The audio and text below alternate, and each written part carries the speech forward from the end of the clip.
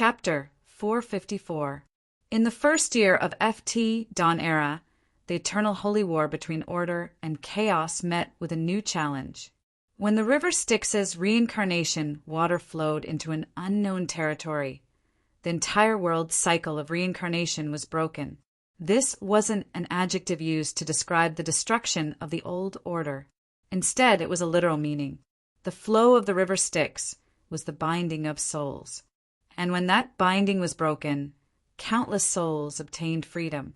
Those who died in battle from the first year of the Dawn Era to the fourth year of FT were the lucky ones. The old cycle of reincarnation was broken, and the new cycle of reincarnation hadn't matured yet. They broke free of the river Styx's binding, and many souls directly reincarnated, skipping the so-called mystery of being in the womb. The lucky ones who successfully reincarnated with their memories and the experience of two lives stood at the peak of all other lives. But those who died in battle in those years were the unluckiest. Although the river Styx was the binding of souls, it was also a protective mechanism for weak souls who had lost their physical bodies and lives. Without the protection of the river Styx, even the strongest and luckiest souls would be able to successfully reincarnate. Although it was impossible to calculate the survival rate, when considering the tremendous number of people who died in battle, the later generations would calculate the success rate of reincarnation to be less than 1%. In the end, the lucky ones who successfully reincarnated would have too much contact with other memory fragments in the cycle of reincarnation. They would also have to face the splitting of their souls and multiple personalities caused by their mixed memories. In the end, only less than 1 out of 10 heaven-blessed individuals would be able to obtain their true self. And since there was a bug in the system, there would be those lucky or unlucky beneficiaries of the bug. Naturally, there would also be cheaters who would take advantage of the bug. The fastest and most ruthless were the Ale faction, or perhaps it should be called the Hades faction now. After all, they were the ones who actively created this bug. With Roland's usual style, how could he possibly miss such a good opportunity? Everything had been planned from the very beginning. Along with the fall of the Divine Kingdom, the Valkyrie Palace and God's envoys, these powerful souls of heroes also had to make a choice. After all, the Valkyrie Palace itself was a product of the Order faction's origin of order. Without the Order faction's support, it would be even more difficult for ordinary gods to support Valkyrie. They have two choices. One is to perish together with the Divine Kingdom in the underworld and become a member of the underworld as the dead. However, it's easy to enter, but difficult to leave. The other choice is to take advantage of the fact that the hole in the cycle of reincarnation has yet to be mended and reincarnate. Yes, this was the loophole that Roland and the others exploited. This loophole that Roland and the special form of undead. From a soul, Valkyrie could choose to reincarnate. Unlike those who reincarnated naturally, who had an extremely low probability of retaining the memories of two lives, the souls of heroes weren't so fragile. The Valkyrie body created for heroic souls would also allow them to maintain the integrity of their souls in the cycle of reincarnation. The success rate of their reincarnation was 100%. And these newborns who were destined to grow up in the Holy War would possess the experiences, memories, and techniques of heroes, as well as a complete physical body with the ability to evolve. As long as they didn't die on the path of growth, they were destined to go even further in their previous lives. Of course, entering the cycle of reincarnation would mean starting all over again. The conflict between the new personality and the original personality would be unavoidable. Before they awakened to become heroes, they still had a long way to go. But after these seeds of heroes were scattered all over the world, they were destined to sprout and grow in the Holy War. Perhaps this can make up for the lack of players of the lack of backup combat strength in the mortal plane. You see, for mortals who are suffering, perhaps your neighbor is a famous emperor in history or a great dragon slayer who vanquished demons. Since these heroes have become mortals once again, they will naturally fight for the mortal's future. A single hero can protect an entire town, turn the tide of a battle, and can even lead a team. They're far more useful than Valkyrie, who can only act as a hired thug and whose strength has stagnated. Roland used such words to convince the gods of the Hades to give his Valkyrie and god envoys the right to choose, allowing these seeds of heroes, who would later be known as the Heavenly Bestowers, to enter the cycle of reincarnation. And when the other true gods understood what the gods of the Hades were doing and began to follow suit, the new cycle of reincarnation had already begun to mend its loopholes. Not many followed the previous cycle of reincarnation. This casual action of the gods of the Hades was destined to have far-reaching effects. After all, compared to the player heroes in the game's history that needed to grow, these existences that had already been proven to have great achievements in history had the ability to start all over again. No matter if it was in terms of willpower or personal ability, these existences were far more skilled at cheating than the players who reincarnated to play games. For example, if someone like Longtu were to enter the cycle of reincarnation again, perhaps in just a few decades, the dragons would be in deep trouble. A single hero would represent an entire generation. When the generations that followed had countless heroes, it would seem that some things were destined to change. More than 10 divine kingdoms fell into the plane of Hades, but not all of them entered the plane of Hades. Instead, they wandered around the plane. After all, the plane of Hades was a country of the dead. How could there be a place for the living? When that plane fully matured, existences that weren't powerful enough to break free from the dimensional laws of the plane would also become the dead. This included gods that were below the level of main gods. If these gods left their divine kingdoms in the hell of Hades, the corrosive dimensional laws of death would transform them into a part of the plane of Hades. The gods of the kingdom of the dead can only be gods that are already dead.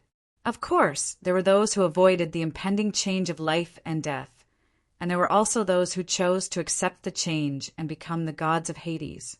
The god of fate's divine kingdom had already seeped into the earth.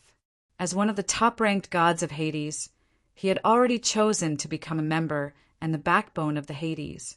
The god of dwarves Mary's divine kingdom was also docked in this territory. She also had to fulfill her promise with Ael and become the protector of the Hades. The other 3 gods who had made the same choice as them were also about to take their jobs as promised. But even those who didn't bring their divine kingdoms to the Hades would become members of the entire Hades pantheon. However, their belonging would not be limited to the hell of Hades. At the top of the hell of Hades, the gods' divine kingdoms were merging together. A paradise was taking shape in the void. This new divine kingdom would be built according to the paradise for the sinners of the divine law.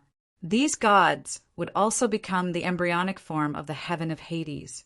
Between the newly formed heaven and hell was more than just the void. With a part of the ghost wind plains as the core, the original titans and supreme immemorial dragons were busy working. Since they were able to survive across dimensions, they were naturally the strongest existences in the world. But right now, they were nothing more than hard-working construction workers. Some of them were busy marking the shattered earth with new dimensional markings so that it would be easier for them to migrate. Some were helping to reassemble the shattered pieces of the new world. Some were traveling back and forth, drawing dimensional coordinates. Some were providing protection for the fragile, ordinary lives. For the future of themselves and their people, they were incredibly busy. And when the gods of heaven stabilized, they would also provide them with helpers. In Roland's blueprint, the Hell of Hades was a 3-level design. The topmost heaven of Hades would become the residence of the gods and the sinners. The middle, Land of Spring, would become a world for mortals and animals. The titans and dragons would become its guardians. And the bottom would naturally be the most important part, the Hell of Hades. With the help of the 4 elemental towers, the Hell of Hades and the Hell of Hades would receive at least one amount of nourishment and supply, while the Hell of Hades would receive at least one amount. After all, the other 2 hell planes were only temporary supporting Hell of Hades. They were only temporary facilities to allow Hell of Hades to function normally. The true supporting world for Hell of Hades would only be the entire world of Aichi. In that case, the Hell of Hades would naturally be more than 100 times larger and more powerful than the other two hell planes. Now, a large amount of the river Styx was bringing souls into the Hades. A new cycle of reincarnation needed to be activated. The Hell of Hades needed to be officially activated. We no longer had any path of retreat, and our enemies also had no path of retreat. The Hell of Hades had already been torn apart. Leaving this hell would be equivalent to voluntarily jumping into the void. The survival rate would probably start from 3 decimal places. And once the Hell of Hades was formed, the entire world would be affected by the law of death. Even if main god existences were able to survive in any hell plane, including the Hades, it would be inevitable that their power levels would be affected by the law of death. Meanwhile, the subordinates and armies that they summoned would definitely have to stay in the Hades forever. From their perspective, the best outcome for them would naturally be to destroy us and then occupy this broken hell plane. They would then wait for the 2 major factions to rediscover the coordinates of this broken hell plane and bring them back. Then they would ask for rewards from the 2 major factions. But since they were willing to take the risk to come here, they would definitely have considered such a difficult situation. The final result was obvious. When enemies met on a narrow path, only the courageous would emerge victorious. The horn to charge sounded. Numerous dimensional doors opened. However, this time, it wasn't our enemies who came out. One by one, Valkyrie walked out from the dimensional doors. The Night Tower and the White Tower both shone brilliantly. The aura of the Netherworld gave these undead even greater power, while the power of ice gave them powerful physical bodies. That's right, the Valkyrie of the Hades gods now had 2 major choices. The first choice was to enter the cycle of reincarnation and start all over again. The second choice was to become a member of the Hades and fight for the mortal world's heaven and hell. At this point, the Hades gods wouldn't hold back at all. If it wasn't for the fact that they needed to first stabilize the heaven plane, it was likely that their incarnations, which had placed most of their divine power, would have personally entered the fray as well, even if it was impossible to take back their divine power. It seems that this will be a difficult and drawn-out battle. Looking at the 3 lit-up hell towers, even though the Black Tower and White Tower had already played an important role in this battle, I still wasn't satisfied. In front of a main god, the Valkyrie gods would only need a single slash to kill them. Even if they could revive, would an infinitely revived ant be able to kill a Tyrannosaurus Rex? As for the Golden Tower represented by Holy Light, it was actually the same as time. It was the most critical coordinate system, representing the order in which all things existed. To put it in simpler terms, it represented a type of direction, the direction in which things constantly advanced. Humans would grow old, machines would age, and it would be impossible to reverse time. This was how time felt to mortals. No matter if they were happy or sad, mortals would indeed advance in time. And in the Hell of Hades, Holy Light also represented a type of direction. Our Holy Light is now completely different from the God of Holy Light.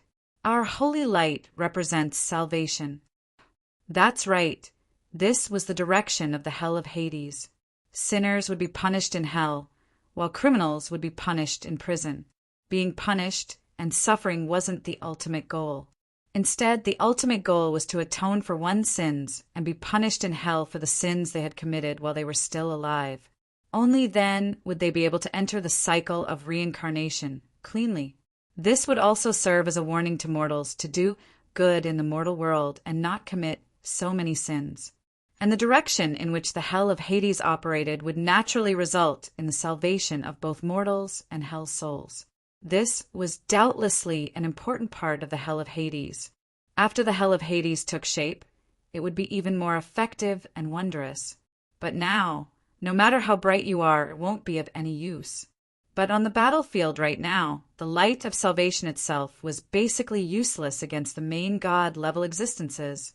In fact, it wasn't even as effective as the holy light of purification from the large light bulb not far away. It would seem that I'll have to depend on the Tower of Law in the end. The silver holy tower was still silent, as if it was accumulating power.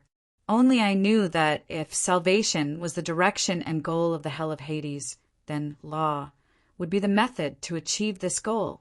It could be said that every corner of the future hell of Hades would become a land of law, and the tower of law that was currently being lit would become the true core of the entire hell of Hades.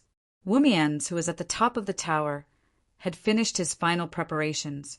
The hell of Hades was about to welcome a new chapter. Chapter 455. If there was a map capable of showing all the places in Ike where the flames of war were raging, it would probably be a completely red map. Ogres were returning. Demon lords were enjoying their slaughter. Low-level angels were killing machines. The elves were having a cruel and direct internal war, and the human kingdoms were fighting over profits without end.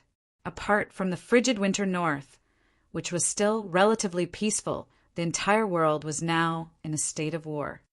This so-called holy war? It's so intoxicating. The kings desire new territories. The military officers want to use the heads of the dead to get rich and get promoted. The merchants are finally going to sell the goods they've been hoarding for so long. And even that heroic youth, doesn't he also desire to become a so-called hero? Holy war? Is this any different from past wars? Don't just look at how happy everyone is right now. Let's see how many people will be able to survive until the end of this war. The holy war was right around the corner. Bards who sang sarcastic songs were just as annoying as prophets who saw ominous things. That was because they all saw the truth, especially since countless taverns and opera houses were currently performing hymns about war and epics. Such truth was far too disappointing. However, very few mortals knew that in an unknown dimension, another war was currently taking place that would determine the fate of all mortals.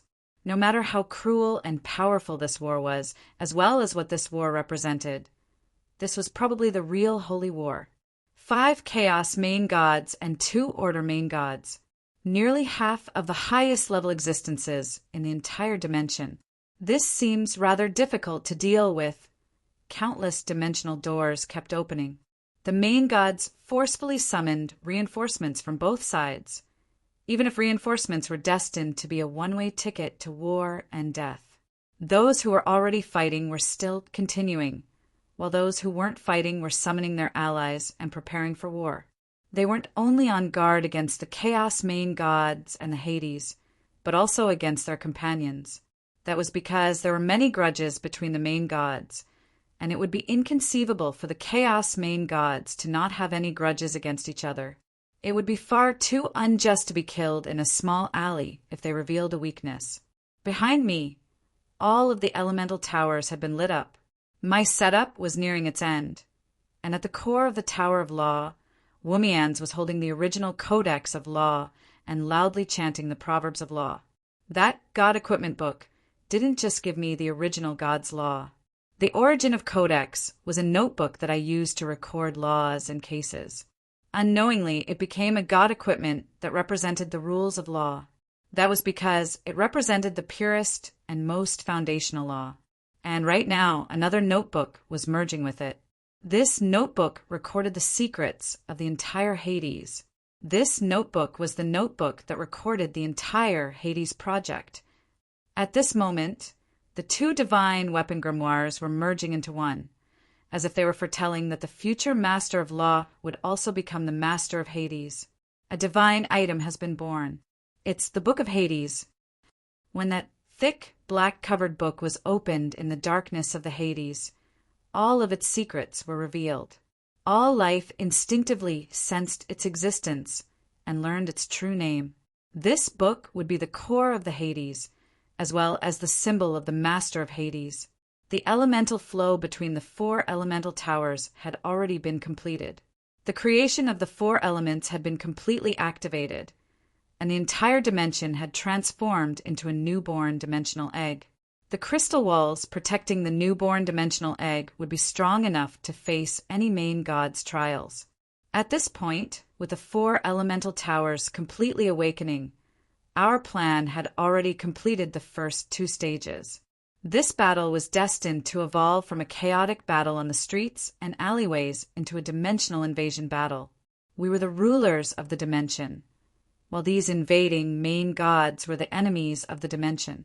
After Ael made his decision, we only had 2 main god level combat strength on our side. Not only that, we were both devil lords who only had a single power attribute. Our combat strength was obviously on the weaker side. Changing this battle in the wilderness into a siege battle that would be advantageous to the defending side was part of our plan from the very start. According to the basic rules of dimensional war, it would be quite difficult to even kill the ruler of a dimension. One would have to gradually erode the dimensional laws, lower the dimensional defenses, kill the dimensional god, and finally corrupt and kill the dimensional ruler. This was the most basic rule of this game. How could the veteran players, like the demon lords, not know what to do? From a certain standpoint, this could be viewed as a prelude to the battle between the Hades and Aechi dimensions. This could also be viewed as a prelude to the dimensional war that the world of Aechi was about to face at this moment. All the dimensional invaders were repelled. They needed to expend power in order to maintain their own existence. The weak little demons were instantly reduced to dust as an aura of death began to spread. Since this was destined to be a battle of attrition and endurance, the demon lords unhesitatingly summoned even more cannon fodder. It would be impossible for the demon lords to personally participate before they learned the dimensional potential and dimensional laws of this dimension. Asterisk clang. Asterisk, all right then, I spoke too early. I inhaled a cold breath as I looked at the heavy sword and sparks that viciously collided with the dimensional walls right in front of me. But soon, the Chaos War God unhesitatingly retreated after he noticed that his ambush had failed. He only glanced at me coldly once before he unhesitatingly retreated. Reality had already proven that our predictions were correct. The dimensional walls would still be sufficient for the time being. Of course, I unhesitatingly focused on what Wumian's was currently doing, creating the Hades. The Book of Hades had already been opened, and the illusory Hell of the Hades had already taken shape. The illusory image of hell that kept appearing and disappearing in midair was the blueprint for the Hell of the Hades. And the first page of the book was actually a table of contents. The table of contents was the blueprint for the future Hell of the Hades. 4 pillars, 4 halls, and 7 hells. Yep, this was the blueprint for the future Hell. The 4 pillars, apart from representing the 4 elemental pillars, naturally also represented the 4 pillar gods of the Hades. Just like how there would definitely be elemental gods in the elemental planes, the 4 pillar gods of the Hades were the controllers of the 4 elements that created the Hades. They were the pillars of the Hell of the Hades, as well as the rulers of the Hades. And Wumian's, who represented the pillar of law, was naturally one of them. No, I should say that he was the most important pillar. He was one of the 4 pillar gods, the leader of the 4 halls, and the king of the 7 hells. He would become the ruler and final judge of the Hades. His importance even surpassed Ael, who was the foundation of the undead. I slowly walked over and lightly touched Wumian's silver mask with my hand. I felt rather strange. That was because, from a certain standpoint, Wumian's was both my clone and my child creation. As my most unique creation, in order to ensure absolute fairness, Wumian's was in existence without any sense of self or emotions. Without a sense of self, there shouldn't be any concept of existence. Yet, Wumian's just happened to be recognized by everyone. This contradictory existence formed the last of the 7 original sins, the Wumian's who represented sloth. Incomprehensible. Actually, it was only because of my system's reminder that I discovered that I had unknowingly completed the final creation. Just as I said when I blessed the wood spirit, in my understanding, sloth actually represented coldness and indifference. No matter how lazy a person was, they would become diligent when their life was in danger. Many times, what seemed like laziness actually had nothing to do with them. In that case, what sloth truly represented was a type of selfishness and coldness. It was a type of desireless and heartless. Passionate people would always appear diligent and meddlesome. Cold people would always be locked up in their own world. They would use all sorts of excuses to isolate themselves from the world and do nothing about the outside world. And the best example of desireless and emotionless was naturally the absolutely just Wumians. Because he had no desires, he wouldn't be biased toward others. Because he was emotionless, no matter how much the sinner deserved, sympathy, judgment, and punishment would always be carried out according to the law. Under the guidance of a certain existence, my split soul shards created the fairest god. This indirectly proved my previous inference. Gods are also different types of undead. There are no coincidences in this world, only certainties. System, after this battle is over, I'm going to get even with you. Ha, Cavendish, just watch. This is our ace in the hole. God's descent. Time was limited, and I didn't have the time to waste on my system. I roared angrily, and my vision mysteriously changed. The Wumians who was currently standing in front of the Book of Hades had become me. When we fused as one, the silver robe that I was wearing and the silver mask that Wumians was wearing merged together once again. The weight of the gavel at my waist really made me miss it. That familiar posture of a judge made me recall the time when I was still in the underground world. However, the frightening power of law that overflowed with it had long surpassed the level of mortals. That's right, we had combined into one. This perfect reverse god's descent was my ace in the hole. Wumians is a true god. If all of his godly powers were to descend upon me, no matter how high our soul compatibility is, the only outcome would be an explosion. This is determined by the limits of my mortal physical body as a vessel. The overly powerful Wumians is unable to use God's descent on me, but I can use God's descent on Wumians. Since a god's will could suppress a mortal's will to complete their descent, in theory, a mortal could also use God's descent on a god's body. However, under normal circumstances, a god's instinctive resistance would cause a mortal's soul to collapse. However, Sloth, Wumians didn't even have a sense of self, and his soul wavelength was the same as mine, so it was only natural that we would be perfectly compatible. Now, the rules of God's descent were reversed, and my will descended on Wumian's body. With the support of sufficient God's power, my soul world began to improve, and the concept in the Book of Hades began to become reality. Just me alone wouldn't be enough to manage the creation of the Hades plane and the ascension to godhood. That was because I didn't have enough power. Just Wumians alone wouldn't be enough, as he didn't have a sense of self. Only Wumian's Roland, who had combined his physical body and soul together, would have the power to create the hell of Hades and godhood. This was also the foundational reason why Wumians needed to become a powerful god. It was impossible to conceal the scene before me. My soul world's user's power had greatly increased, which naturally caused the entire world to become different. This world that suddenly became alive doubtlessly caused my enemies to panic and become restless. I smiled at the Book of Hell, which was becoming ever stronger, and the panicking Hell Lords. This is only the beginning, and you're already so astonished? The highest level main god in the HE plane? You should know that you're about to face the highest level main god in the Hades plane, as well as the controller of the dimensional laws. This is war, a war between two planes. Chapter 456. The chaos evil god Donades was rather hesitant in the middle of the thick fog.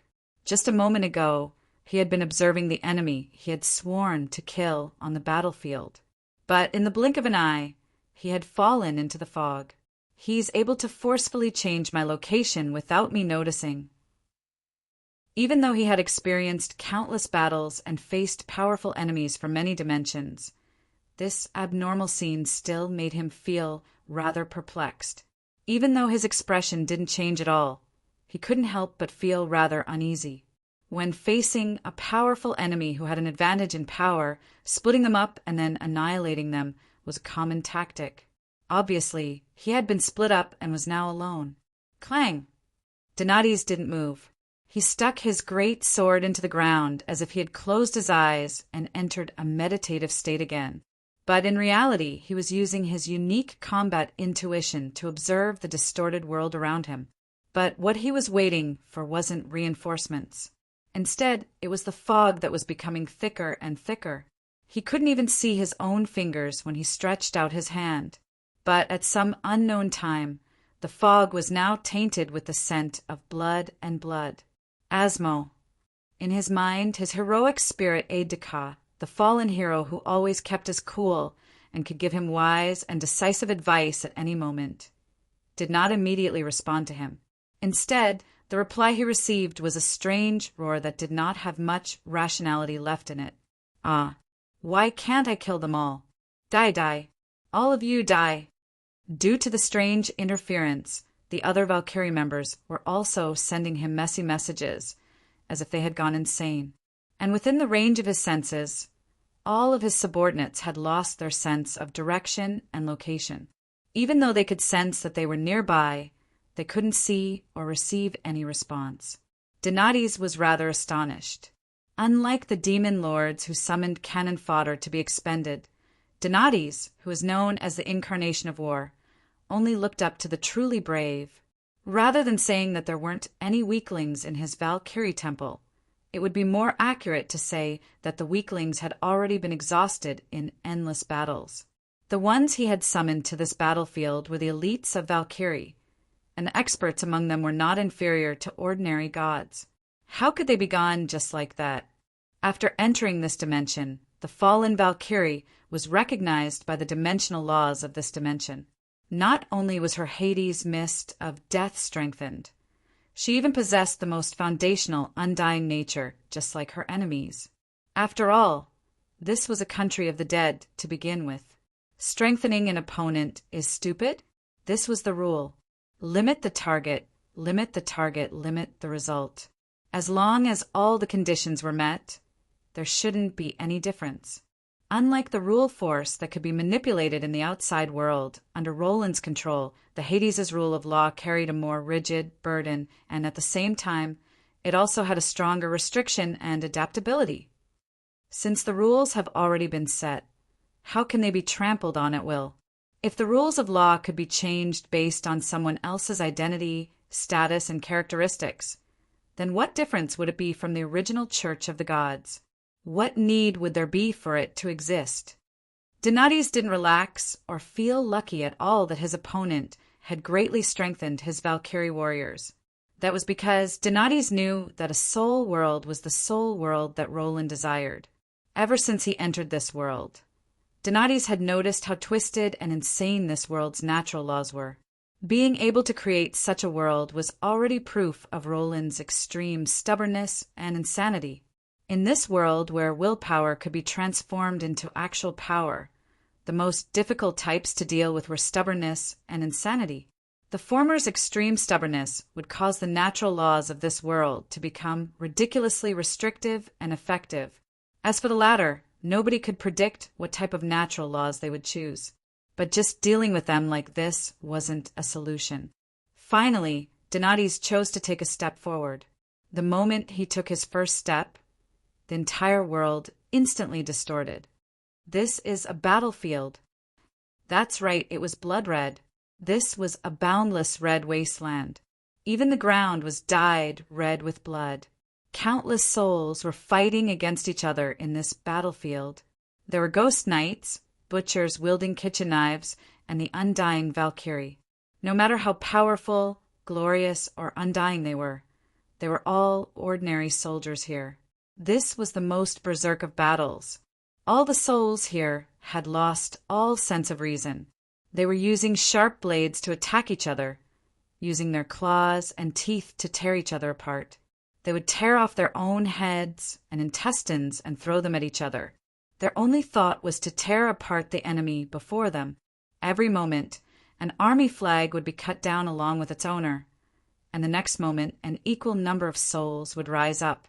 Here, the strongest Valkyrie were no different from butchers. Their originally clear eyes were now filled with twisted insanity and bloodthirst. Some powerful existences were even crawling on all fours and biting each other like wild dogs. No matter if they were the venerated king or the glorious Valkyrie, they were nothing more than angry beasts driven by their instincts. Asmo? Dibba? Carrie? Donati's was somewhat hesitant. He immediately saw several familiar figures, but his master's summons still hadn't received any response. These souls that had died and revived over and over again had long since lost their most basic sense of reason. At the end of the red mist, the silver-robed and masked Roland stood there, seeming to be admiring the current scene. A righteous war? A holy war to suppress evil? A war for living space? Stop joking around. Since all of you like to use various reasons to kill each other, then I'll give you a reason to kill each other here for all eternity, just like your favorite beasts. Donati's turned around and saw that his holy mage robe was currently glowing with the pure light of law. The malevolent skeleton was laughing maniacally in an evil manner. The crazed and twisted expression on its face caused even Donati's to be moved. Welcome to hell. This is the first prison, the bloodbath purgatory. Those who willfully kill were criminals and bloodthirsty maniacs. Yep, as well as so-called heroes. As long as they participate in war and take the lives of others, no matter what the reason, excuse, or identity is, they will all be sent to this prison. Upon seeing Donati's, Roland, who was filled with evil intentions, suddenly bowed as if he was a hospitable host.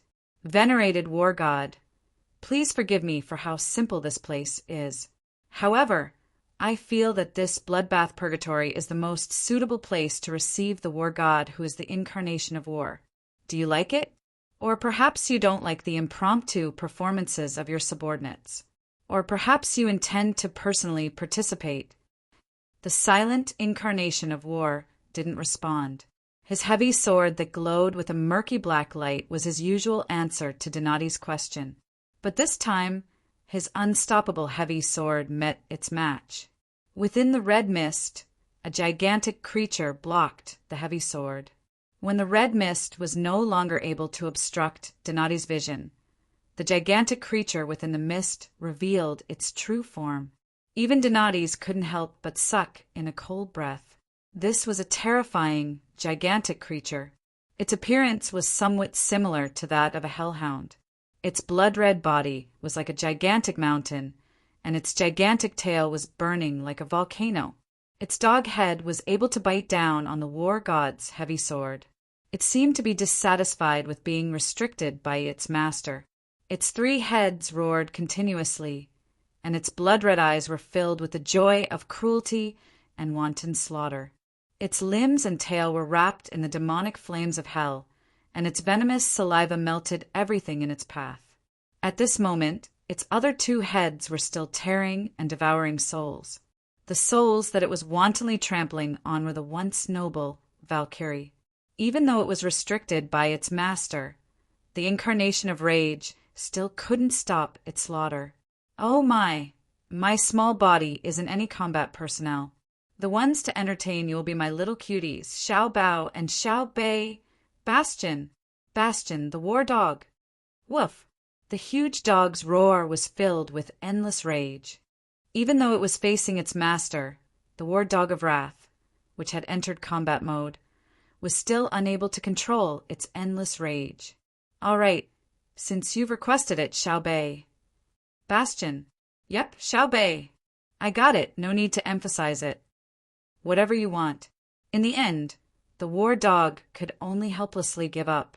However, Donati's didn't dare to underestimate the war dog. Of course, he had already recognized the war dog of wrath. But now, no matter if it was in terms of power or aura, it was completely different. Rage, war, and slaughter. At the very least, it's a powerful god. So this is its divine kingdom. Donati's could sense that this gigantic beast was incomparably compatible with the laws around it. It was as if this was its divine kingdom, and it was the master of this world. Donati's naturally became an invader that trespassed into its divine kingdom. Even Ale wouldn't be willing to actively invade the war god's divine kingdom. That would mean endless trouble and tremendous losses.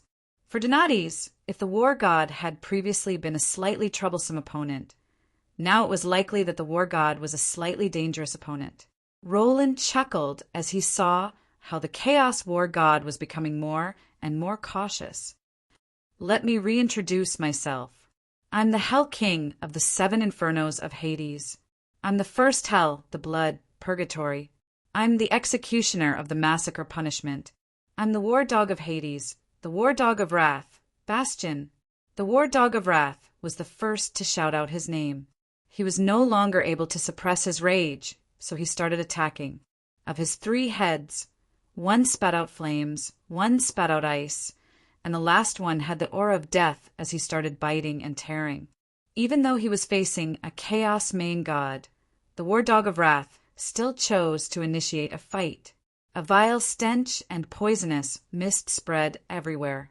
Hell's flames were powerful enough to burn souls.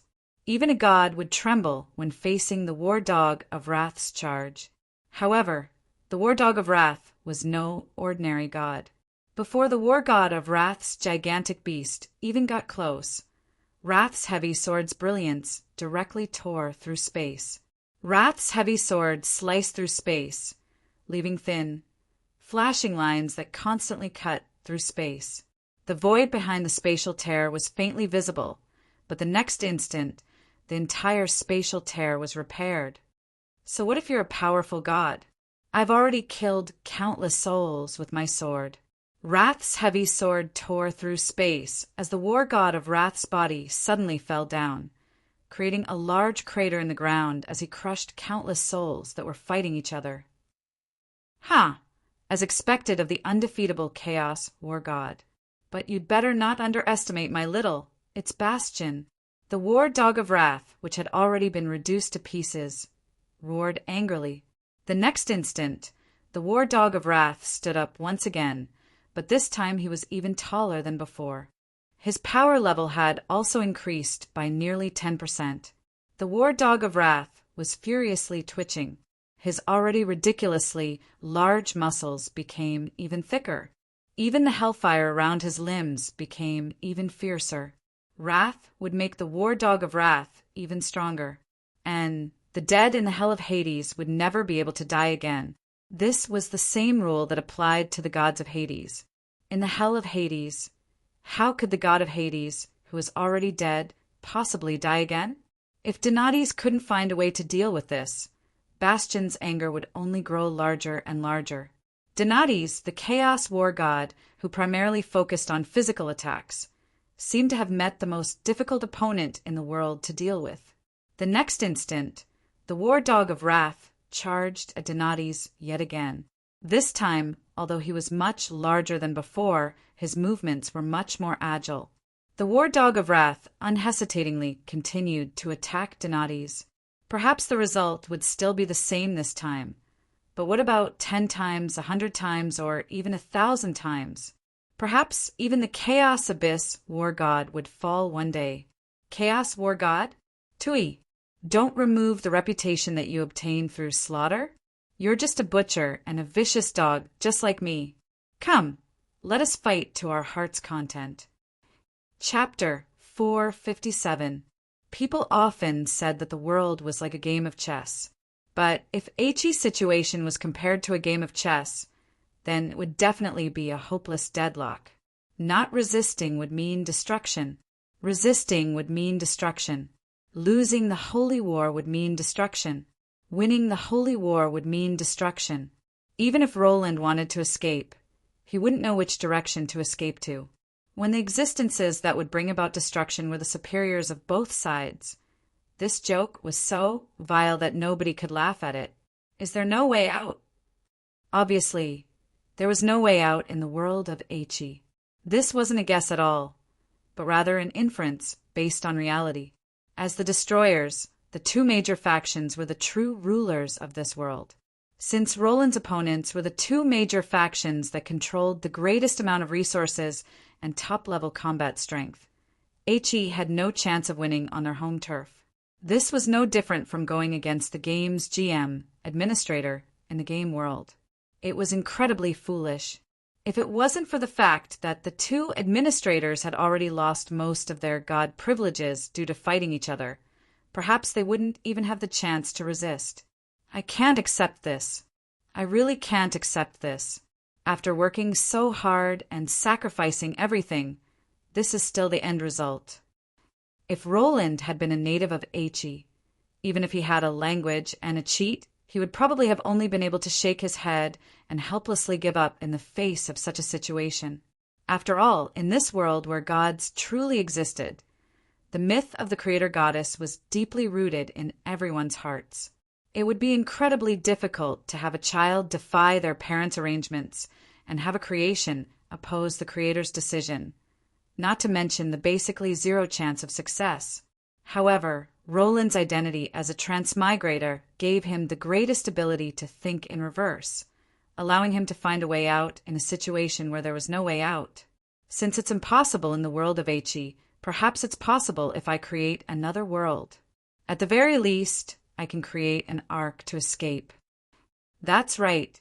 This was how the Ark of Hades plan came about. At first, it was only an ark used to transport fire seeds to escape from being hunted down. Only after accumulating enough chips did the Hades plan become feasible.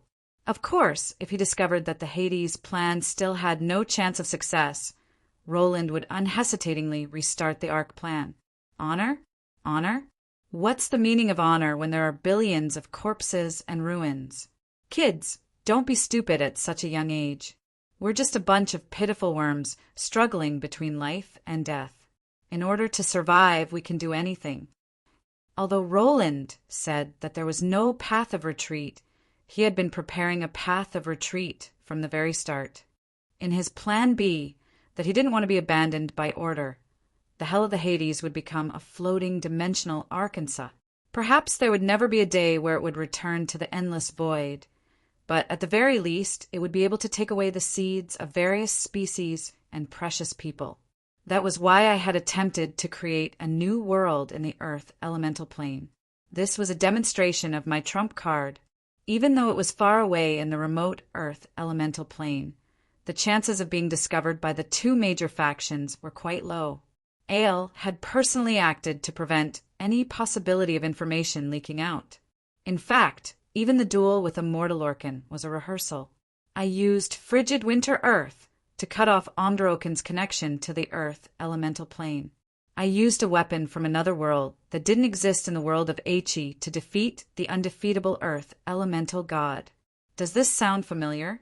That's right, the current Hell of the Hades was also a battlefield. The Hades had cut off the main god's connection to their own planes and Aichi's world. The Hades' unique dimensional laws and magical beasts would become weapons to resist the main gods. No matter if you looked at the foundational principles of strategy or how we chose to fight, this battle was nothing more than an upgraded version of the previous battle. And if this battle escalated even further, cut off the connection between the creator goddesses and Aichi, take away their cheating devices, and use a human wave attack to kill them. Back in the day, Roland had made such an arrogant claim, but as his power level increased, he became less and less confident. But if he could kill off one or two main gods here, compared to the plan that would delay the creator goddess's awakening, the plan C that would take care of everything would doubtlessly be the best option. What was plan C? It was quite obvious that it was the god-slaying plan that the system had secretly blacklisted. I had paid countless prices and used more than 100 years of planning. I had slowly accumulated all sorts of advantageous chess pieces from a dead-end situation. Finally, it was time to see the results. It could be said that the situation on the battlefield would directly determine the fate of the entire world. The Hades had already been cut off, and the cycle of reincarnation was beginning to activate, giving this new plane endless power. This new plane was constantly expanding in size, and in the core of the Hell of the Hades, the seven hells of hell, the battle between the Hell Kings and the main gods was currently taking place. Hell Kings? The new Hell of the Hades was divided into the 4 pillars, 4 halls, and 7 hells.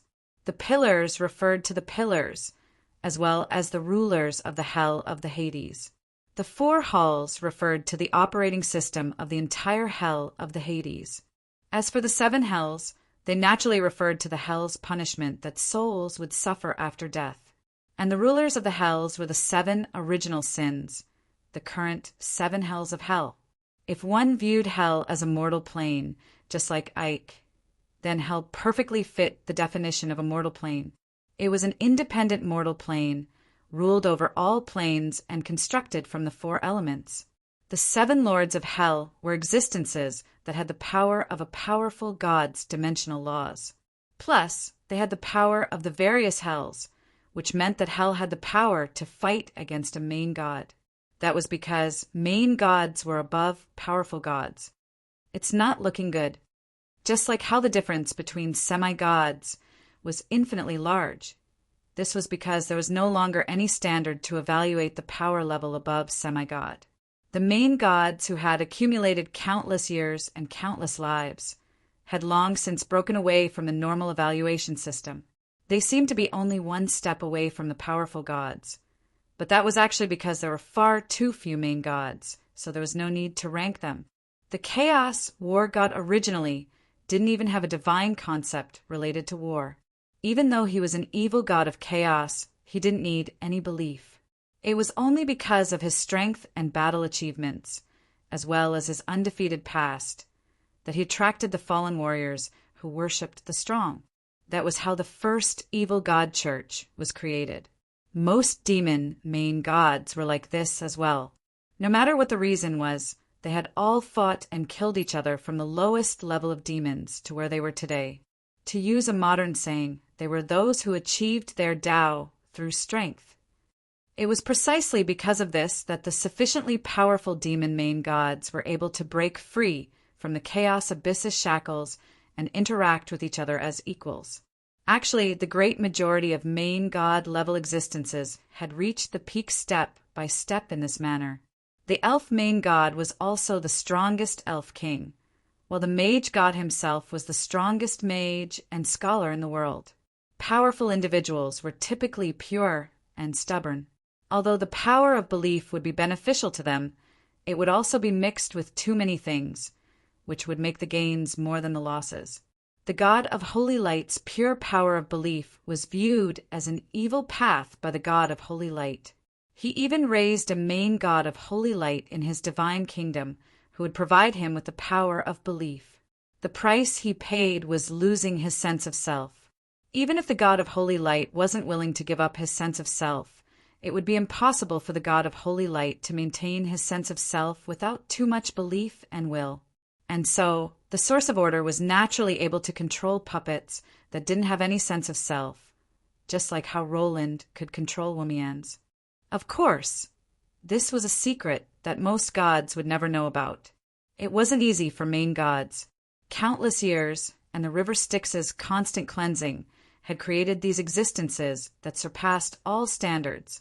The repeated, cruel holy wars were the most practical tests for these main gods. Those who didn't meet the standards had all been eliminated.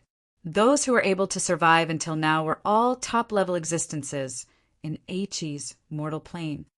368 times.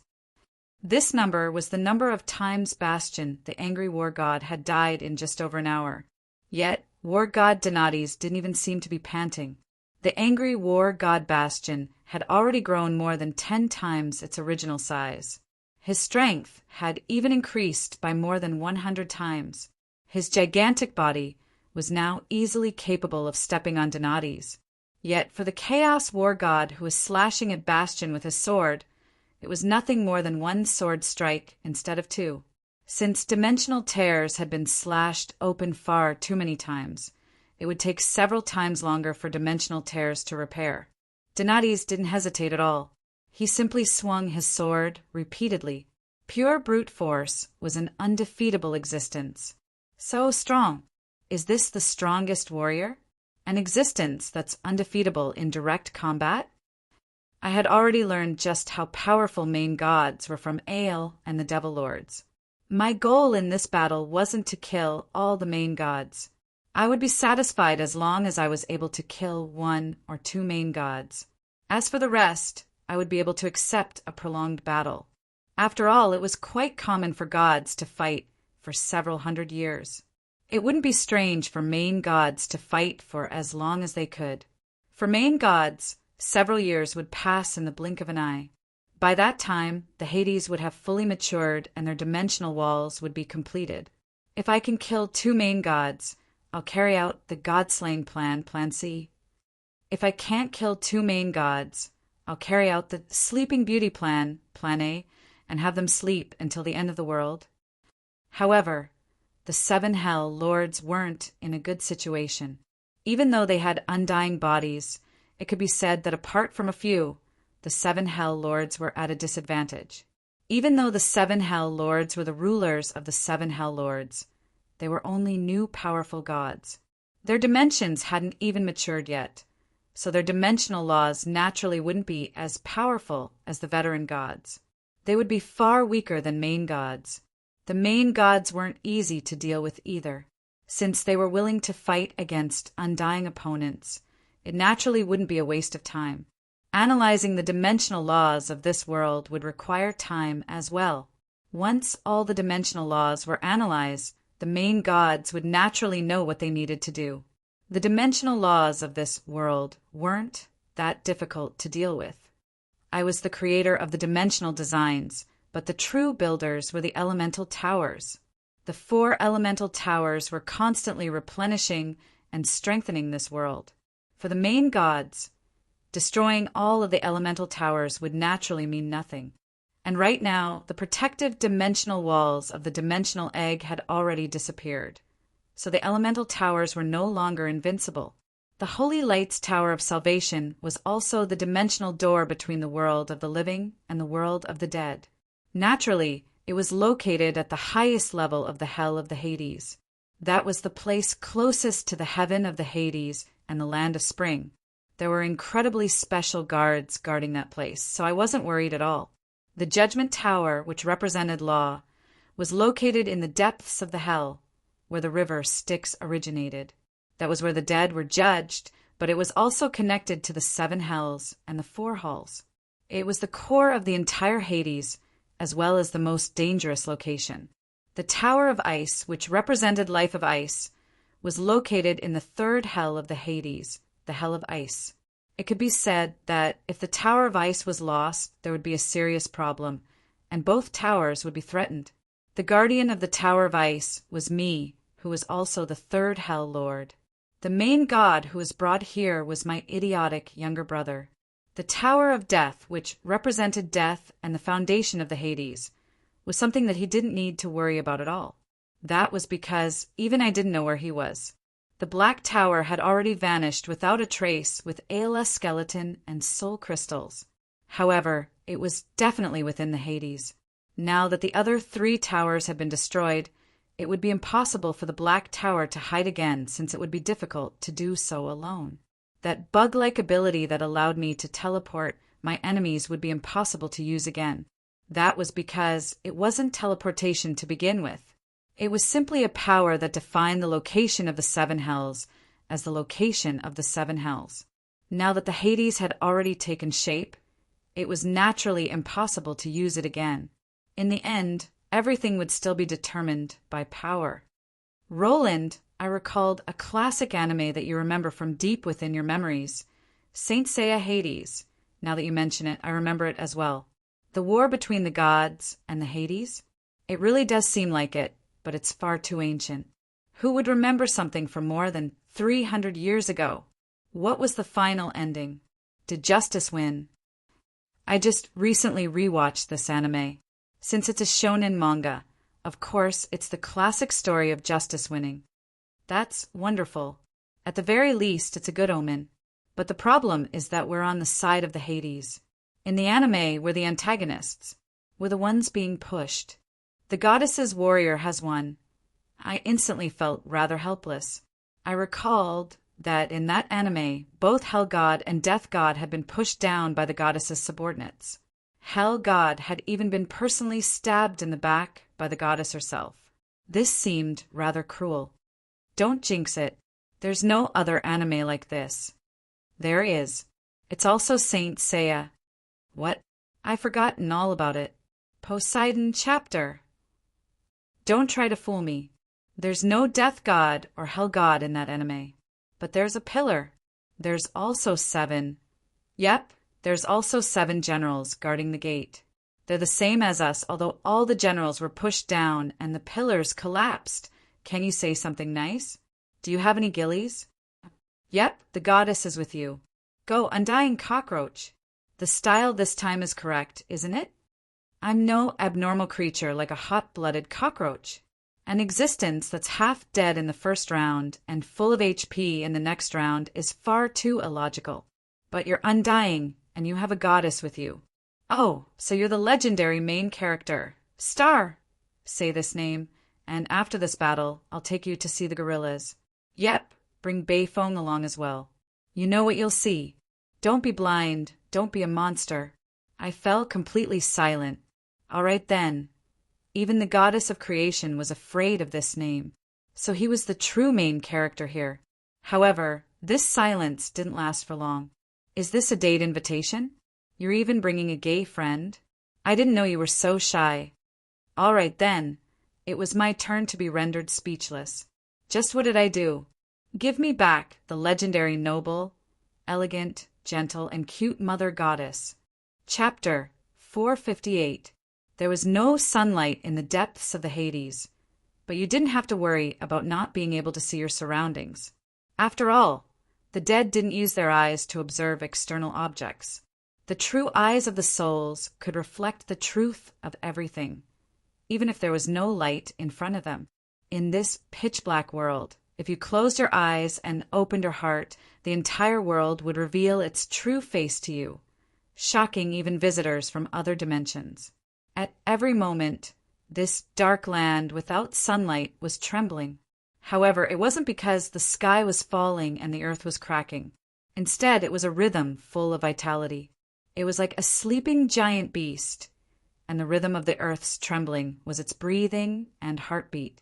Yes, this world was alive. It was breathing, moving, and growing. The first to step through the gate of the Hades was the endless river Styx, which flowed from the shadows of the void like water from heaven. Countless newborn souls drifted helplessly in the river. This was the origin of new reincarnation. At a bend in the river, the rapid flow of the river Styx suddenly stopped. There was a shoal covered in snow. Countless demons were busily working by the shoal. They waved their pitchforks and maces, driving the unconscious souls onto the shore. Who am I? Where am I? I'm John, a militia from Katy Village. I should have been killed by the beastmen while I was patrolling. At the same time that he recovered his memories, the wound on his chest appeared. At the same time, there was also the arrow that pierced his body, constantly reminding him of the reality that he was already dead. However, the bestowal of the rules of the Hades allowed the souls that had lost their memories and self to return to their previous state. In the middle of the river Styx, the falling snow would cover their bodies. The newly formed bodies made of ice and snow would feel hunger, pain, and desire. Under the command of the demon soldiers, they would walk on the winding mountain path towards the palace in the mountains to welcome the final judgment that was destined to come. At the end of the mountain path, there was a wide obsidian gate with blurry words written on it. Behind the gate was a wide group of palaces.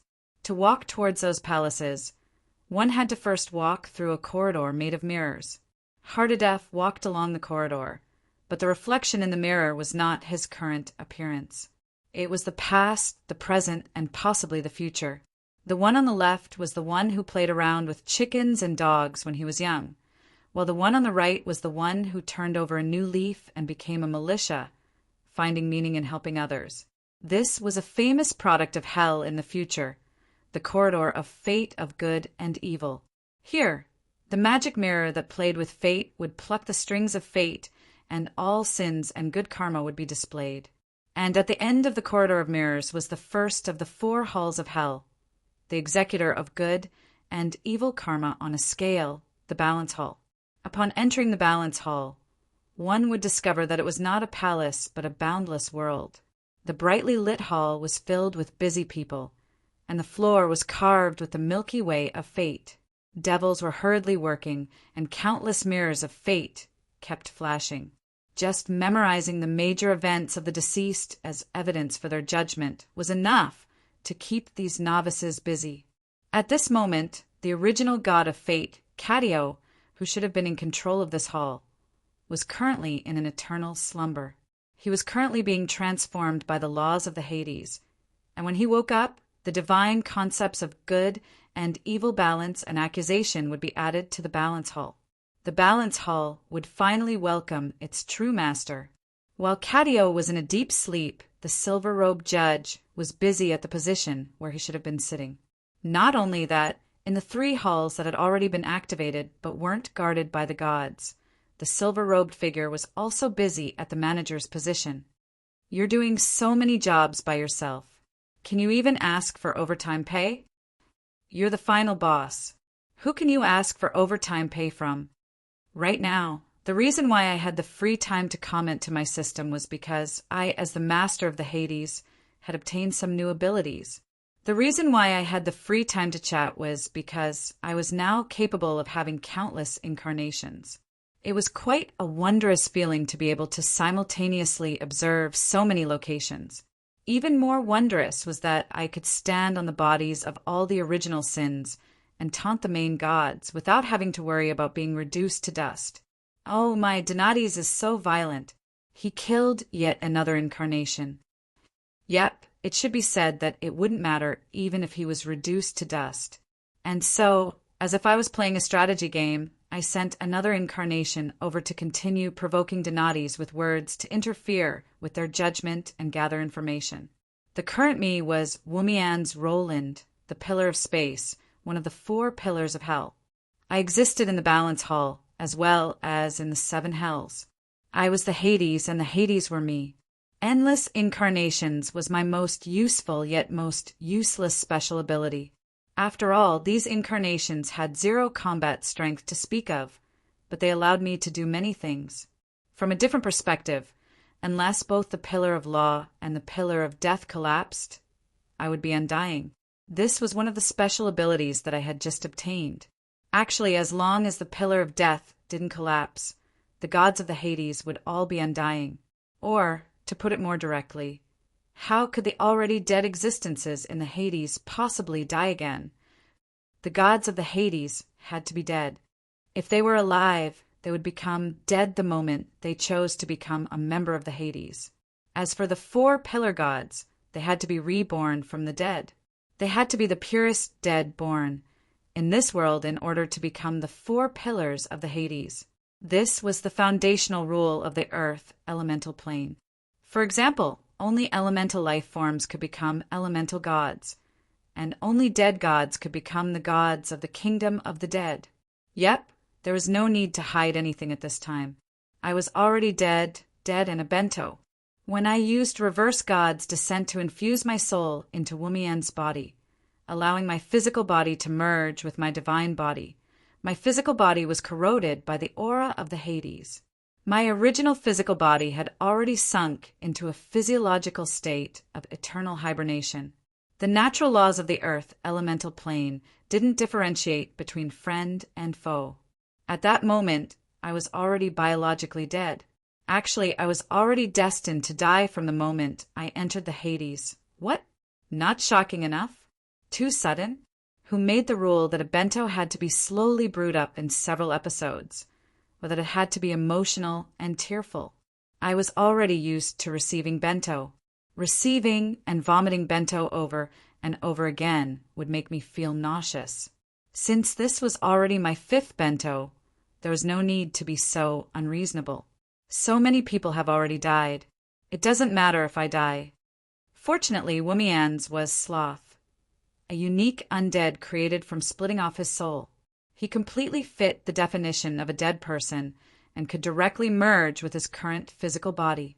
Otherwise, I would have had to first die in the mortal plane and then fill up my soul crystal. I didn't even know how long it would take for me to wake up, or if I could even wake up. It was likely that no one would be in charge of the construction of the Hades. Now that I had mastered the power of space in the Hades, I also had the ability to transform into a myriad of clones. This was a special ability that the god of judgment, Wumians, needed. Otherwise, just the endless, undead judgment alone would be enough to tire him to death. Right now, this ability was the most convenient one for me. It allowed me to control the entire situation and have a bird's-eye view of the battlefield. I would also be able to fill in the gaps in time. More importantly, this ability to transform into clones would allow me to carry out my official duties in place of my comrades who are currently in a deep sleep, changing, assimilating, and carrying out the cycle of Hades. As long as the Hades were carrying out their duties and allowing the cycle of reincarnation to continue, not only would the Hades themselves become more complete and powerful, even the gods, warriors, and guards of the Hades would become stronger. This would be our support and source of power for prolonged battle, as well as the key to victory that Ale had fought for us. Every time the Lord of Hades created a dossier of criminals, the sleeping Cadio would obtain a portion of power, which would bring him one step closer to true awakening. And with every judgment, every cycle of reincarnation, and every time the law was carried out, I, as the Lord of Hades, the Lord of Law, and the God of Judgment, would naturally obtain a portion of power as well. Even the 7 kings of hell would naturally become stronger when those condemned were thrown into the infernos and their duties were carried out. Since the Ale plane had been able to produce more than 100 main gods in its entire history, there were currently more than 20 of them, which meant that there were main gods even at the beginning of creation. Our Hades plane would naturally be able to produce main god-level existences as well. At this time, the bargaining chip that I had promised to a certain existence was naturally revealed. Anything that could be used to bribe powerful individuals would naturally require greater power and a higher status. The 7th hell's bestial desires purgatory was where Lust Share was stationed. Her opponent was also a main god-level existence, Sophocles the Deceiver. Share herself didn't have any powerful combat strength. She could only rely on the hell dragons under her command, and the 7th hell was where the hell dragons gathered. Yes, the hell dragons were a completely new species. They were the future envoys of the Hades, as well as the only existences that could freely enter and exit the Hades. Compared to the past, their bodies were much larger, and their dragon scales had become pitch black. However, nobody would mistake them for black dragons. The aura of death that filled the air around them was the foundational difference between them and ordinary dragons. Being able to travel through dimensions and not be affected by the environment was the strongest special ability of dragons to begin with. Meanwhile, the hell dragons of the Hades were capable of wandering between life and death. They would become the death gods and hell gods who traveled on land. As for their combat strength, it would be incomparable to what they had been in the past. I know that all dragons desire power. What I can give you is naturally endless power and the glory of being the ruler of a dimension. That's a power that's more than enough to kill even gods. You shall become the strongest dragon king. Your brethren shall become the strongest dragons. And so, the white dragon Sam consulted Roland's plan and confirmed that the reward was feasible. In order to change the fate of the white dragons, he joined Roland's faction, and the entire white dragon species became the Hell Dragons. However, he wasn't the most powerful dragons of the Hades. The true ruler of the Hades was the 3-headed Hell Dragon Evelyn, who is currently fighting against the demon main god Sophocles the Deceiver. Apart from helping to heal Share, don't you want to have your own home and brethren? Of course, you'll also receive additional power and the status of the ruler of a dimension. You'll be 100 times more glorious than you are now. There were 2 hell dragon leaders. One of them was the former supreme immemorial white dragon Sam, while the other was the 3-headed hell dragon Evelyn and her younger sisters. Currently, the main god Sophocles the Deceiver was actually at a disadvantage under the combined attacks of the hell dragons. Chapter 459. The creator goddess's power was limitless. Creating a world would bring about additional powers and abilities that could create events, distort karma and time, create main gods, and create new species. The creator goddess's power was also limited. No matter how excellent her parents were, or how strict her family's laws were, it would be impossible for her to control her children's achievements and growth. Even the creator goddess herself didn't know what she would become in the end. The Titan giants had been inconceivably powerful back in the day because the creator goddess had given them the power and ability to create. However, the Titan giants' original goal was for them to become the top craftsmen and artists. The demons that had been given the natural talents of evolution and combat were supposed to be the most outstanding warriors and dimensional guardians, but they ended up like that. Parents would only be able to give their children direction of growth. The creator goddess was slightly stronger and would be able to give them direction and natural talents as gifts. But what they would become in the end, whether or not their natural talents would be fermented into actual abilities, and what level an individual or species would reach would all depend on the individual species' development and how hard they worked. Nobody would know beforehand. Roland had given the Hell Dragons the power and responsibility of being the emissaries of the Hades. Just like how Hell Dragons would borrow the natural talents of dragons that had transmigrated to other dimensions to become the representative of the Chaos Abyss in the mortal plane, the Hell Dragons of the Hades would also become the messengers and representatives of the Death Gods and Hell Gods.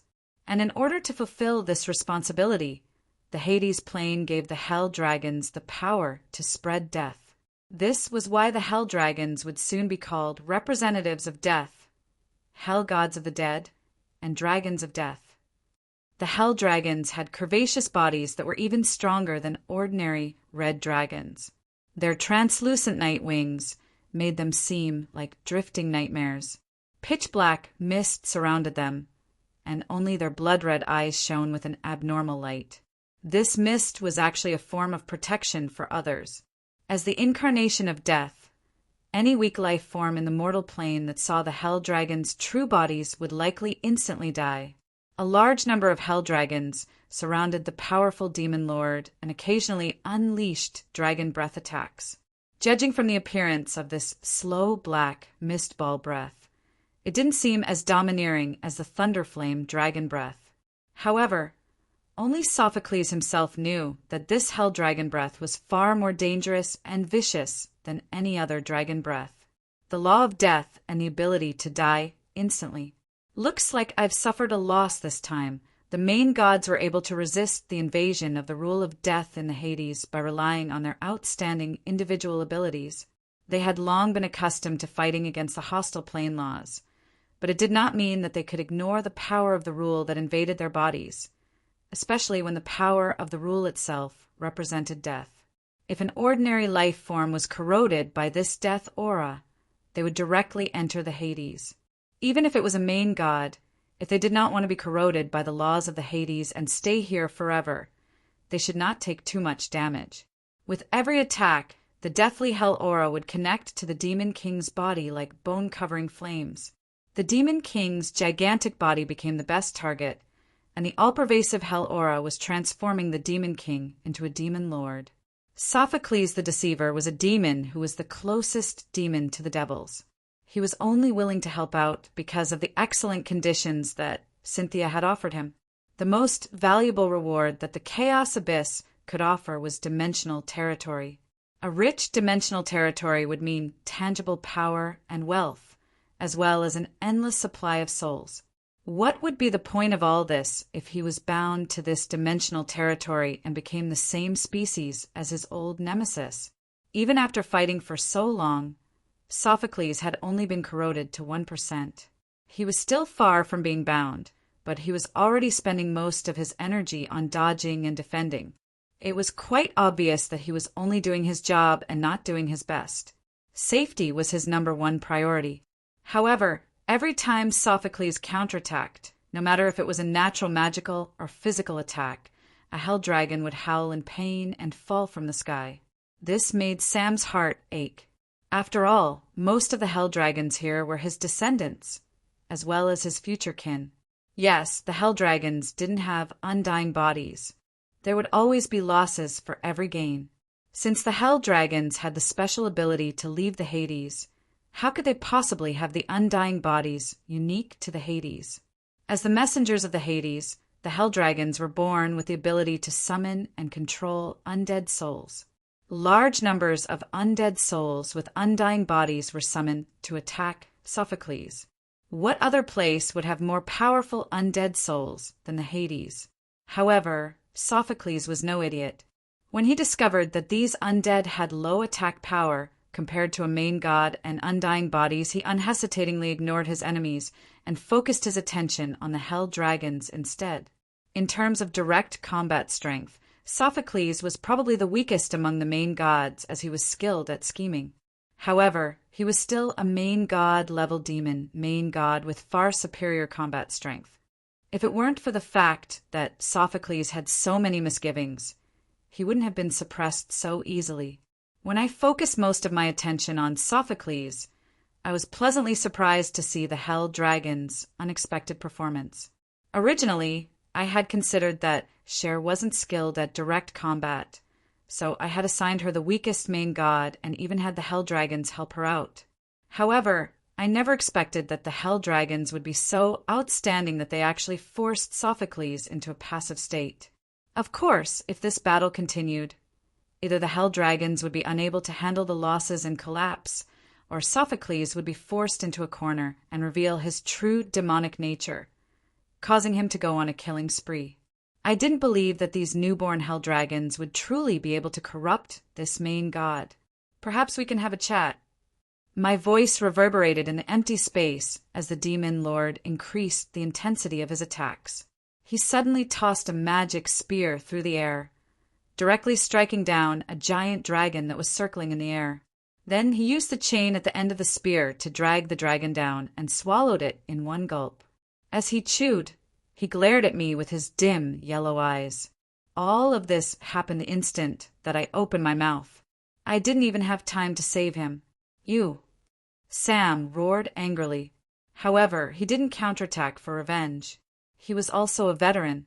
After his anger subsided, he instantly realized that he was innocent. The demon main god wasn't doing this because he was vicious by nature. Rather, it was because he seemed to be unafraid of continuing to fight. And this just happened to be the most powerful bargaining chip in a negotiation. This meant that the demon main god indeed wanted to negotiate. And if he continued to fight, the newborn Hell Dragons would suffer heavy losses. I shook my head. If Sam had charged forward, I would have actually thought more highly of him. "Fight for me again, my servant." I pointed at the dragon corpses on the ground, causing them to be corroded by hell energy and transformed into ghost dragons and bone dragons. The ice and Hades gave them even stronger physical bodies. The ghost dragons raised their heads and roared angrily, greatly boosting the Hell Dragon's morale. What could possibly be more reassuring than having a hell god standing behind you? Death wasn't the end. One more chance would be far more powerful than any reinforcements.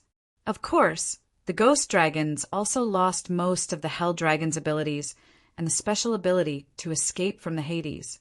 However, this technique of mine gave Sophocles a lot of pressure. If these Hell Dragons ignored their own lives and continued to corrode his physical body, it was likely that he would forever be trapped here. Perhaps we can have a chat. I slowly nodded. Although I appeared cold, I was actually quite satisfied. Wasn't the purpose of splitting up the enemy in order to obtain an opportunity to split up, bribe, and destroy the enemy? How much willpower could the Hell Dragons possibly have when they were no longer under the dimensional will's supervision? This was especially true when I had enough bargaining chips to bribe the enemy. As long as I could achieve some results in my negotiation, even if the Hell Dragons were willing to remain verbally neutral, I would be able to use a portion of the Hell Dragon's combat strength to deal with the other Hell Dragons. The final advantage would snowball like a rolling snowball. I could only obtain the final victory. Otherwise, even if I killed the Hell Dragons, it would still be doubtful how much I would gain. From the very start, my biggest goal in splitting up the Hell Dragons was to obtain an opportunity to have a chat. Of the 7 main gods, only 2 were willing to have a chat with me. I didn't see any possibility of negotiating with the other 5. That was why the same thing was happening on another battlefield. In the 4th Hell's boundless greed, Harloise was currently facing the God of Wisdom. However, she was all smiles as she chatted with the Hell Lord, drinking tea and playing chess. She had no intention of fighting at all. The reason? Actually, it had to do with Harloise's identity. She was a descendant of the Gold Elves, the only true descendant of the Gold Elves. Meanwhile, the God of Wisdom, Calamandas, was a half-elf. Considering his ancient birth, it was obvious that he lived in an era when the Gold Elves were in power. Half of his bloodline came from the Halettum generation, while the other half came from the low-level Wild Elves. The Wild Elves gave him endless knowledge and memories. Although the Wild Elves treated him with great hostility, he managed to avoid the destruction of the Halettum generation. It was said that the Gold Elf Emperor of the Gold Elves had done much to help Calamandas avoid being hunted down by the main gods. The reason he used was that Calamandas was a member of the Gold Elves. As for whether it was because of true friendship or for the sake of the Halettum generation's technology, I didn't know for now. But at the very least, the God of Wisdom did indeed owe the Gold Elves a favor. All right then, I admit that I had heard this rumor from Harloise. This God of Wisdom, and books had indeed secretly taken care of Harloise in the past to repay the Elven Emperor's favor. Otherwise, the elf main gods would have long since eradicated Harloise. How could they possibly allow Harloise, who was a descendant of the Gold Elves, to be so active in the mortal plane and cause so much trouble? Of course, as the price, the God of Wisdom wouldn't possibly give Harloise too much help.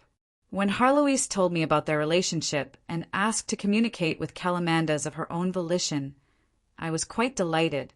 Having a good personal relationship was doubtlessly the best way to start a negotiation. Perhaps we can have a discussion. And so, another Wummian's incarnation appeared in front of the God of Wisdom and Harloise. This time, I did my best to force out a smile. However, Wummian's first sentence was already quite unexpected. Negotiate? Of course. That's exactly what I'm here for. But first, let me meet with my people who also come from the Halettum generation. Chapter 460. Not every main God-level existence could be reasoned with. Many powerful existences would never reason with the weak. Or, to be more direct, they didn't even treat the weak as existences they could communicate with. In the beginning, demons weren't actually evil. Back when I was on the River Styx, ALS words rang in my ears, but I couldn't use them as a reference. After all, in Eichi's dimension, demons had long since become infamous. Is being weak a sin? If it was any other species, they might be able to discuss the relationship between life, philosophy, and social reality with you. At the very least, they would give you an acceptable answer, such as the weak need to be protected by the strong. But for demons, they would use their actions to tell you, the weak? Of course, they'll only become food and toys. In the world of demons, the strong preyed on the weak. Being weak was an even greater sin. Only possessing wealth without the power to protect it was basically a shortcut to death. There were only 2 paths in a demon's life. One would become stronger, or one would accidentally fall and become food or a stepping stone for other demons. And for main god-level demons, it would be nearly impossible to advance any further. That was because the will of the Chaos Abyss would always be above them, although they were able to break free from part of her control. As long as they continued living in the chaotic Chaos Abyss, it would be impossible for them to completely break free from her control. At this moment, the dimensional invaders from the Chaos faction discovered what was truly special about this dimension after a short moment of confusion. This wasn't another dimension derived from the Eichi plane. This was a newly created mortal plane. And for the Chaos faction, a newly created mortal plane would be like a piece of super juicy meat.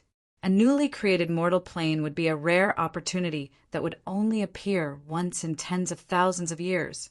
Just obtaining a portion of an ordinary plane's resources and natural laws would allow them to become even more powerful. A complete mortal plane would be their only chance to surpass their eternal master after countless years.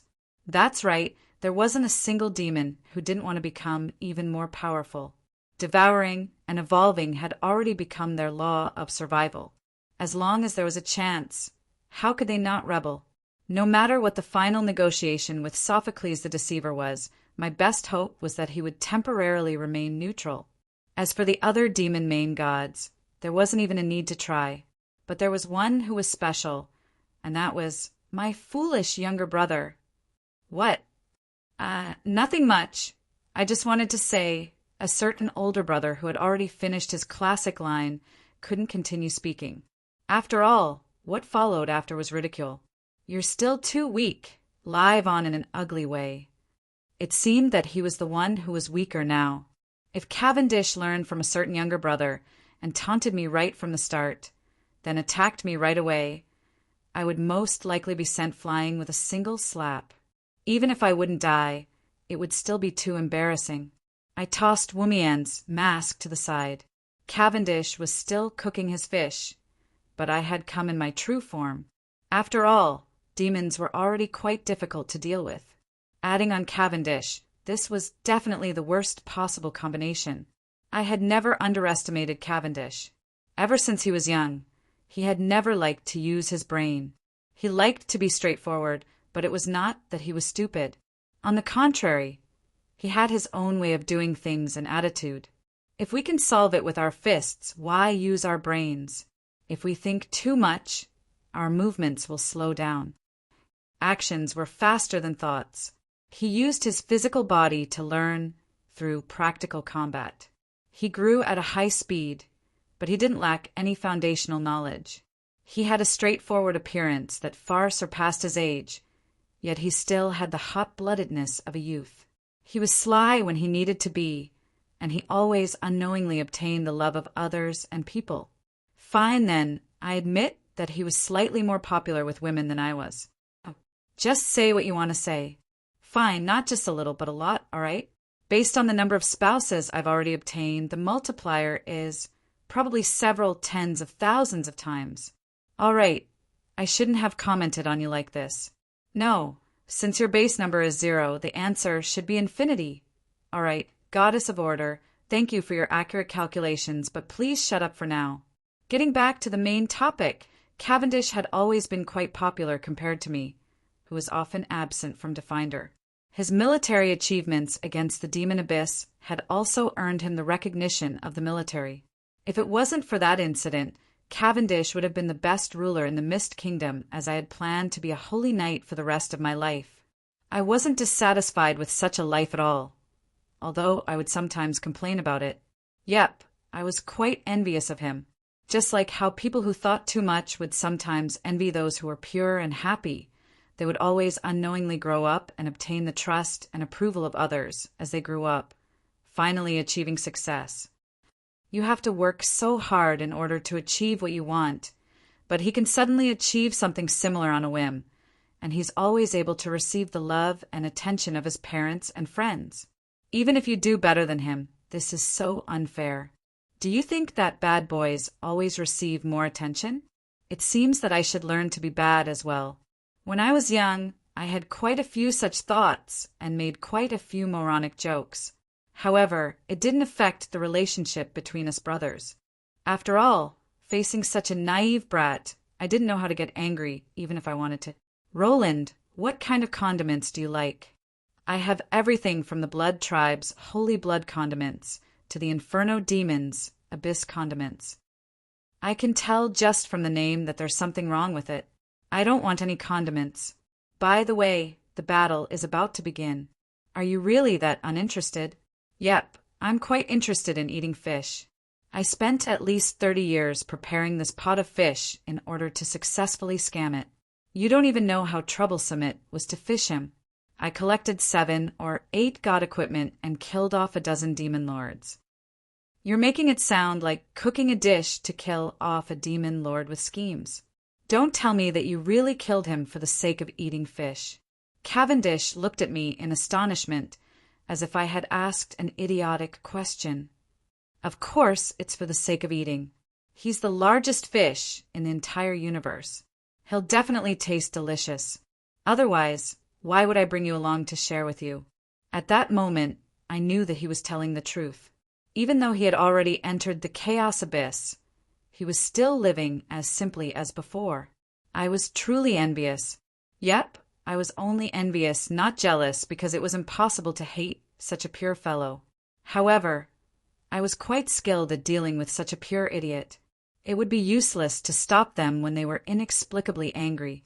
If I didn't like them, all I needed was a bit of rational ice cube. About that, I've also heard that he's one of the oldest demon lords in the chaos abyss.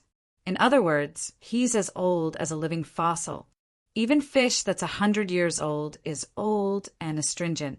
Delicious? Aren't you overthinking things? And so, my hand that was stirring the pot instantly stopped. Cavendish turned around with a clattering sound.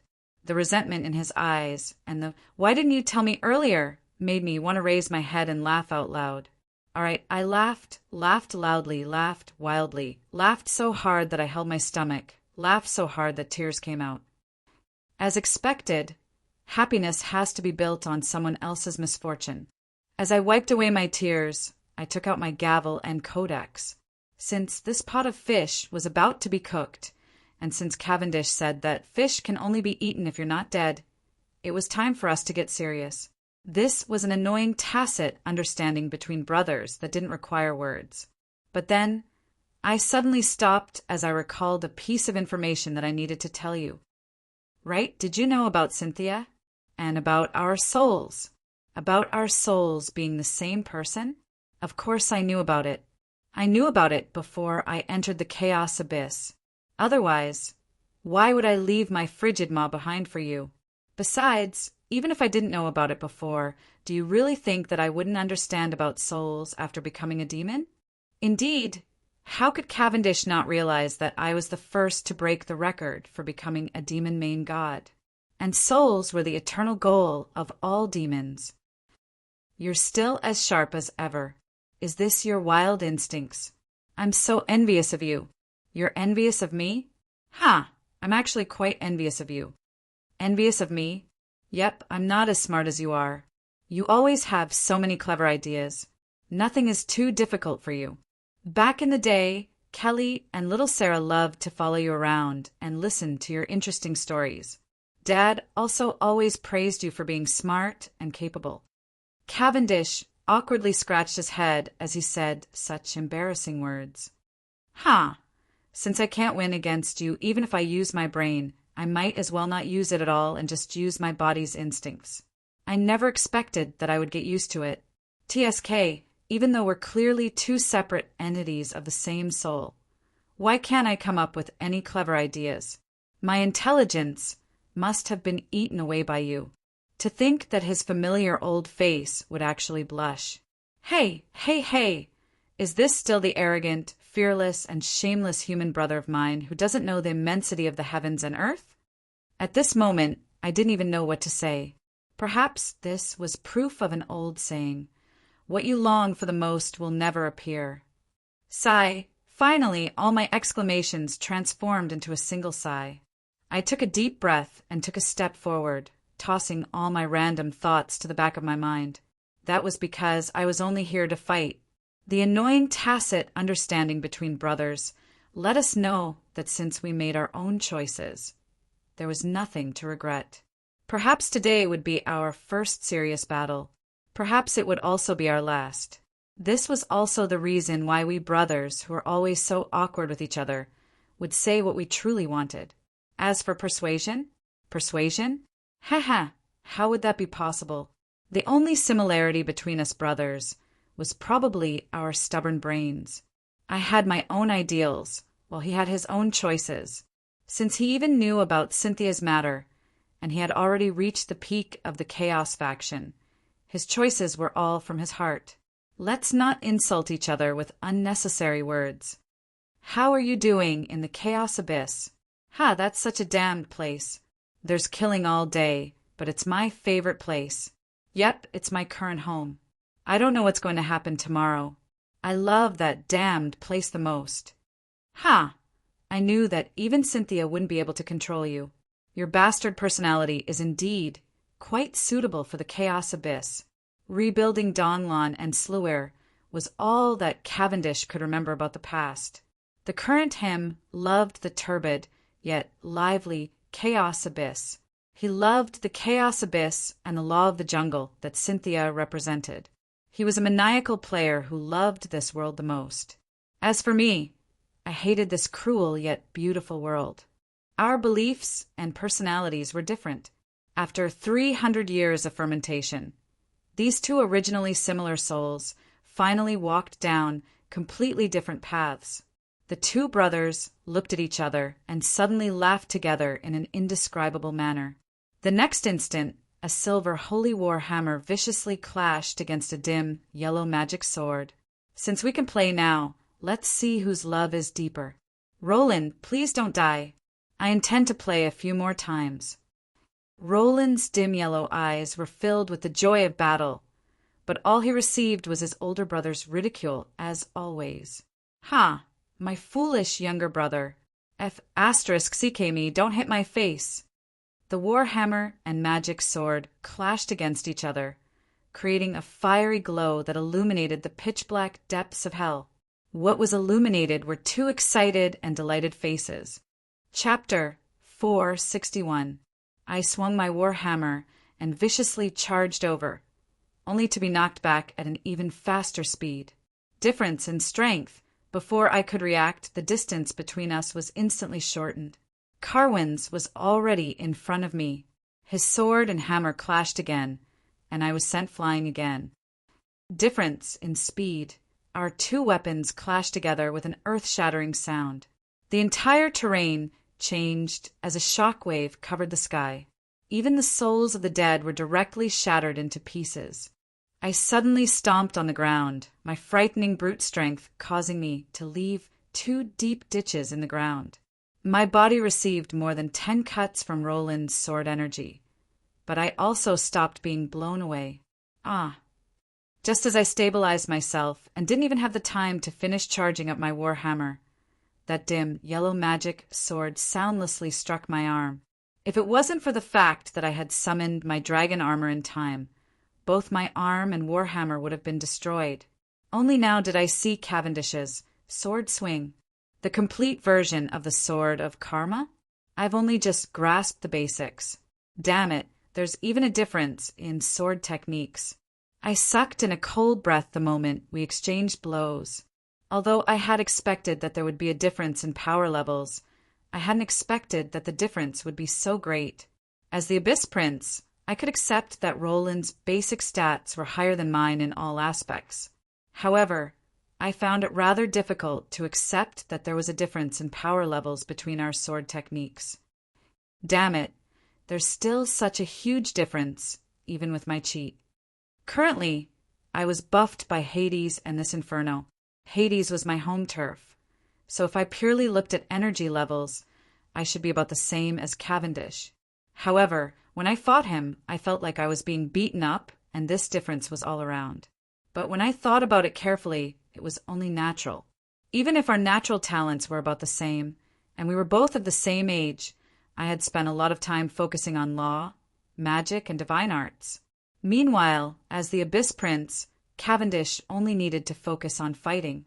Originally, he was already far superior to me in terms of pure natural talent for fighting, but now that I was distracted, the result was that the gap between us in all aspects kept growing wider and wider. I instinctively noticed that Cavendish was only warming up at this level. Furthermore, the basic stats that he displayed were still above Amelia, who was the most ridiculous in this aspect. I leaned against his warhammer and half knelt to catch my breath. I was on full alert, but Cavendish suddenly stopped chasing after me with a bored expression. "Brother, are you sure you can do this? How about I give you a few more decades so that you can go back and practice?" Of course, I can't keep these Hades, or my mom will scold me. Mom, Cynthia's mother? Don't you know how our souls came to be? Where do you think the child of destiny came from? Do you think the two goddesses would casually choose a soul? That can't be. Your expression means that you really don't know. In that case, brother, I think that you shouldn't trust the person on your body too much. Perhaps she wasn't lying, but she wasn't telling the complete truth. Cavendish's words raised new suspicions, but now wasn't the time to think too much about it. I needed my system to help me win this battle. I only lightly said to my system in my mind, I need an explanation. Then I refocused my attention on Cavendish. Competing in brute strength against the Chaos faction was foolish to begin with. Competing in brute strength against Cavendish was just me being foolish. Just like in the past, since I couldn't win in a direct fight, I would use underhanded methods.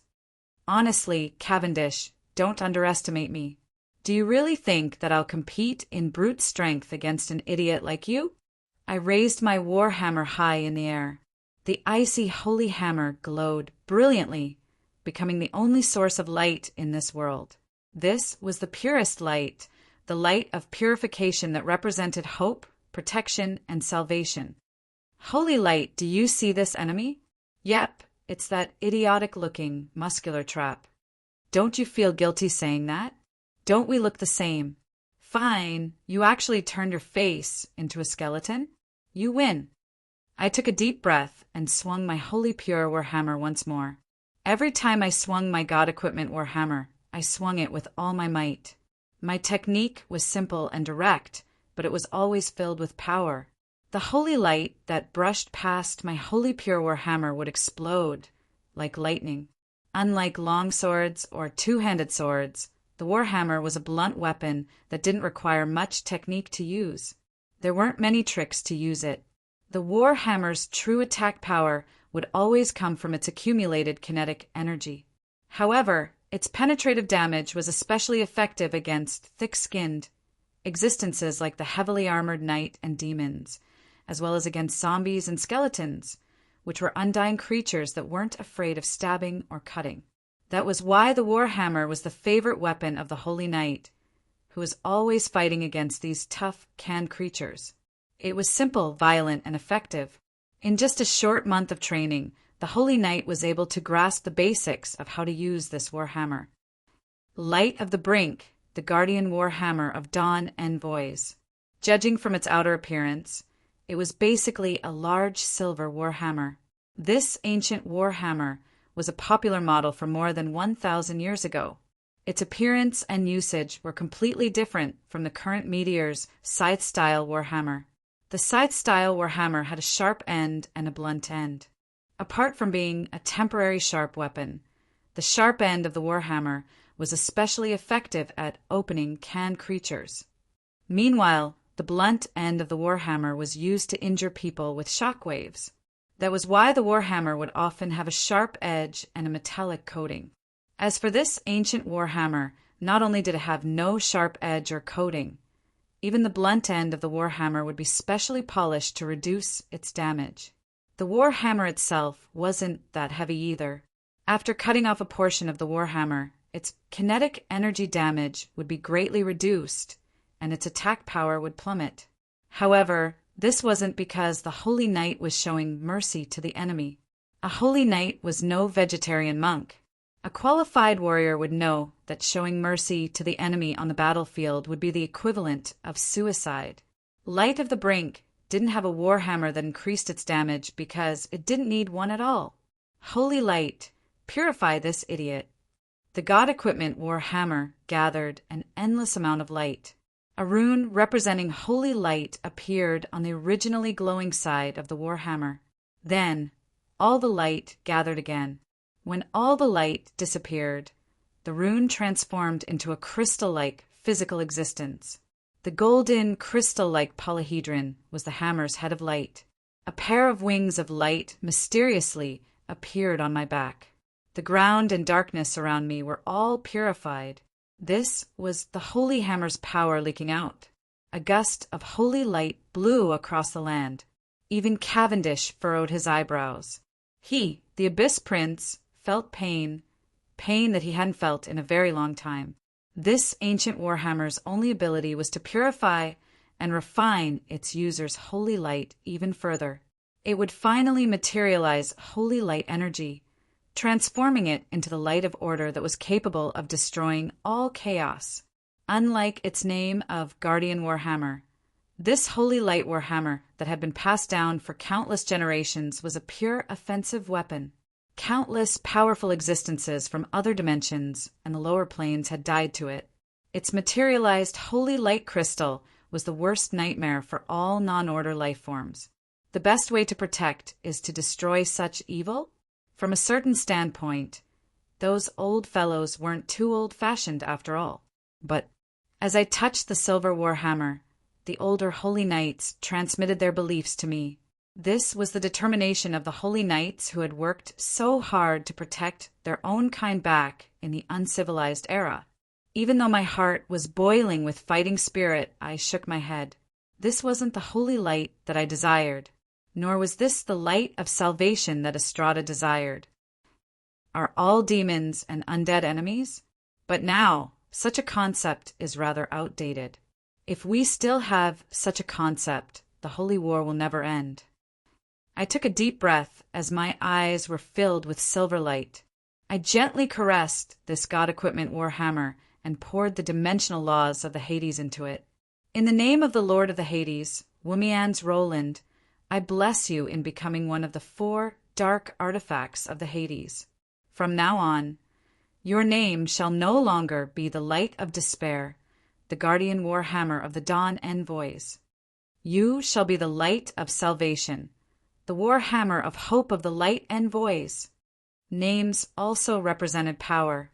The original 4 elements of wind, fire, water, and earth had already become the foundational foundation of this world. The new 4 elements' dimensional laws required 4 vessels to contain them. What would be more suitable than this warhammer that represented holy light? The power of the Hades dimensional laws rewrote this warhammer. The golden holy light of purification was filtered and modified, and the final result was a faint golden light. Sigh, even though I could clearly sense the tremendous power within this warhammer, I could only sigh helplessly. Even though I was helpless, it was still a sigh.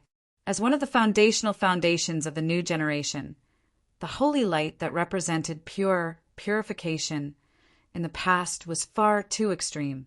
The Holy Church and the Southern sex conflict was also due to the conflict over the definition of holy light. And the fastest way to make the god of holy light's statue collapse was to create a substitute. Estrada must die. I needed to redefine holy light. I needed to replace the god of holy light's teachings with pure holy light's definition. I needed to transform the light from the heavens into the light of mortals. I needed to transform the power of faith into the foundational foundation of this new world and the power to protect it. Because holy light must be saved. In the original game's history, as the Holy War progressed, holy light would become more and more important in battle. The name of holy light would be repeatedly chanted, and he would become stronger and stronger. But in the end, his strength would instead cause the destruction of the world. And now, at the peak of the Hades, a golden tower of holy light was glowing brilliantly. An ancient soul was about to reopen its eyes. One of the new 4 pillars of holy light was about to awaken. He was the incarnation of holy light, but he wasn't the god of holy light. He would also carry out his duties as the server of holy light, but he wouldn't interfere with mortals' decisions. From now on, the mortals would have even more obvious differences in their views of holy light and incarnations. The Southern sex believers of pure holy light would receive the protection of the true god of the Hades, while the Holy Church and the god of holy light would both meet their doom. That's right, he was the savior of holy light, Estrada.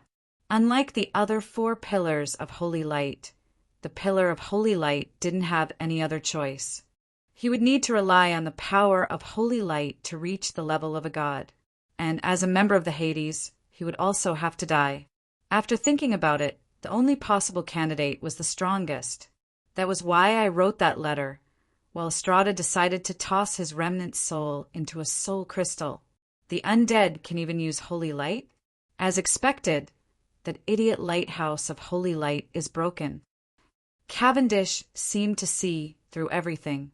The undead referred to me, as well as me, who was about to awaken as the incarnation of holy light. However, I only found it amusing. The newly born holy light represented salvation, hope, and protection. His natural enemies had been rewritten. The undead were no longer his enemies. Weakening your own power on the battlefield. Roland, is your brain broken as well? However, the price for this was that the law of purification would definitely weaken. Even if this would bring hope for peace in the future, the weakening of the power of purification would still be an actual weakening on the battlefield. What's 334,234 times 324,242? You don't even know how to multiply 6 digits? I should have started with addition for you. Let's use facts to see whose brain is broken. Although I knew that I wasn't willing to admit defeat, I could tell from the feedback from the battle that the power of holy light had decreased by at least 30% against demons. However, this didn't mean that I would become weaker. I looked up at the sky and smiled. Now then, let's look above us. A dim golden light landed on my body. This was the pure holy light of the Tower of Holy Light. This was the pure holy light that represented salvation and protection.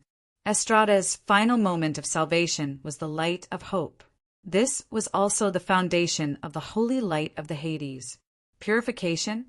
No, the Hades were filled with undead. What meaning would the holy light of purification have? After Estrada's explanation, the core of the holy light was salvation. The holy light would guide the direction of hope and salvation in the pitch-black Hades. It would allow countless souls to atone for their sins and have the possibility of starting all over again. As the Tower of Holy Light's light landed, a large amount of holy light filled my body. The pure holy light illuminated the darkness of the inferno. As the master of the Hades, Wumians was the main axis that connected all of the Hades. He was also one of the 4 pillar gods, the head of the 4 halls of the Hades, and the Hell King of the heartless inferno of the 7 hells. This definitely wasn't the reason why I could use the holy light of salvation in the Hades. However, this battle hammer was a holy light battle hammer that I had obtained from one of the 4 pillars who was about to awaken. It was the key for me to carry out my duties as one of the 4 pillars. The pure power of holy light and the power of law boiled within my body. This was the power of the 2 pillars of the Hades. At this moment, the rampaging power gathered on my body, and 6 holy light wings were forcefully forced out from my back. I could sense that, in terms of power alone, I was now on the same level as Cavendish. Asterisk boom. Asterisk, however, a sudden explosion attracted our attention. The incarnation of the god of holy light suddenly appeared in front of me.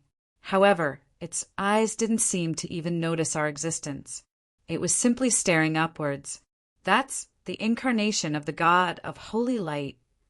The large crater on the surface of the inferno doubtlessly meant that the god of holy light had actually gone all out to break through the inferno's dimensional wall and jumped here from another inferno. Judging from the god of holy light's ethereal form, it was obvious that he had used up a tremendous amount of divine power in order to break through the dimensional wall. The next instant, the god of holy light transformed into a pair of golden wings of light and flew towards the tunnel that had just been opened. The top of the tunnel was where the Tower of Holy Light was located. The god of holy light sensed the gravest threat to him. He unhesitatingly abandoned everything and decided to destroy the newly born Tower of Holy Light at all costs. He was going to destroy the new pillar of holy light. Chapter 462. From a certain standpoint, nobody could ignore the god of holy light. After all, he was the strongest main god, and the reason why the Order faction and Chaos faction were able to maintain a balance. Yes, nobody could deny that the god of holy light was the strongest existence in the entire world. It seemed inconceivable that a main god who wasn't even 2,000 years old would be able to suppress all the immemorial gods. But just thinking about how many regions and countries the Holy Light was involved in, it was understandable. More than 70% of the human population believed in the Holy Light. Due to the human's fertility and the human country's strength, the God of Holy Light occupied around 30% of He's power of faith. This continued for 1,700 years, with more than 30 generations. Unlike the previous generation of elven gods, who split their power of faith among themselves, the most devout and chosen souls would become the God of Holy Light's power after they died. His divine kingdom would likely forever be overloaded, with countless souls providing him with the power of faith. This had been going on ever since the last Holy War. This was an incredibly frightening amount of power of faith. Compared to the previous generation of elven gods, the God of Holy Light's power of faith was probably 10 times or even 100 times more than the previous generation of elven gods. That was because humans were far more advanced in terms of reproduction and the rate at which they changed generations. Their souls cycled countless times faster, so it was only natural that they would have far more power of faith. The short-lived species couldn't compare to the long-lived species in terms of power and intelligence. However, if you looked at it as the gods bred, the advantage of having a shorter lifespan and faster growth would be far too obvious. By the way, humans had complex emotions and personalities, which meant that their faith contained far too many obsessions and emotions. This made the taste and nutrition of the God of Holy Light's bread even better than the elves. Humans created the God of Holy Light. Currently, he was inconceivably powerful. Even his incarnation was still at the main god level. In terms of pure power, even the creator goddess of Holy Light might not have more power than him. This was a coincidence as well as a necessity. This was a miracle created by both the humans and the previous generation's child of fate, Ka Roland. However, this was a problem for us. Such a powerful chess piece would definitely be able to influence the entire game. We had always been evaluating his position. His inconceivably powerful strength came at a price. From a certain standpoint, faith was also a shard of his soul. While the memories and emotions contained within were nutritious, they weren't that easy to digest. The amount of power of faith he collected surpassed all of his predecessors in history, but it also made it impossible for him to have a sense of self. However, there were many types of people without a sense of self. Like a machine-like mechanical judgment, they could independently choose things that were beneficial to them. Or had he already become a part of the Holy Light and was unable to make any judgment? Or he would be assimilated by the source of order and become a puppet-like fighter. And the situation and position he was in also decided what choice he would make at the crucial moment. Would he follow the definition of purification and fight the chaos faction to the bitter end? Or was it purely a self-serving machine that prioritized its own interests? Perhaps it would simply not do anything from the beginning to the end and only exist as a divine power server? That's why we've always been carefully testing him. The Northland's light and darkness differences, the Church of Pure Holy Light, and Estrada's choices have all slowly touched upon his bottom line and how he should respond. Finally, we've determined his position. He's already become the source of order's subordinate? That's the worst possible answer. Just now, I used the Hammer of Redemption as a catalyst to borrow power from the Tower of Holy Light. At the same time, I also opened up a dimensional door to the Tower of Holy Light. This dimensional door revealed the coordinates of the Tower of Holy Light, which also gave the God of Holy Light's incarnation an opportunity. The Inferno was separated by the concept of space. It was impossible to traverse it with one's feet. The God of Holy Light forcefully broke through the dimensional barrier. Even though he lost a large amount of divine power, he still managed to fly up into the sky. Not only did you lose your sense of self, you even instinctively strengthened yourself and became a pure tool of order. As the previous generation's child of fate, you've truly failed miserably. It's super embarrassing. Right now, the source of order's useful tool had already gotten close to the Tower of Holy Light. As long as it destroyed the Tower of Holy Light, 1/4 of the Hades would come to an end, while Roland would remain the only incarnation of holy light. Roland, open your eyes. Fate is watching you. My angry roar echoed in the air. However, this wasn't just a verbal curse. This was the god equipment's reputation. My indescribable anger transformed into an envoy of misfortune that appeared in front of Roland. Roland's main body was unable to catch up, but as he was the ruler of space in this world, an incarnation blocked his path. Even if his incarnation was torn apart in the next instant, he had already activated unpredictable fate. Unpredictable fate. High-level god equipment. Staff. This pitch-black staff was a high-level god equipment that came from the god of fate. Fate's incarnation of scales and punishment had strengthened it even further. The god equipment's original curse of misfortune had become even more deadly. Third ability, Fate is watching you. Choose a target and lower their luck stat. The luck that they lose will be added to yours. This ability will last for 2 hours. This ability ignores all magic immunity and magic resistance. Even true gods are unable to resist it. Note, this ability can only be used once on a target. After that, the target will be immune to it for the rest of their lives.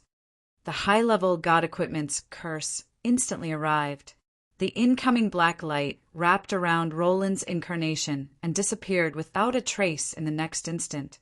It seemed that the curse didn't have any effect. However, something was silently changing in the karmic cycle created by the invisible chains. A second incarnation wearing a god equipment crown appeared above his head. His target was the holy light incarnation that was currently attacking him. Stars, bring destruction to my enemies.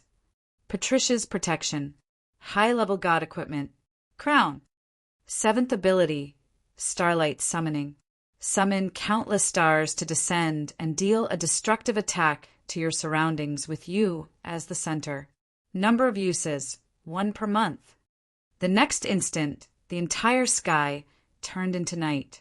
The pure power of moonlight transformed into a fatal meteor shower that began a destructive attack. The meteors transformed from divine power should have attacked randomly, but under the guidance of fate, they kept changing directions. They arced through the sky in strange arcs. Some flew in a straight line, some curved lines, and some even flew backwards. But no matter which direction they flew in, there was a series of explosions as they all struck Roland's incarnation, who had already made evasive maneuvers. My luck stat test that year was once again proven to be correct. As long as one's luck was extremely bad, even a random rock thrown into the sky would cause someone to be unlucky. If one's luck was extremely bad, it was likely that 11 out of 10 rocks would be hit. The divine power of falling starlight was Patricia's ace in the hole. Its power even surpassed her usual full power attack. Not to mention that Roland's luck was already in the negatives, as well as my super high luck. The damage I dealt was at least 10 times higher than normal. My defensive barrier shattered after the first few meteors hit it. The continuous chain of attacks caused Roland's incarnation, which was already exhausted to begin with, to start collapsing. But the next instant, the holy light incarnation gathered into a ball. The outer layer of the incarnation was peeled off and transformed into what looked like an arm. It even made a tossing motion. Split? No. After splitting, the original giant-sized incarnation became a sphere that was less than 1 meter in diameter. However, the amount of energy it gathered became even greater. The reaction of reaching the point of condensation doubtlessly indicated that it was even prepared to self-destruct in order to completely destroy the Tower of Holy Light. You shameless bastard. Die. The Holy Light bomb was already right in front of the Tower of Holy Light. If I didn't use my trump card now, I wouldn't have another chance. I grit my teeth, and the next instant, a clone appeared in front of the Holy Light ball with a white rose. And then, the white rose bloomed. The scene next to the river Styx replayed itself. It was also a main god-level incarnation, but the result was exactly the same. ALS White Rose, mystical item, top-level god equipment. Effect: directly causes the chosen target to die. System notification: yep, it's that simple. There's no other effect. But trust me, even a main god wouldn't want to be chosen by this rose. My system's previous notification was correct. Ale had spent countless years to create these 3 roses of death. These roses of death were the embodiment of the concept of death in this world. Even a main god wouldn't be able to withstand such a power. But unlike other trump cards of god equipment, this strongest trump card was a mystical item that was a consumable. If Ale was still here, he would be able to recharge the Rose of Death. But now that the Rose of Death didn't have a true master, it could only helplessly transform into drifting petals in the air. Of course, Ale also took the Holy Light incarnation with him. I had continuously used up 2 main god-level main gods, yet my divine power still hadn't significantly decreased. The god of Holy Light's power had far surpassed common sense. And even if I was able to survive this current crisis, just the grudge I had against Ale, and I meant that we were destined to become mortal enemies. Sigh, and you say that I'm rash and impulsive? I think that you're the rash one, Roland. I heaved a sigh of relief as I watched the golden light dissipate in the air. But then I heard a sigh behind me that gave me goosebumps.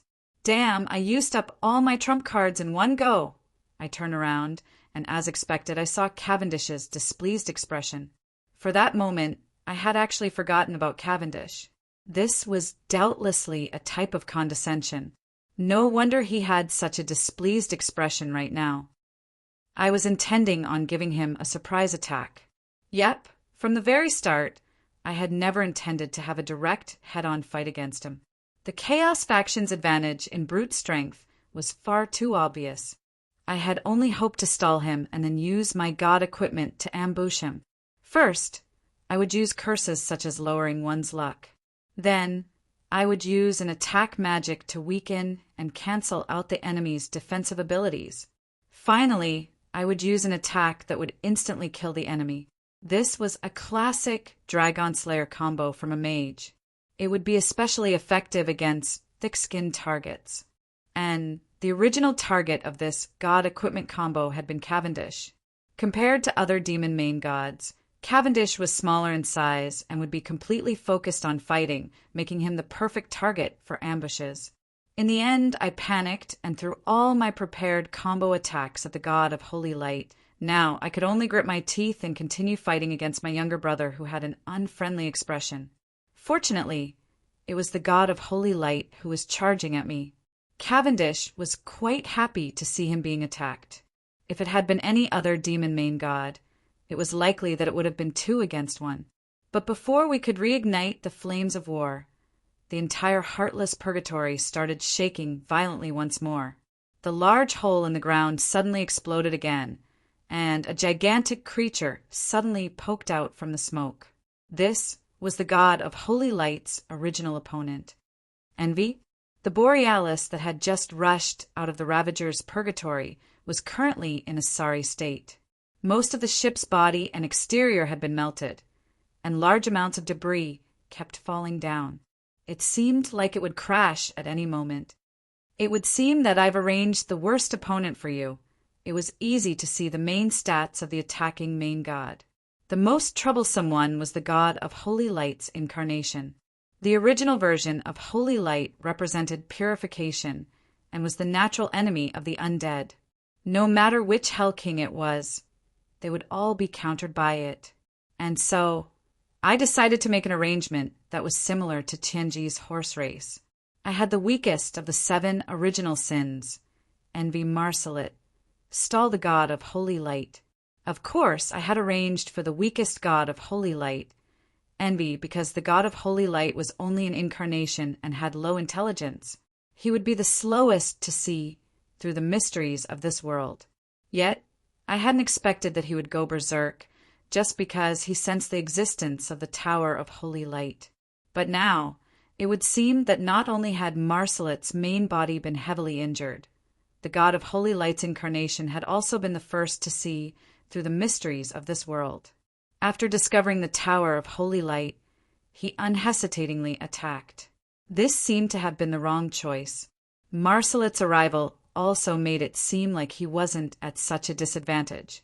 At the very least, he had directly kicked out a main god.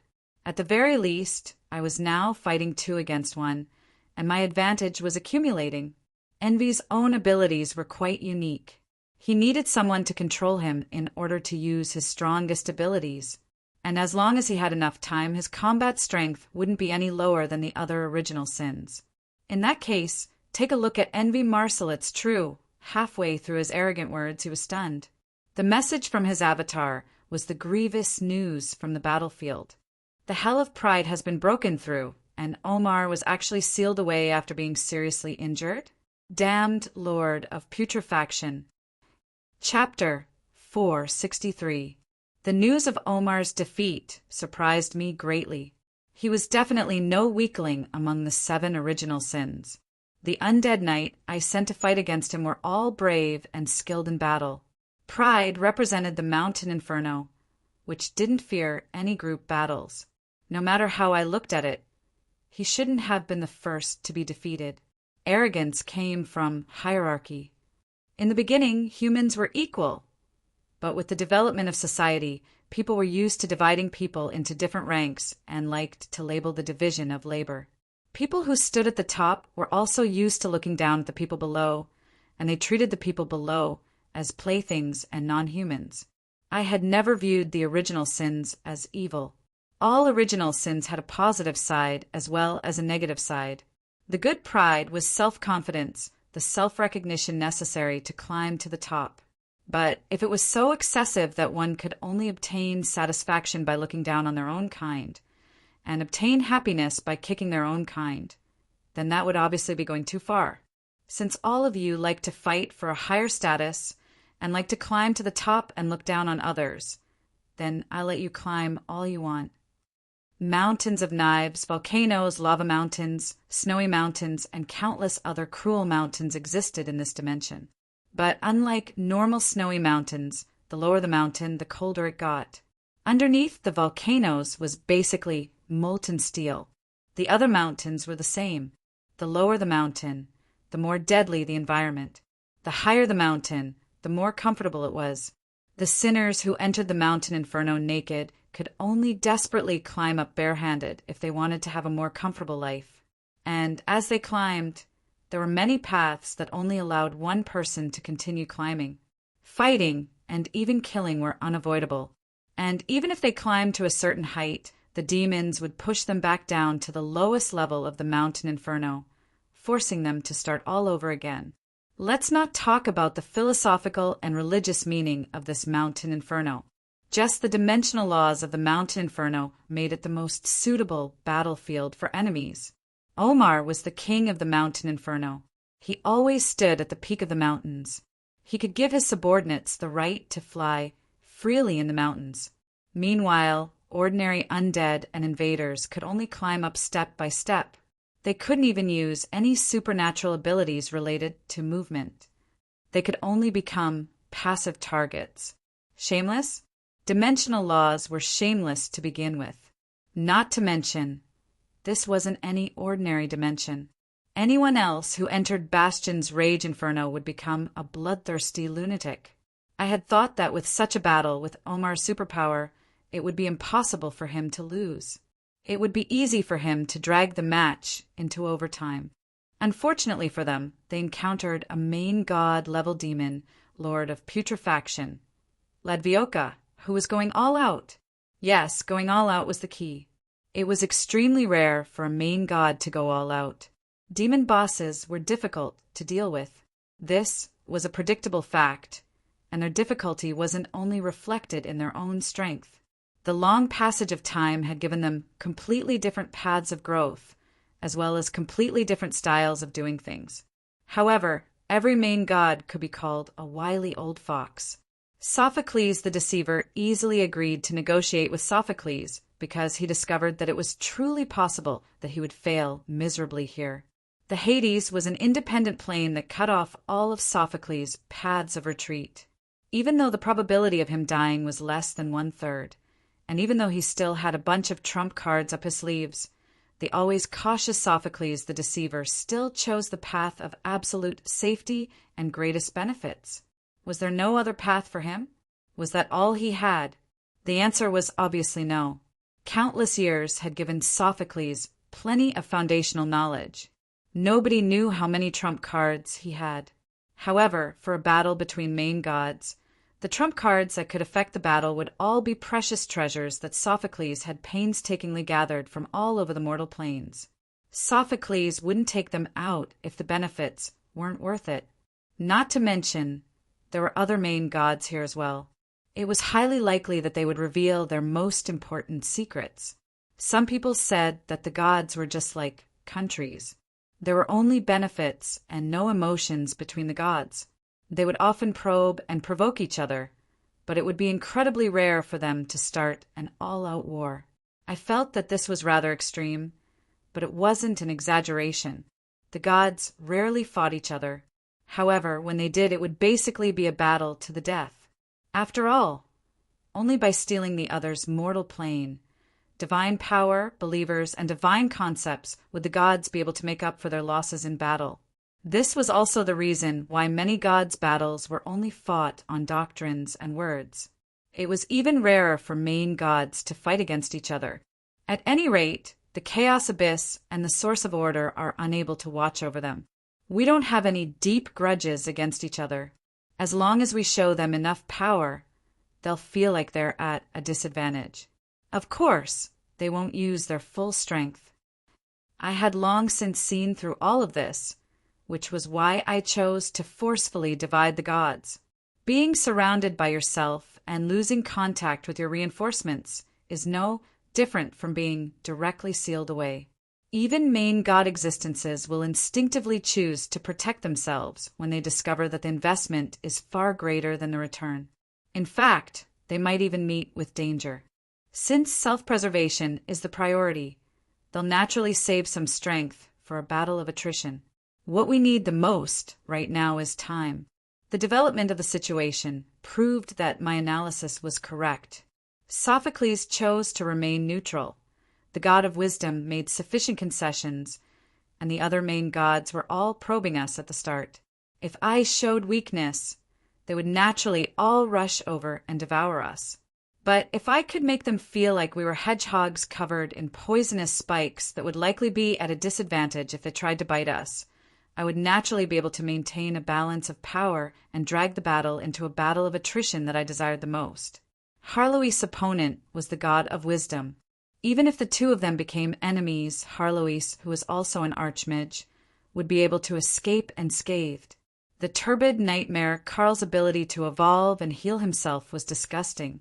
Now he was facing Dang, whose individual combat strength was incredibly high and who could evolve through eating. The battle situation seemed to prove that my choice was correct. However, there was one existence that exceeded my expectations from the very start: the Lord of Putrefaction, Ladvioka. The Lord of Putrefaction was also an army type. Naturally, I also sent out the Pride, Omar, who was an army type. In order to make Omar sufficiently strong, I even sent out my Night Knights to fight for him. Since I also had the power of the mountain range's dimensional laws, this should have been a guaranteed success. Damned Ladvioka. He's gone insane. Ladvioka was greatly tempted by the benefits of the mortal plane.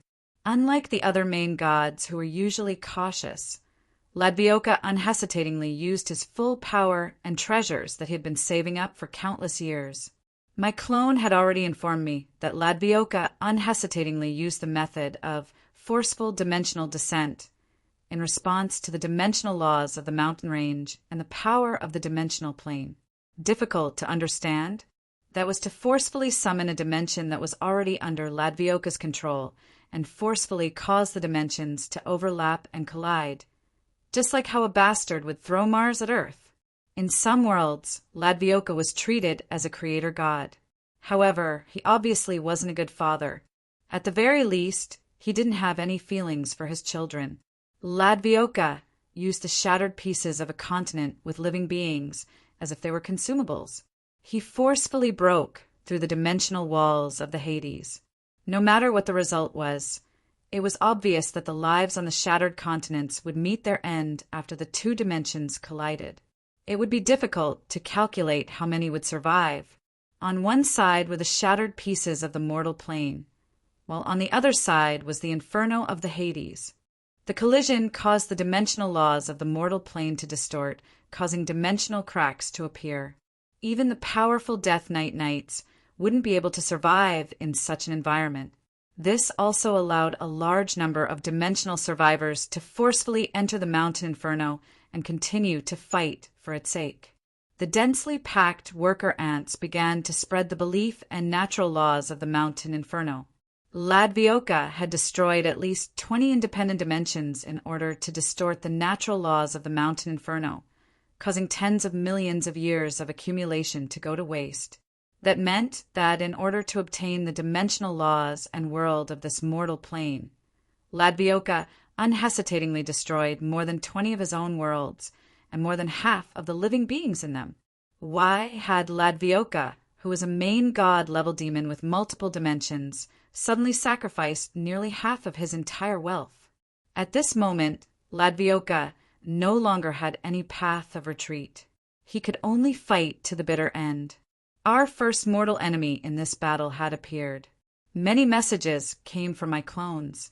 The mountain range had been conquered, and the 4 central halls of the Hades were under threat. The next moment, I knew that I had to make a decision. I'm going to go beat up that damned fatty first. Come with me if you dare. I brought Marcelet with me and disappeared. I casually opened a teleportation portal to the mountain range, but I didn't close it. The moment that I disappeared, my aura could be sensed from the other side of the teleportation portal. And so, Cavendish unhesitatingly stepped into the teleportation portal. This was an incredibly simple method of provoking me. Cavendish wouldn't fear a challenge, nor would he avoid a challenge from me. But this didn't mean that I wouldn't play tricks on him. I chose to teleport to the inside of a volcano in the mountain range. I would first have him bathe in the lava to calm himself down. "Rala, you're playing tricks on me again!" Cough. I ignored Rala's angry roars from deep underground. Right now, the mountain range before me was a scene of Armageddon. Countless fragments of continents and worlds were forcefully crashing into the mountain range, like meteors. This was no longer a natural disaster on the level of a meteor shower. If I looked up, it was like countless moons were crashing down. Numerous holes were torn in the sky. Snow mountains were forcefully melted by the lava of hell. Volcanoes that spewed flames were forcefully flattened by the fragments of continents. Even more deadly was the fact that the dimensional laws of the mountain range made it difficult for the mountain range to digest. Large amounts of dimensional cracks weren't sealed, causing the dead to temporarily lose their undying nature. Amidst the chaos, a sufficient amount of dimensional fragments and dimensional laws had already caused the demons to construct chaos abyss fortresses. Large amounts of mystical creatures were traveling back and forth. At the center of the battlefield, Ladvioka was currently trampling and tearing apart the remains of the Death Knight, preventing and delaying any possibility of their revival. I unhesitatingly roared in anger as I stood on the Envy battleship and witnessed the scene. Marcelet, Big Dipper Fleet, transform and depart. Chapter 464.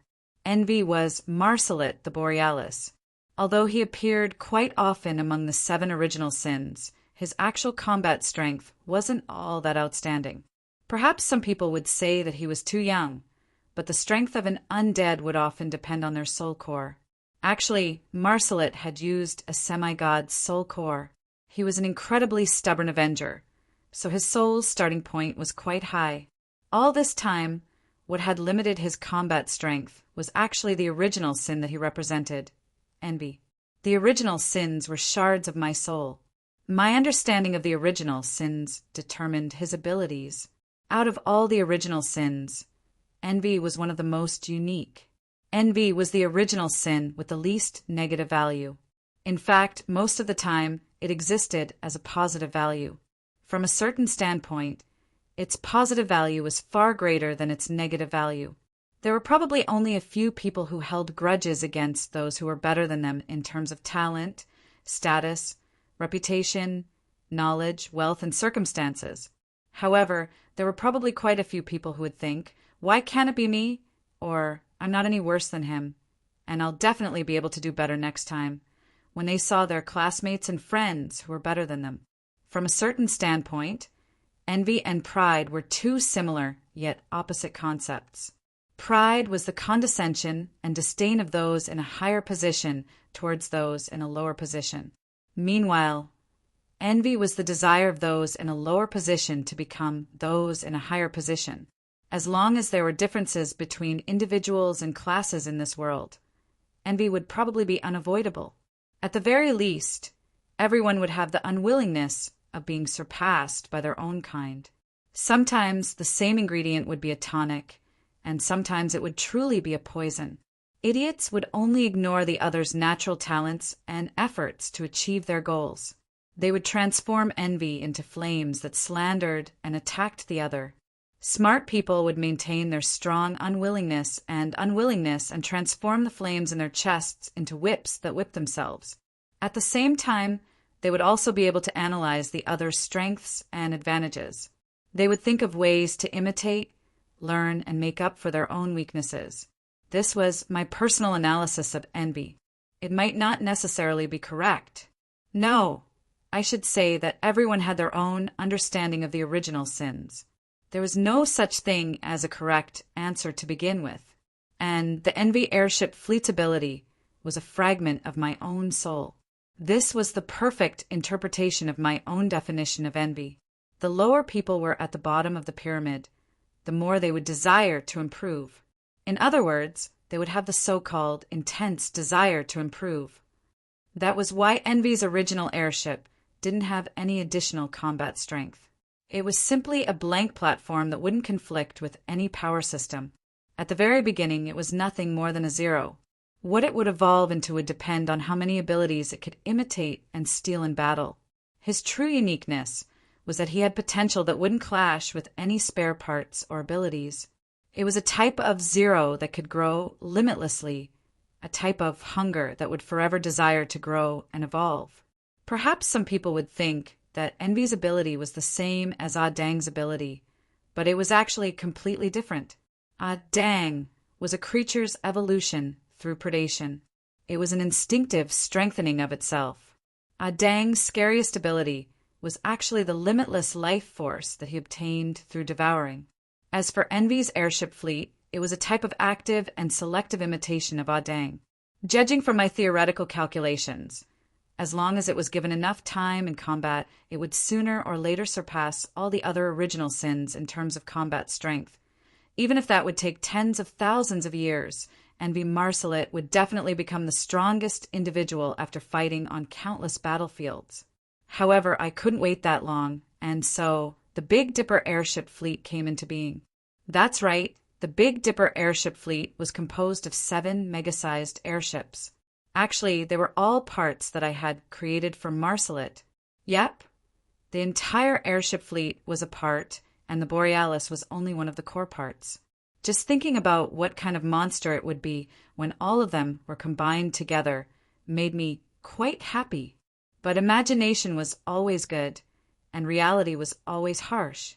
Shipbuilding was quite expensive, and the result of large-scale construction was that the resources would be used up before the rare airship of my dreams could even be built, and the ports would be sealed until the following year. Even with Shilua's national power, I had only been able to build 2 Dragonbone airships, the Mizar and the Greed. I still needed 4 more airships to complete the basic skeleton of the blueprint. It could be said that I hadn't even completed half of the construction, which meant that I couldn't use them in actual combat. But fortunately, I dug up a treasure here. Awaken, guardian god of the eternal thunder people, tiger god Rune Seal. Following my will and summoning, the gigantic skeleton awoke from its slumber. A terrifying roar came from behind the gate of the plunderer's purgatory. The great desolate beast tore through the obstruction of space and arrived at the mountain purgatory. At this moment, The entire mountain inferno was trembling with the arrival of the god of holy light. Just how terrifying of an existence was this? Just its skull alone was larger than even the largest supreme immemorial dragon. The first to pass through the mountain inferno were two dragonbone airships that no longer had any passengers on them, the Greed and the Mizar. Against the god of holy light, Marsalit was greatly countered. He didn't even get to use the trump card that I had prepared for him before he was directly defeated. Big Dipper, transform. Let's go. Fervent shouts were still echoing in the air. The mega-giants that had been crippled and the mega-sized airships that were part of the Big Dipper had already arrived. Unfortunately, there was no exciting music to accompany them. All right, at this point, it was likely that some people had already guessed what I intended to do. Borealis, you form the body. Mizar, you form the left arm. Greed, you form the right leg. Tiger God Rune Seal, you form the rest. I'll form the head. Forward, War God Vajra, War God of the Big Dipper. While all my opponents were confused, I ignored my system and the silly cat's comments of, you just can't grow up. You're still playing with dolls at your age, and what an old joke. You're exposing your age. A pitch-black bone giant appeared in the Hades amidst the sounds of bones crashing and twisting. It was impossible to calculate how tall he was. That was because the tallest snow mountain only reached his waist. The arrogant and insane lord of putrefaction didn't even reach his knees. His entire body was covered in pitch-black bones. At the core protected by the ribs, the Borealis was glowing as if it was a beating heart.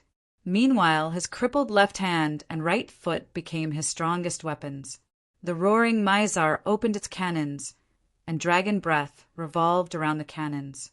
Meanwhile, the arachnid on his right foot gave him super powerful propulsion to cross space. Perhaps this was only a crippled bone giant, but just looking at this giant beast that defied all common sense caused all the dimensional invaders to feel powerless from the bottom of their hearts. What's this? What kind of joke is this? He has such a large body and such terrifying power. Why hasn't he self-destructed? Among them, the Lord of Putrefaction had the strangest reaction. This is impossible. This completely defies the most basic biology of life. Not a single dimension can give birth to such a monster. This has surpassed the main god level. That's right. Just by looking at its energy reaction and instantaneous power output, this combined monster had indeed surpassed the limits of a main god. The dimensions, the Bandit Inferno and the Mountain Inferno, have successfully combined. I finally finished what I was doing and heaved a sigh of relief. Since the Lord of Putrefaction was able to use dimensional descent to destroy the dimensional laws of this dimension, as I was the ruler of the Hades, I could naturally use dimensional descent to make up for the gap here. The Bandit Inferno that was already empty was pulled over here. The dimensional laws of the undead were repairing each other. Although the combination of the two infernos would have a lot of side effects, it would be of great use on the battlefield right now. The Hades aura of death spread out as the crippled Death Knight stood up once again. Meanwhile, the countless dead people in the two infernos voluntarily entered the giant's body and became its spare parts, giving the giant enough energy to move and fight, slaughter, plunder, evolve. Only scattered bodies would be meaningless against a main god-level existence. Only by combining their wills and souls together would they be able to achieve a qualitative breakthrough. The bone giant was a pure combat machine. Slaughter and plunder had become its pure instincts. These simple words represented the bone giant's overwhelming fighting spirit. Just his first step caused countless earthquakes. Even a main god couldn't help but wonder if he had made the worst possible decision when he saw how the bone giant's magic didn't even react to the bone giant's terrifying presence at all.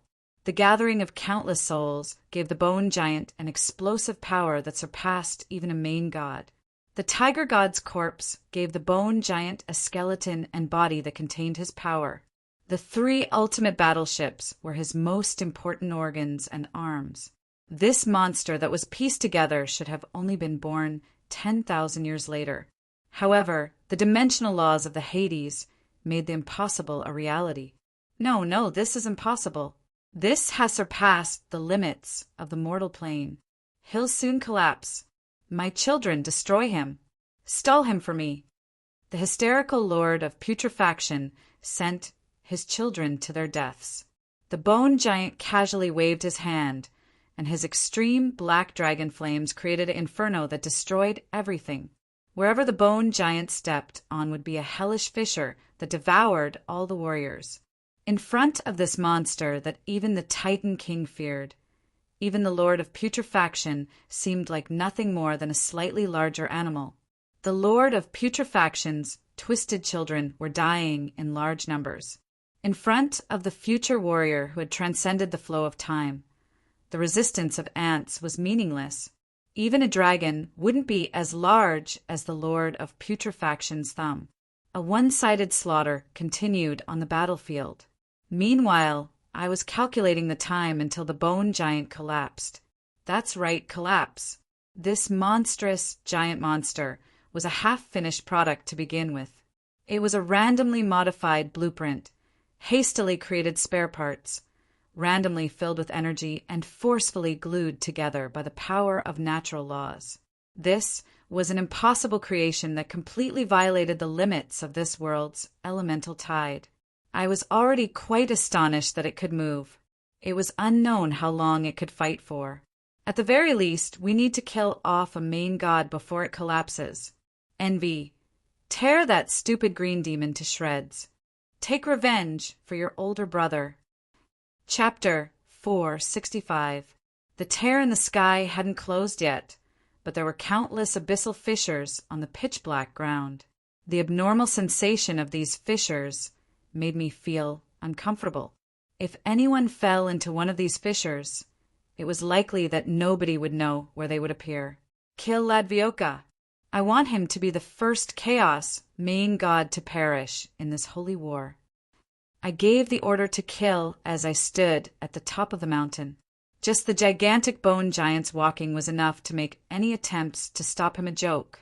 Countless ants charged at Ladvioka to their deaths, while the Lord of Putrefaction himself retreated. As a main god, Ladvioka was already used to staying far away from life and death battles. The last time he had felt such fear of dying at any moment was over 5,000 years ago in the last Holy War. And it was precisely because he had suffered in the previous Holy War that he refused to be summoned by the will of the Chaos Abyss in the previous Holy War. He only participated in the final Holy War to gain experience and steal spoils of war. The end result was that the will of the Chaos Abyss loathed him and demoted him to a demon main god who was only a marquis. He became a laughingstock for a while. Of course, at this point, not many people dared to mock him. He was no longer interested in becoming a demon main god. The Chaos Abyss had already given him everything he could. If he wanted to improve, he could only rely on his own plundering and training. And since the Chaos Abyss didn't like him, perhaps it was precisely because of this that he desperately desired this mortal plane. Perhaps it was also because the cruel Holy War had frightened him so much that he changed his demon main god lord's direct and reckless approach and began to nurture armies and battle formations. But now, those dangerous magical creatures that he had painstakingly nurtured were unable to protect him. The destructive bone giant approached closer and closer. It was as if the end of destruction had arrived. Stop it! Stop it at all costs! The angry demon commanded its cannon fodder to stop the bone giant's charge. Although its subordinates obeyed its order, it wasn't very effective. The powerful pale, white insect queen was capable of creating a time of her own. Given enough time, she was even capable of destroying an entire mortal plane by herself. Even a true god would be helpless against her. But before she could even activate the bee formation that she was so proud of, she and her soldiers were burned to ashes by the black flames. Countless magical insects and demon nests were also burned to ashes together with them. The demon elephant army, which was feared by all the Chaos Abyss demons due to its powerful charge and gigantic size, wasn't even as tall as the bone giant's heel. Charging in groups actually made things easier for the bone giant, as it stomped them to death like ants. As for the distorted half-angels who spread plague and death, their most powerful skills were useless against this undead creature. Even before they could do any damage, the bone giant's powerful aura of death transformed them into true dried corpses. Just breathing could create hurricanes. Just looking could spread death. Just walking could create canyons. In front of demons from the chaos abyss and other dimensions, Envy's skeletal giant form showed them what a true nightmare was, and what a true dimensional destroyer was. Waves of magical beasts were killed, trampled to death, and burned to death. The gigantic bone giant crushed everything in its way. It was getting closer and closer to Ladvioka's temporary abyssal fortress. For this demon lord, who was attempting to regain the recognition of the will of the chaos abyss, the nightmare of war was becoming more and more real. How could such a ridiculous thing possibly exist? The bone giant was created purely out of the natural laws of death. Countless souls were used as the bone giant's energy. And since the natural laws of this world stipulated that the dead couldn't die again, no matter if it was the bone giant or the undead that provided energy for the bone giant, they all had the ability to regenerate limitlessly. This meant that Vajra had an infinite amount of energy. Since he had limitless energy, the grand blueprint gave the bone giant an inconceivable amount of energy. With the two combined, and with the restrictions of the natural laws of the Hades, he created an undead perpetual motion machine, creating this monster whose energy level surpassed that of a main god's. The gods were extraordinary because they relied on the dimensional laws of the mortal plane. In the world where they became gods, they were the ones with a certain amount of authority. If any ordinary powerful individual wanted to defeat them, they would first have to think of a way to seal or weaken the dimensional laws that the gods controlled, reducing the gods to mere mortals. Since I already predicted that I would be attacked by a main god, how could I not make preparations? The Hades were my divine kingdom. I had a sufficiently powerful dimensional law. But in my opinion, directly using the dimensional laws to cause damage was nothing more than a stupid method. That was because the dimensional laws had their limits. Using the dimensional laws to strengthen my strongest aspect, my creations would make their strongest aspect even stronger. That was the best way to use the power of the dimensional laws. And when I played with the dimensional laws to the extreme, I created an existence that surpassed the limits. Since the Lord of Putrefaction was going all out against me, all right, let's see whose ace card is more vicious. Ladvioka, I can understand your fear. After all, the most important thing for an army is a fierce general that can surpass the numerical advantage. But this is only the beginning. Awaken, dead. Fight for your new master. Black mist spread throughout the entire world. The Hades weren't the most important part of life. They were only the beginning of everything. The pale white insect queen reappeared in the center of the battlefield with her biohazard calamity. But this time, her eyes that had been sewn shut were now open. Her elegant white eyes were actually compound eyes composed of countless single eyes. However, her eyes were filled with hatred as she stared in the direction she had just been desperately defending. Fatal bee swarms and death mushroom bombs appeared once again. But this time their target was the demon army that was still alive. The distorted angels, war elephants, and other magical beasts were the same. The moment they crawled back up from the ground, they immediately charged at their former master. Haha, a human wave tactic? You want to compete against me in an army battle? You want to compete against me, a super undead mage in my Hades? Ladvioka, you must be crazy. As long as I was able to cause a large number of casualties, the undead calamity would be able to drag any army into an apocalypse. But what surprised me was that I only sped up the revival of the dead without distorting their wills. More than 70% of the newborns actually attacked Ladvioka with all their might. New master, if your home is destroyed by Ladvioka, your friends and family are sent to be experimented on. Your people are all destroyed because they are unqualified, and you yourself become a tool of war, you'll hate such a creator as well. Even without the insect queen's telepathic message, I could understand the reason. It was obvious that Ladvioka wasn't a suitable employer. No matter what kind of contracts or methods of control he had, they would naturally become ineffective after he died once. As for the minority that still remained loyal to him, I directly tossed them into the River of Souls, having them leave the core of this battle. A strange scene appeared on the battlefield. The undead knights were charging, while the demons that had just been defeated immediately got up and changed sides. Without a doubt, this was the turning point of the battle. At this moment, the demon lord who had been abnormally silent finally raised his head. The hatred in his eyes transformed into actual poisonous flames. He suddenly tossed out a gigantic war hammer that was covered in hellfire. An orange firestorm suddenly rose up and engulfed the entire world. Above the war hammer, the flames transformed into an enraged inferno demon that was roaring in the void. The inferno demon seemed to be angrily arguing with the inferno demon. The next instant, an orange ring of light began to spread out. The seemingly harmless ripples passed through all the inferno demons. The weaker ones were instantly ignited and watched as they were burned to ash, while the stronger ones suddenly self-destructed. Such a ripple? Pure fire magic? A forbidden spell? That's right.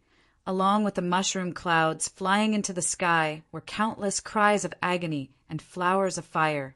No matter if it was in terms of area of effect or individual damage, this was a forbidden spell that far surpassed what mortals could achieve. In less than 2 minutes, the demon lord had actually cast a forbidden spell. I never expected that the rumor that Ladvioka was once an inferno demon was actually true. His attainments in fire magic have probably far surpassed any human mages. But although the flames are beautiful, they're meaningless. That's right, meaningless. In the eyes of top-level combat strength, large-scale forbidden spells wouldn't be effective against individual targets. The greatest use of forbidden spells would be to clear out small fries. However, our trump card right now was the skeleton Vajra, which had been assembled together. As long as it got close to us, it would be impossible for us to survive. The forbidden spell's flames covered the skeleton Vajra's entire body. However, the flames were instantly extinguished. I didn't even have the thought of dodging. Perhaps the flames of death could easily kill ordinary giants, but there was an absolute difference in power level. It would be difficult for them to even break through envy's defenses. It would be impossible for them to even kill my incarnation. As expected, snowflakes began to fall from the sky. The skeleton Vajra warriors that had just been ignited regained their physical bodies. As long as the rules of the Hades weren't broken, how could the dead possibly die again? The forbidden spell would only delay the skeleton Vajra warriors' second charge.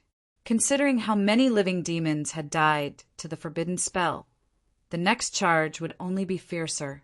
However, something unexpected happened. The gigantic skeleton Vajra suddenly paused as his body tilted to the side, almost collapsing to the ground. What's going on? Undead regeneration? Within the skeleton Vajra skeleton were countless undead from the mountain range and Hell of Marauders. They were the skeleton Vajra's portable batteries, and many of their souls were currently being reborn. The gigantic skeleton Vajra's body wouldn't receive much damage. However, the dangerous flames successfully killed and injured the ordinary undead within the skeleton.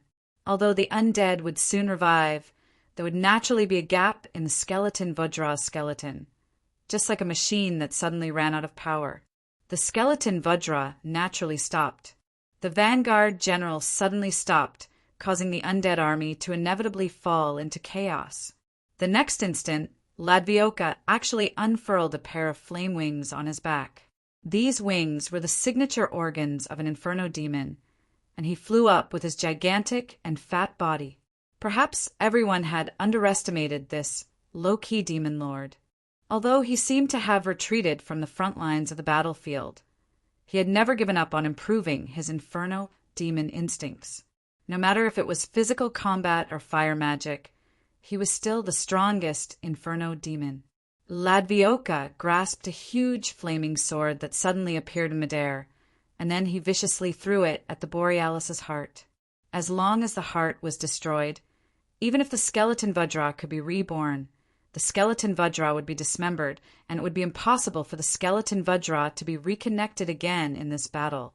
Should I say that, as expected of a demon main god, he actually found the skeleton Vajra's weakness so quickly, but in just an instant the battle-hardened demon lord grasped the key point of the war.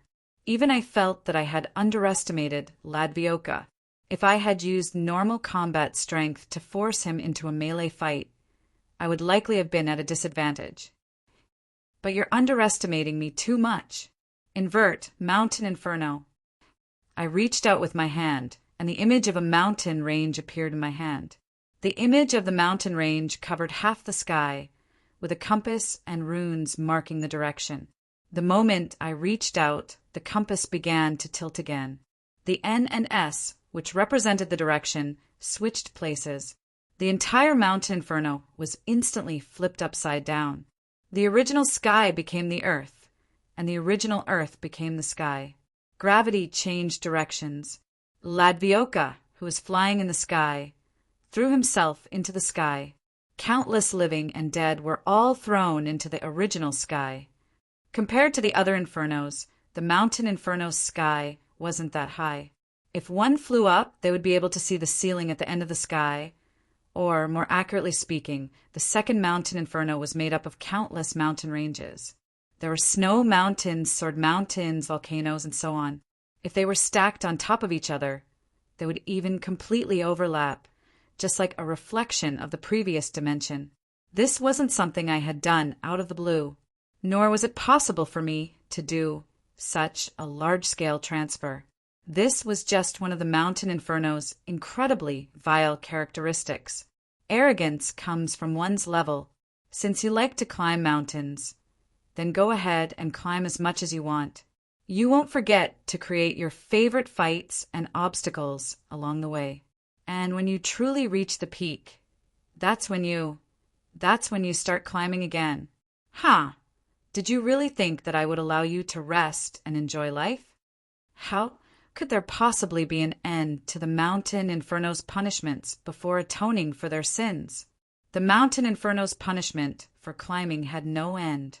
If someone truly reached the peak, they would be rewarded with a short period of happiness before the Mountain Inferno's world reversal would force them to start all over again.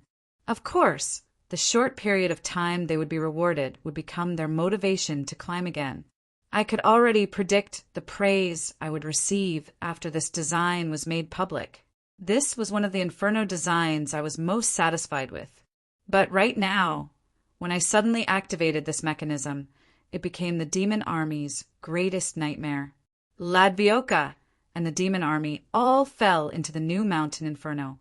They were burned, frozen, stabbed to death, and all sorts of other punishments were inflicted upon them. Of course, the most common punishment was a loud smack as they were directly smashed into meat patties. The fortress that the demon army had just dug out became completely meaningless. The part that had been corroded by the dimensional descent was completely replaced by the most complete part. The density of Hades' mist instantly increased by several times. Of course, the prerequisite was that the demon army didn't fall to their deaths. Only then would they be able to complain about the suddenly worsening battlefield conditions. Ladvioka's sudden change in direction caused the terrifyingly heavy Ladvioka to instantly transform into a meteor. By the time he dizzily crawled out of a collapsed volcano, he discovered that his entire army had been destroyed. Apart from the lucky ones who had wings, the great majority of demons and otherworld creatures had either transformed into the undead or were about to become the undead that would devour their masters. When the bone giant stood up again, the only enemy that could be considered a threat was the dark green demon. Roland, you tricked me. As for the unfortunate main god who had just crawled out of a volcano and jumped too high in excitement, only to be directly smashed into another volcano, we could pretend that we didn't see him. Chapter 466. The more primitive a battle was, the more violent and simple it would be. Battles for the sake of survival and revenge would often be bloody and cruel. The battles between savages and wild beasts in the forest would often be simple and direct. The primitive rules of revenge would result in cruel tribal warfare, with no innocent survivors. But in a certain dimension's modern warfare actually had rules and unwritten rules, such as normal warfare. No large-scale destructive weapons, restricted flight zones, international conventions so that civilians won't be accidentally injured. Don't joke around. Isn't war supposed to be a battle to the death? Why would anyone worry about killing too slowly? If they really cared about civilians, they would have given up on the benefits that war can bring. It would have been better not to fight at all. They're just worried about going overboard and bringing trouble upon themselves. Adding all sorts of restrictions and rules to modern warfare wasn't because humans had finally become civilized and friendly. It was simply because both sides had apocalyptic weapons capable of destroying each other. Destruction and Armageddon became far too easy.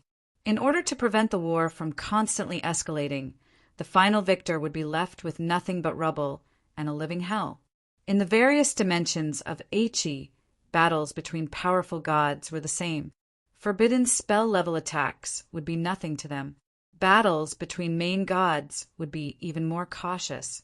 They would carefully test each other, accumulate advantages, and carefully erase the other's advantages. Only at the very last moment would one use their trump card, because that would mean that the other side would also go all out. The final result would be impossible to predict, but casually slaughtering the other side's believers and destroying the environment would be the most likely result of both sides losing. If Ladvioka hadn't gone insane, I wouldn't have needed to use Envy's incomplete final form. At first, I didn't intend to force a main god to their limits, because that would be incredibly dangerous. However, there were no ifs on the battlefield. Since the situation had already reached this point, no matter what the final result was, both sides could only accept it. The gigantic bone giant didn't hide his killing intent at all. Ladvioka had been forced into a corner. Everything seemed to be about to be revealed, but I didn't dare to be careless. Even though Carwins had just fallen into the volcano, that didn't mean much to Carwins. Carwins instantly reappeared and directly started cooking his fish soup again. Let's not talk about how this fish soup came to be. Carwins was clearly not willing to help either side, but I doubted that he would care about any brotherly ties. Perhaps he was hoping to see Ladvioka directly die. Ladvioka glared angrily at Cavendish, but didn't say anything. In demons' dictionaries, friends who help each other was the equivalent of naive and gullible idiots. It would be unbelievably friendly of them to not kick you into the abyss when you were in trouble. It would seem that ignoring Cavendish was the best option right now, but I still unhesitatingly I ordered my pale white queen to attack. Ladvioka of miracles! As I expected, the Cavendish that was pierced through was only a mirage. Ladvioka's true body had vanished without a trace. I had previously been wondering why he had taken so long to crawl out of the underground rock. It would seem that he had already begun to move on his own. Yep, I definitely wasn't wondering why this single-celled Ladvioka would suddenly stop, nor was it some mysterious connection between brothers. Could it be that the dimensional door just now allowed him to learn the secret of moving between the infernos? Damn it, no matter where he is, find him. I didn't believe that any ordinary main god would be able to learn the secrets of the Hades so easily. However, I could sense that Cavendish wasn't currently in the mountain infernos. When I considered the fact that Cavendish and the existences that could hide in his body, I felt an ominous feeling that made it impossible for me to ignore this possibility. A freely moving main god would obviously be a threat. I sent out my incarnations to search for Ladvioka, while also focusing on Ladvioka. After all, Envy could disintegrate at any moment. If I could kill off a main god first to establish my dominance, it would likely greatly increase our chances of victory. He probably doesn't have any subordinates left. Since Ladvioka was born as an inferno demon, let me recall what other inferno demons are skilled at. Beheading sword, Inferno Demon Whip, Meteor Shower, powerful melee attacks, self-immolation. Damn it, isn't this just self-destruction? Ladvioka actually has something as insane as self-destruction? A main god self-destruction? If he really self-destructs, will this inferno? No, will the entire Hades be able to survive? My incarnation suddenly sent me a message that forced me to give up on trying to guess at Ladvioka's trump card. Due to an unexpected matter, I didn't have much time left. Omar, how much longer do you intend to pretend to be asleep for? It's morning. Wake up and have fun. While Roland was using his trump card in an attempt to kill the Lord of Putrefaction, the situation in the other infernos seemed to be silently changing. Against the icy chaos war god Donades, the angry demon hound kept growing larger and larger as he died. However, even though Donades' energy level was now 100 times greater than before, the result of the battle still hadn't changed at all. At most, Donades would be instantly killed to be able to last a few rounds. At this moment, Donades wasn't having an easy time either. His opponent's strength was only one factor. More importantly, reinforcements suddenly joined the battle. Now that it was 2 against 1, the entire battle situation was reversed. Donades' trident had a mystical power that transformed into meteors that constantly attacked Donades' vitals. Donades' demon claws were capable of easily tearing through mountains, yet they were capable of directly clashing against the Chaos War God's heavy sword. Donades also had a powerful body and the power of the Hades. Although Donades was slightly inferior to the Chaos War God in pure melee combat, he was actually superior in pure physical strength. Donades was at a major disadvantage. The fourth of the 4 halls of Hades was the Hall of Hell, Hall of Law Enforcement. This was the headquarters of the nobles that served as the Hell's prison guards. The head of the Hall of Law Enforcement was the currently sleeping little Thais. Ghost General Martian was the first devil of the Hades. Although he hadn't reached the level of a main god yet, he had been a warrior from the same generation as Ale.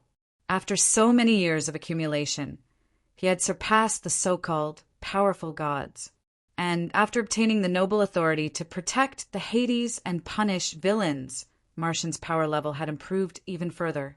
Although Martian wasn't a main god, he was still an immemorial devil. As the guardian species of the Hades, demons were unable to leave this world. Not only that, but they also had the same undying nature as the dead. This was something that even Venadas feared, an undying opponent who was about as strong as he was. Unlike the inexperienced Bastion, devils and demons were mortal enemies. This wasn't Martian's first time fighting against Venadas. Even though there was a certain difference in power level, Martian's undying nature was more than enough to make up for this difference. If Martian exchanged blows with Venadas, the one who would die in the end would definitely be Venadas. Martian's leader, Camillus, was still in a deep sleep. He was also in order to complete his transformation into a devil. As long as he completed his transformation, not to mention all the other benefits, just the undying nature of the devils in the Hades would be a main god's undying nature. But if Camillus truly succeeded in his transformation, it was likely that the entire situation on the battlefield would be reversed. This wasn't some idiotic manga. Villains who obtained an undying body would mysteriously have their intelligence greatly reduced, and they would be unknowingly sealed away by the main character. When the original Devil Lord, the current leader of the devils in the Hades, awakened, an undying and sly main god would become the greatest calamity for the invaders. All we need to do is stall for time, protect the Inferno and the 4 pillars, and we'll be the victors. This was also the main reason why Roland had set the goal of stalling for time for so many battles. As time passed, the Hades would become even more complete, and the gods of the Hades would also become even more powerful. At that time, it would naturally be time for them to counterattack. If it wasn't for the fact that the Lord of Putrefaction had gone overboard, Roland wouldn't have needed to use his trump card. But it was precisely because main gods were so powerful that even though Roland had given him all the resources for the transformation process, the transformation process was still incredibly slow. Martian, who had originally been Barty's guard, came out to help when he saw that Barty still didn't show any signs of waking up. Even Venadas found it difficult to deal with two powerful individuals with undying bodies. It was likely that he would have to use his trump card if this situation continued. Meanwhile, the negotiation table between Harlois and the God of Wisdom was obviously different from the current battlefield. Not only was the atmosphere wonderful, the two of them had just finished shaking hands and signed a contract that was 500 pages long. They were actually using the ability to speed up time to negotiate the details of the contract as well as to bargain with each other. Meanwhile, in Gluttony's Inferno, two gigantic beasts were currently tearing at each other. Both of their mouths were on each other's bodies. They were devouring each other, but they were also being devoured by each other. Magic and supernatural abilities had been forgotten. Pure desire to eat dominated everything. But this just happened to be in accordance with the basic natural laws of this plane. Endless life force caused both sides' physical bodies to be damaged and regenerate. Both sides tried to open their mouths wider than the other, and also tried to have more mouths than the other. Countless pairs of eyes could only see each other. It would seem that neither of these two beasts had any intention of leaving the Inferno until they completely devoured each other. Meanwhile, in a certain corner of Inferno, the Queen of Temptations Ilmigia sighed as she watched this battle that made people feel helpless as they devoured each other and tore at each other's throats. She decided to go to a slightly more civilized battlefield that had a slightly more aesthetic sense of war. Suddenly, a young and hurried voice spoke in her ear. She immediately recalled the young man who had now become the master of the Hades. However, his voice now contained a rare hint of panic and urgency. Ilmigia, go to the pillar of ice and stop that person. Chapter 467. The entire 7 hells of the Hades were now embroiled in the flames of war. The chaotic situation made it impossible for anyone to predict what would happen next. How did he know? When my clone informed me that Cavendish was actually in front of the pillar of ice, after a short moment of astonishment, I then felt that this was inconceivable.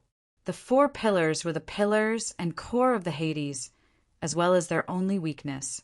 The reason why our undead and undead armies were able to maintain a stalemate on the battlefield against the main gods was mainly due to the support of the Hades' natural laws. Their simple and violent undying forms gave us the confidence to attack again and again.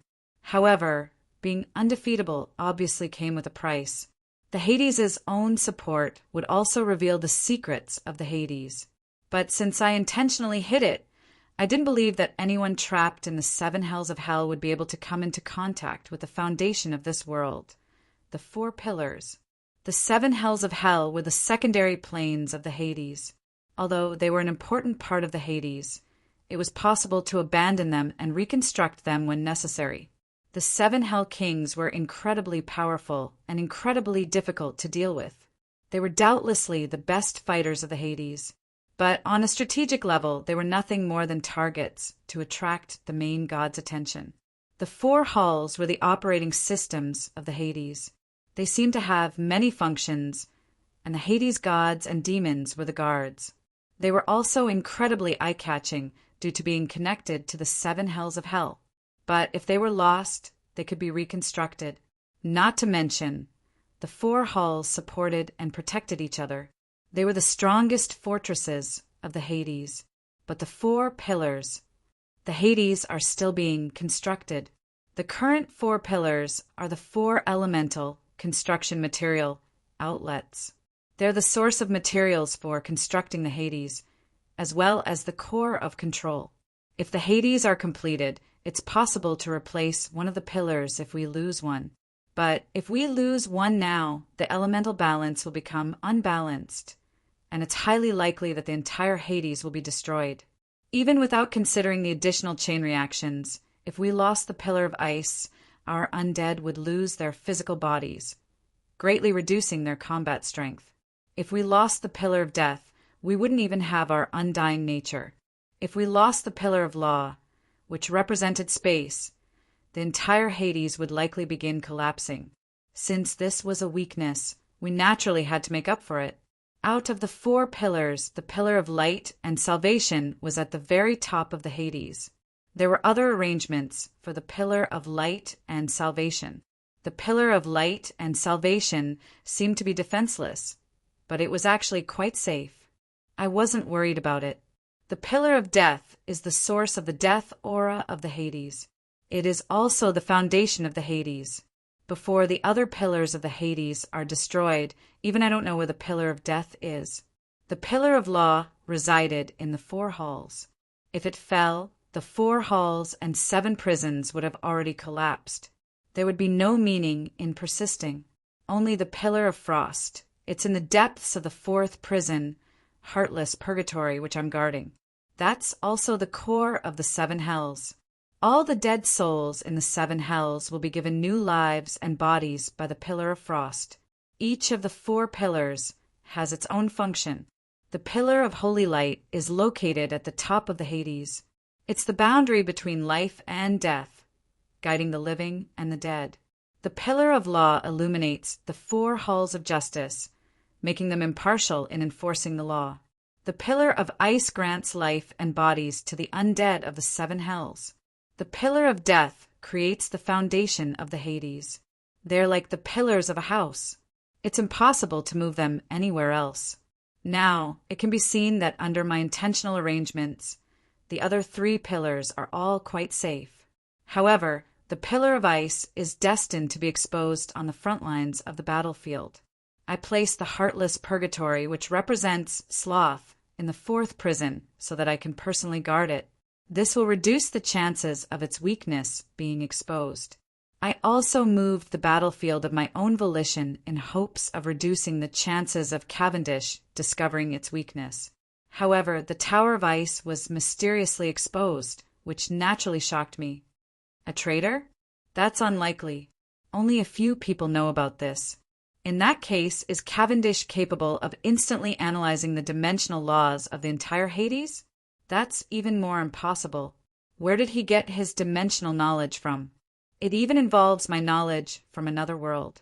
How could he possibly know about it? Those who like to scheme and scheme all had a bad habit of overthinking things when their plans went awry. And on the battlefield, overthinking would not only lead to doubts about one's comrades, but also lead to conflicts. Overthinking would also weaken one's combat strength. Forget it. There's no time for me to worry about such things. Ilmigia, go to the pillar of ice. Stop that person. Apart from the Hades gods and demon lords who were currently in hibernation and transforming, as well as the high-level combat strength that had yet to act, it seemed that the only person free right now was the queen of all lustful demons, Ilmigia, the queen of temptations. As the ruler of the Hades, I was the only one who had the right to freely teleport within the Hades. With a snap of my fingers, a dimensional door appeared in front of Ilmigia. As long as she entered the dimensional door, she would definitely be able to catch up to Cavendish. However, I didn't have any hopes that she would actually be able to stop Cavendish. Perhaps the Hades had already finished transforming most of her aura into that of a devil lord. Unfortunately, she still hadn't finished transforming into a demon yet. If she died in battle right now, she would likely be forced to become an undead. Devils had weak bloodlines to begin with. For devils, it was only natural that their power level would be reduced if they were forced to change their body and elemental attributes at the last moment. I didn't have any hopes at all that Ilmigia would be able to stop the devils for long. After all, this devil lord was famous for her ability to play both sides and double-cross. You can't rely on others. Hurry up and finish off the opponent before you. Omar, how much longer do you intend to sleep for? My angry roar echoed in the skies above the mountain of putrefaction. The ice tower's danger was now on the countdown. At this moment, I was absolutely determined to kill the Lord of Putrefaction. I was also mentally prepared to pay the price of having the entire mountain of putrefaction destroyed. I had no time to waste on him any longer. Love and peace. That's my creed. What responded to me was a deep male voice and disgustingly oily muscles. Stretching his biceps forward in the Hercules pose and exposing his chest muscles to the side, each of his bodybuilding movements became even more perfect. After receiving the bonus from Hell King's evolution, Omar's changes could be said to be the greatest, but also the smallest. He had grown much taller, and his appearance had become much more handsome and elegant. He even wore a pair of gold-rimmed glasses, and he now had the scholarly aura of a literary girl. But the only things that hadn't changed were his exaggerated muscles and his abnormal sense of beauty when he only wore underwear. Just looking at Omar's abnormal body-twisting calisthenics made me feel incredibly annoyed. I felt like I was going to go crazy. I had always felt that the unlucky ones who were sent to this hell were the unluckiest. After all, they had to receive double punishments. And seeing such a Hell King was probably far crueler than the hell itself. My stomach cramped up as I watched the King of Hades suddenly jump out of the mountain and sing about love and peace. I had to take 2 deep breaths to calm myself down. Only now did I learn that even the Lord of Hades had the ability to vomit. How is this possible? Ladvioka was quite astonished. Although his dimensional combination sealing curse couldn't compare to the 4 elemental seals, it was on the same level. Omar's seal clearly hadn't been broken, so how had he come out? Kill him. Of course, I wouldn't tell him the answer. Ladvioka no longer had any subordinates, so this was a perfect opportunity to understand Omar while he was at his weakest. Killing him would be ineffective, and sealing him would be ineffective. I might as well make him hesitate in his confusion. Ha! Foolish mortals! This is my father's ingenious plan.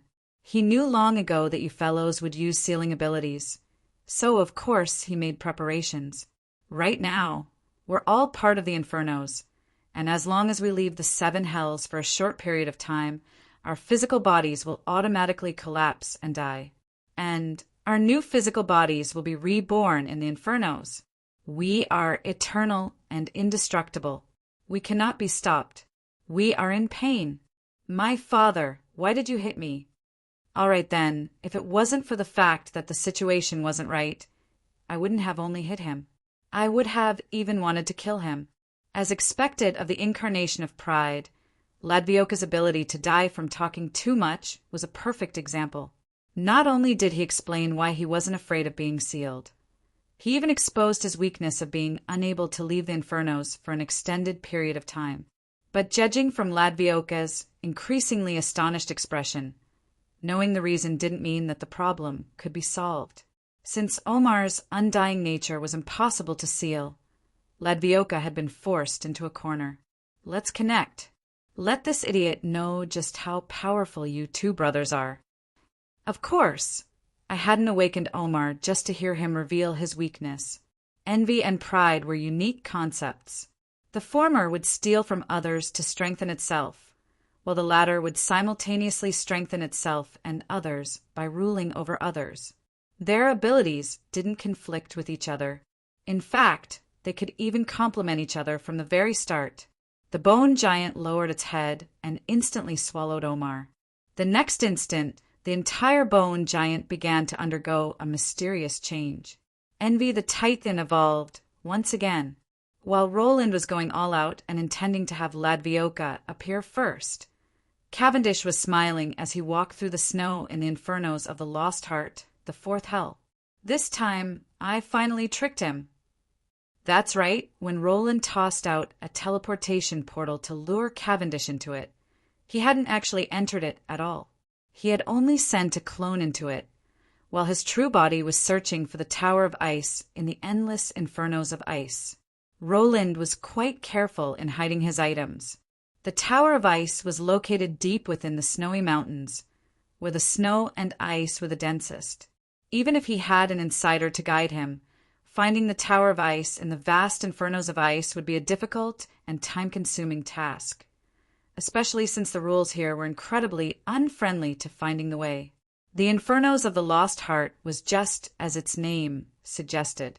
It was a place where sinners who were too cold lazy, unfilial, and neglected their loved ones would be punished. Roland's punishment for the sinners here was incredibly cruel. They would have to search for their own hearts in confusion. You people don't know how to love others, nor do you accept others' love. In that case, what's the point of keeping your memories and hearts? The entire Infernos of Ice was covered in snowy plains, snowy mountains, and hills. However, all the environments and sceneries were similar. No matter where you looked, it was all snow white. This was a natural labyrinth, and the sinners' hearts were cut into countless pieces. The demons randomly threw them somewhere, and the souls that lost their hearts would continuously lose their memories. Before they completely forgot who they were, they had to find the pieces of their hearts in order to recover a portion of their past memories. As for whether or not anyone could find all of them, probably not. This didn't seem like a cruel punishment, but in the future it would be named as the cruelest punishment in the 7 Infernos. Let's not talk about its sinister and cruel intentions for now. After all, that wasn't the main point right now.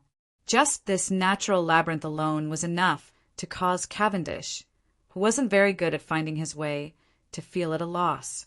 And before he could go berserk from the unchanging snowy scenery, Cavendish finally met the first person who took the initiative to greet him. The tall and slender queen of lust smiled and waved her hand.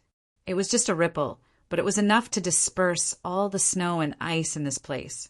I've finally met someone. Beautiful lady, could you take me to the Tower of Ice? As a bystander, Roland's clone felt that Cavendish's smile was quite foolish.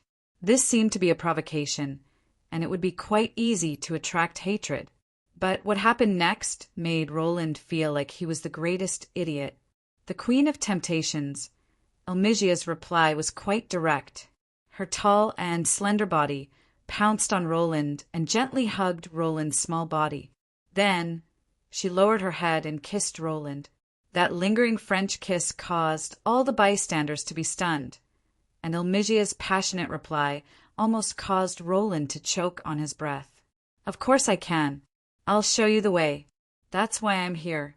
My prince, my closest lover, my most adorable lover. Chapter 468. Boss Ale, you tricked me. Of course, I wouldn't doubt Ale at all. He had already sacrificed everything for the sake of this plan. But now, I already knew who had leaked the secret of the Hades. Elmigia, you actually dared to betray me? I was filled with regret, but there was no medicine for regret. Perhaps I had trusted Ael's abilities too much, but I never expected that Ael would make such a mistake one day. The Devil Lords weren't actually united, and there was actually a traitor among Ael's old companions. After all, even without Ael's guarantee, the other Devil Lords had already shown their sincerity. Of the 4 most ancient Devil Lords, 3 had already used their actions to prove their sincerity. 2 of the Devil Lords had already transformed into demons of the Hades, becoming the guardians of the new cycle of reincarnation and Hades. This meant that they would forever be bound to the Hades in the future, making it impossible for them to betray me. The Lord of Despair, who was still active in the outside world, had used Lady Storm as a sign of his loyalty. This was also the equivalent of having a falling out with the Chaos faction. Ael had also given him a series of major missions in the world of Aichi. It was evident that Ael was trustworthy. The 3 Devil Lords' sincerity and Ael's trust in me made me overlook that something was wrong with the last Devil Lord. Just now, I had thought that the current Hades aura wasn't enough to complete Elmigia's transformation. I never expected that the truth was that Elmigia was intentionally delaying the transformation. In that case, Elmigia's stance was suspicious from the very start. But looking at it from a different angle, it was impossible for Elmigia to be a loyal supporter of the Chaos faction. After all, as long as she leaked our grand plan to the will of the Chaos Abyss, it would have been impossible for our plan to succeed. From the moment that Elmigia knew about our plan but didn't report it, she had already betrayed the Chaos faction. Benefits? Faction? Just which side is she on? Or is she on one side? Unlike the maniacal and chaotic demons, sly devils were all the best liars and schemers. The only possible reason for her to simultaneously betray Ale and the Chaos faction was a sufficiently large benefit for her. She wasn't a main god, so the benefits she could obtain would be limited. She would definitely need a powerful backer, and someone who could provide her with sufficient benefits and support would definitely be a powerful main god. As I watched the two of them kissing, I understood everything. Cavendish, how dare you trick me? Ilmigia belongs to you. Unknowingly, Cavendish, who had reverted to his normal size, popped his head out from the domineering woman's chest. First, he proudly gave my clone a thumbs up, as though he was saying, "Aren't you envious, you old bachelor?" Then, the thumb turned into a middle finger, and the clone instantly exploded. My vision returned to pitch black. I was tricked by a single cell. I was actually deceived by this pighead. His mind was already filled with anger, but his heart was calmer. Looking at Cavendish's proud and boastful appearance, it was obvious that all of this was planned by this guy. What does he intend to do? Isn't he on Cynthia's side? What can he possibly gain from betraying her? Ilmigia knew about Ilmigia's betrayal and didn't report it to the will of the Chaos Abyss. Of course, Cavendish knew about Ilmigia's betrayal and didn't report it to the will of the Chaos Abyss. I didn't even dare to look at the Chaos Abyss prince betraying the will of the Chaos Abyss. There was far too much information and possibilities in my mind, making it difficult for me to grasp them all. However, there was one thing that was quite clear. No matter what he does, we absolutely can't let him succeed. It was now meaningless to send another clone. It would be impossible not to use a sufficient amount of power against a devil lord and a demon main god. And right now, the Lord of Putrefaction was still bothering me, so he actually lost enough strategic value and wasn't that important anymore. Omar used chain mode. We don't have much time. Let's overload and stomp this scared insect to death. Indeed, in my eyes, the current Ladvioka was nothing at all. Perhaps he still had the power level of a main god, but he was no longer the valiant and decisive general he had been on the battlefield. The immemorial Inferno demon, who had been so powerful in the Holy War, had lost his ambition to return to the battlefield and was now focusing on raising his own army. This was the equivalent of denying everything in the past and starting all over again. Perhaps Ladvioka believed that this would allow him to have his own army's combat strength, while also making up for his lack of personal power as a commander. But for me, this was the equivalent of splitting his energy in half, with half of it being something completely unrelated to his natural talents. Perhaps he had enough power and time to obtain benefits, but if he walked a path that conflicted with his own natural talents and personality, he would definitely end up spending twice the effort for half the result. It would be meaningless to judge another person's path. The elves who were used to cultivating both magic and martial arts would still be able to easily defeat ordinary human warriors and mages with their natural talents and lifespans. But now, Ladvioka was no longer connected to the multiple dimensions that he controlled, and his army was trapped by the Mountain Inferno's traps and the Hades' dimensional laws of death. Ladvioka had indeed become the weakest main god in all of the Hades, a breakthrough point for us. No matter the cost, no matter the consequences, let's kill him. My order surprised Omar, but he didn't hesitate as he directly joined the bone giants. Slaughter. Break. I've never felt so strong before. The bone giants with Marsalit as the core were only capable of maintaining the most basic of combat ideals. But when Marsalit poured all of his power into creating his organs, Omar took over his thoughts. An entire bone giant was reborn. Omar was the emperor of the undead to begin with. All the undead connected to him would become a part of him. His calculation abilities were also far superior to Marsalit's.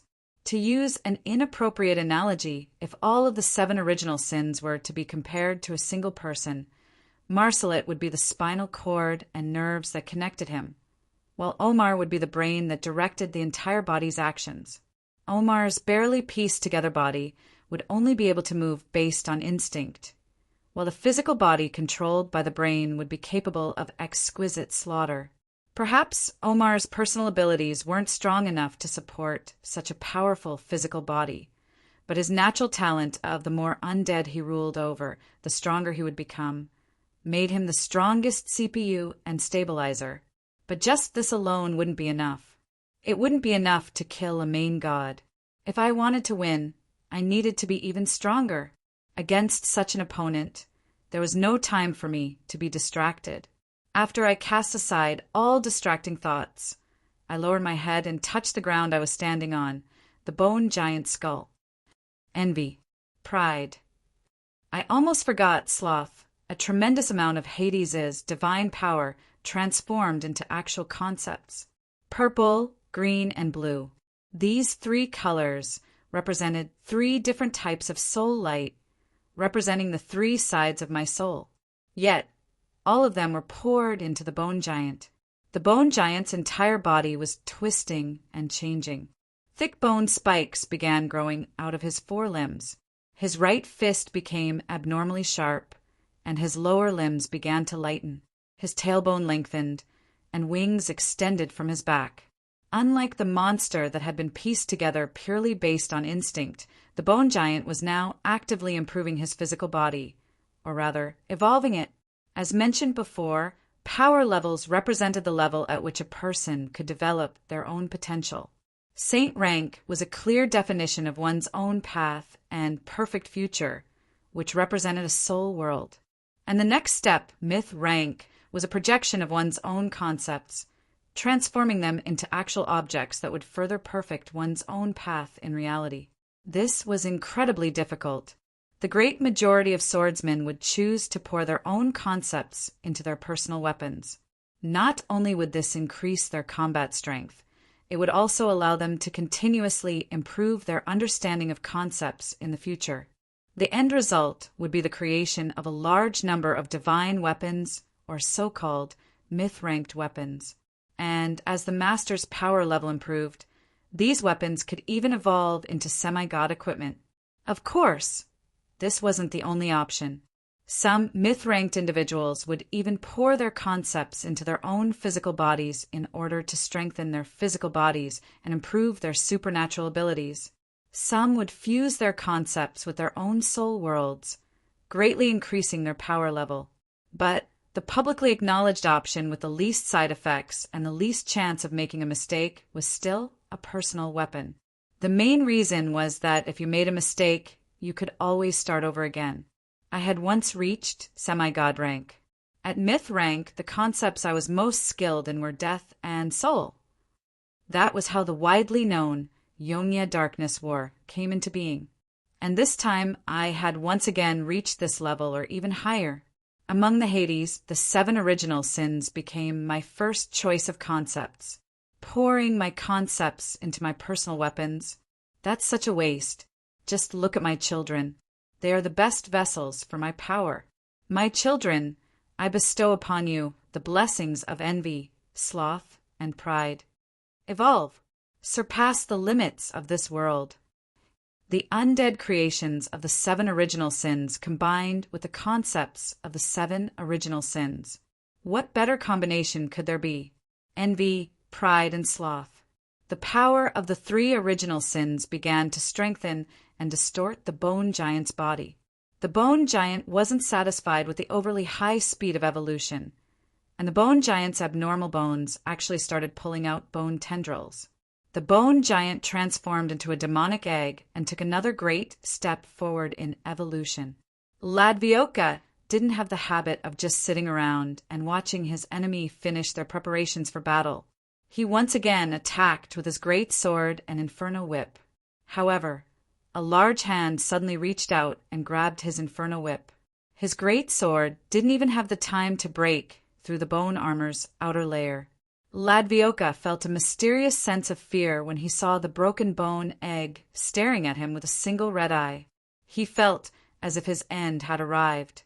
With a whip, a fling, and a smack, the gigantic Ladvioka was flung to the ground like a clumsy hen before he could even let go of the Inferno Demon Whip.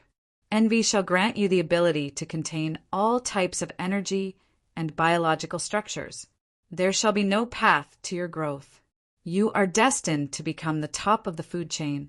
You shall toss the so-called theory of evolution into the trash.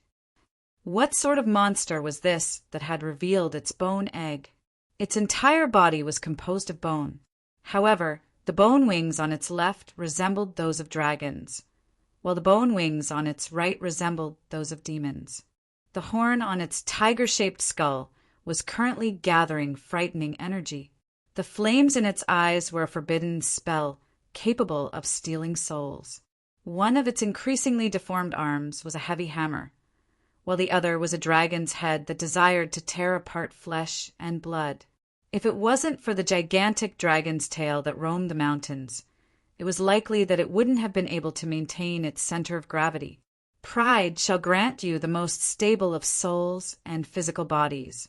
You are the amalgamation of countless souls and physical bodies. Only the will of the highest level will be able to unite all those countless souls, allowing a monster like you that can't possibly exist to act under a single will.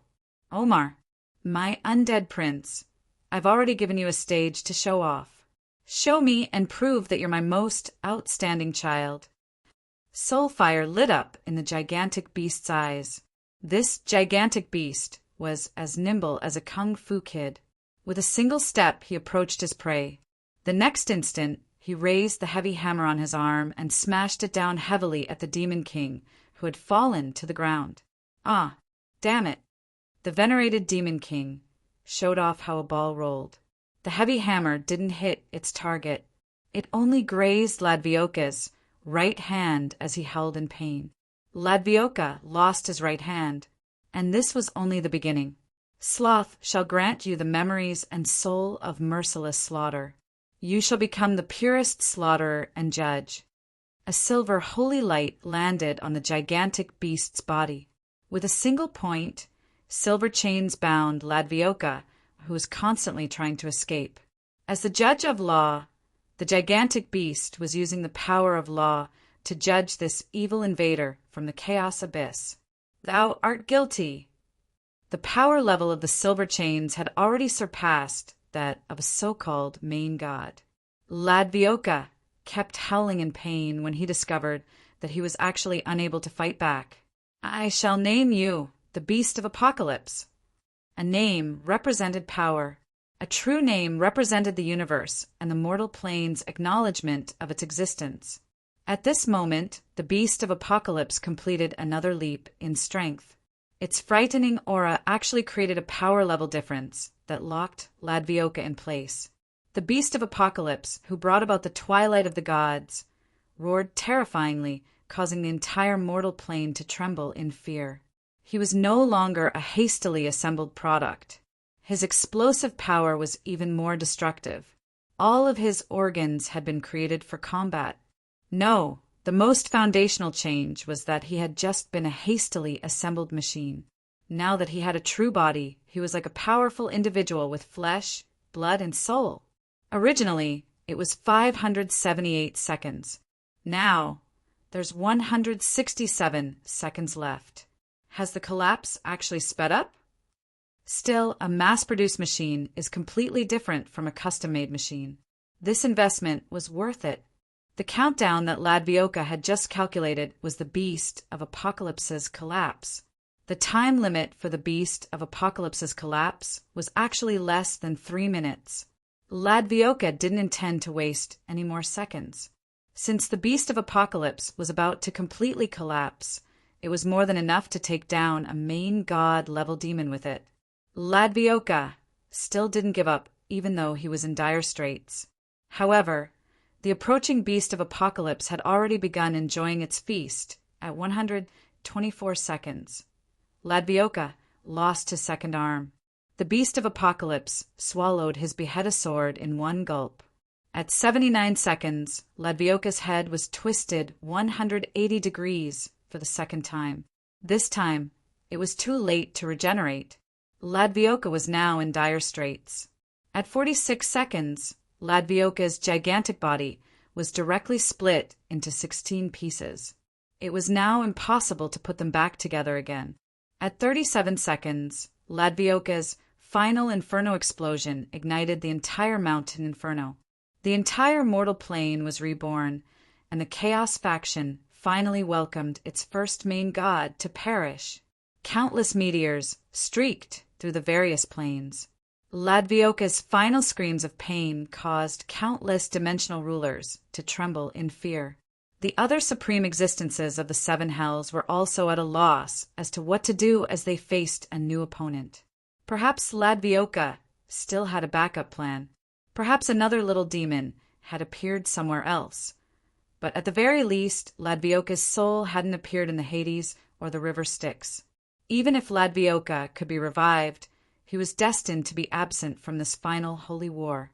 Meanwhile, in the Hell of the Heartless, Cavendish was laughing and flirting with a female demon as he headed straight for the Tower of Ice.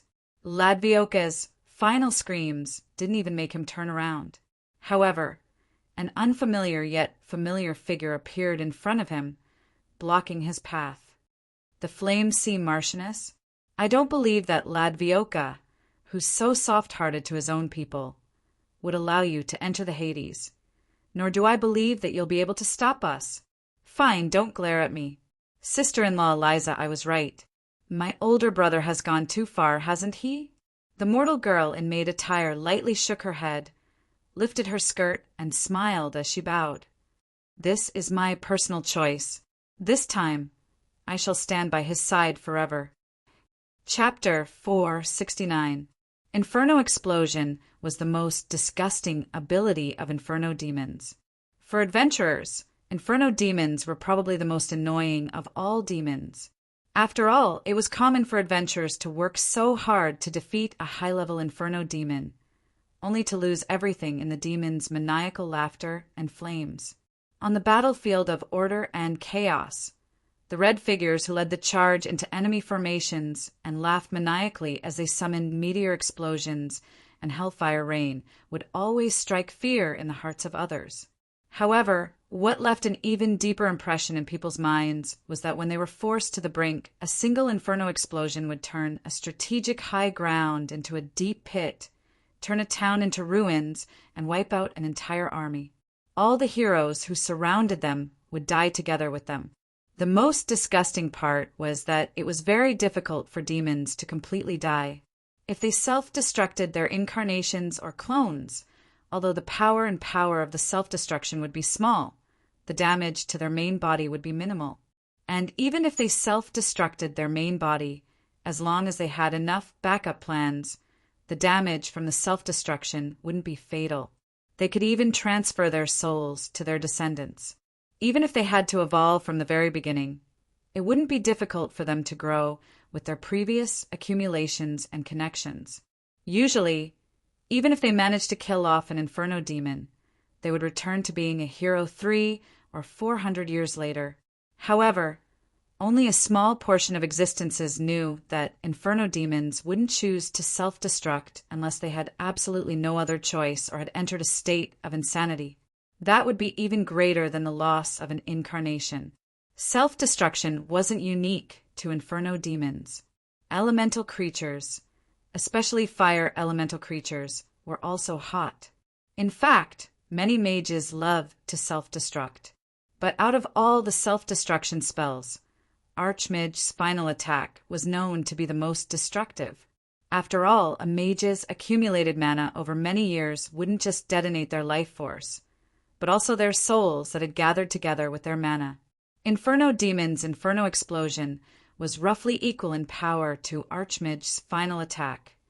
This was because Inferno Demons didn't only detonate their own life force, but also a mixture of fire element mana and chaos essence. This meant that even if Inferno Demons self-destructed their clones, they would definitely lose a portion of their chaos essence and lose power levels. The essence of the abyss was necessary for a demon to evolve. It was the best reward that the will of chaos gave to a demon. It was the purest form of chaos origin energy, as well as the source of energy for a demon that was equivalent to a true god's divine power. Losing the essence of the abyss was the same as wasting years of hard work and having to start all over again. In the mortal plane, if a god or god envoy's clone was killed, the loss would usually be negligible. The lost power could be recovered with time. However, if a high-level demon lost a power level, his subordinates and enemies would never miss such a good opportunity. That was why many Inferno demons would rather lose their clones than choose to self-destruct. Only in a factional battlefield, like the Holy War, would it be possible to see Inferno demons self-destruct on a large scale. Inferno demons would be a powerful weapon to break the strategic balance. The will of the Chaos Abyss would control the Inferno demons, and the Inferno demons wouldn't have any choice at all. It was only natural that they would be drained of all their remaining value. Perhaps even an army's destructive self-destruction wouldn't be as frightening as Ladvioka's self-destruction. Ladvioka was an elder demon main god who had experienced at least 2 holy wars. The mana and essence of the Chaos Abyss that he had accumulated was incalculable. If he exploded all of this in an instant, any so-called forbidden spell would be nothing more than a tiny spark in front of him. If I had a choice, I wouldn't want to force an Inferno demon to the brink either, but the situation back then, with the collapsing apocalyptic beasts and the Inferno demons fighting to the death, it was impossible for Roland to hold back. Holding back would be the same as committing suicide. Ladvioka, the oldest Inferno demon king, unhesitatingly chose the fiercest counterattack. At that moment, when the entire Mountain Inferno exploded and Roland and the other 2 original sins entered the revival phase, the entire Hades trembled from that frightening explosion.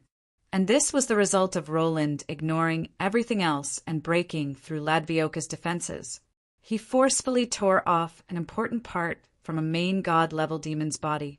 If Ladvioka had successfully self-destructed, it would have been too late. That's half of the oldest Inferno demon's heart. And for demons, the heart is a special part. When Roland desperately tore off that half of the Lord of Putrefaction's heart, he hadn't done it to reduce the power of the Lord of Putrefaction's self-destruction. That was because the Lord of Putrefaction's self-destruction would definitely send him back to the Pillar of Law to be revived.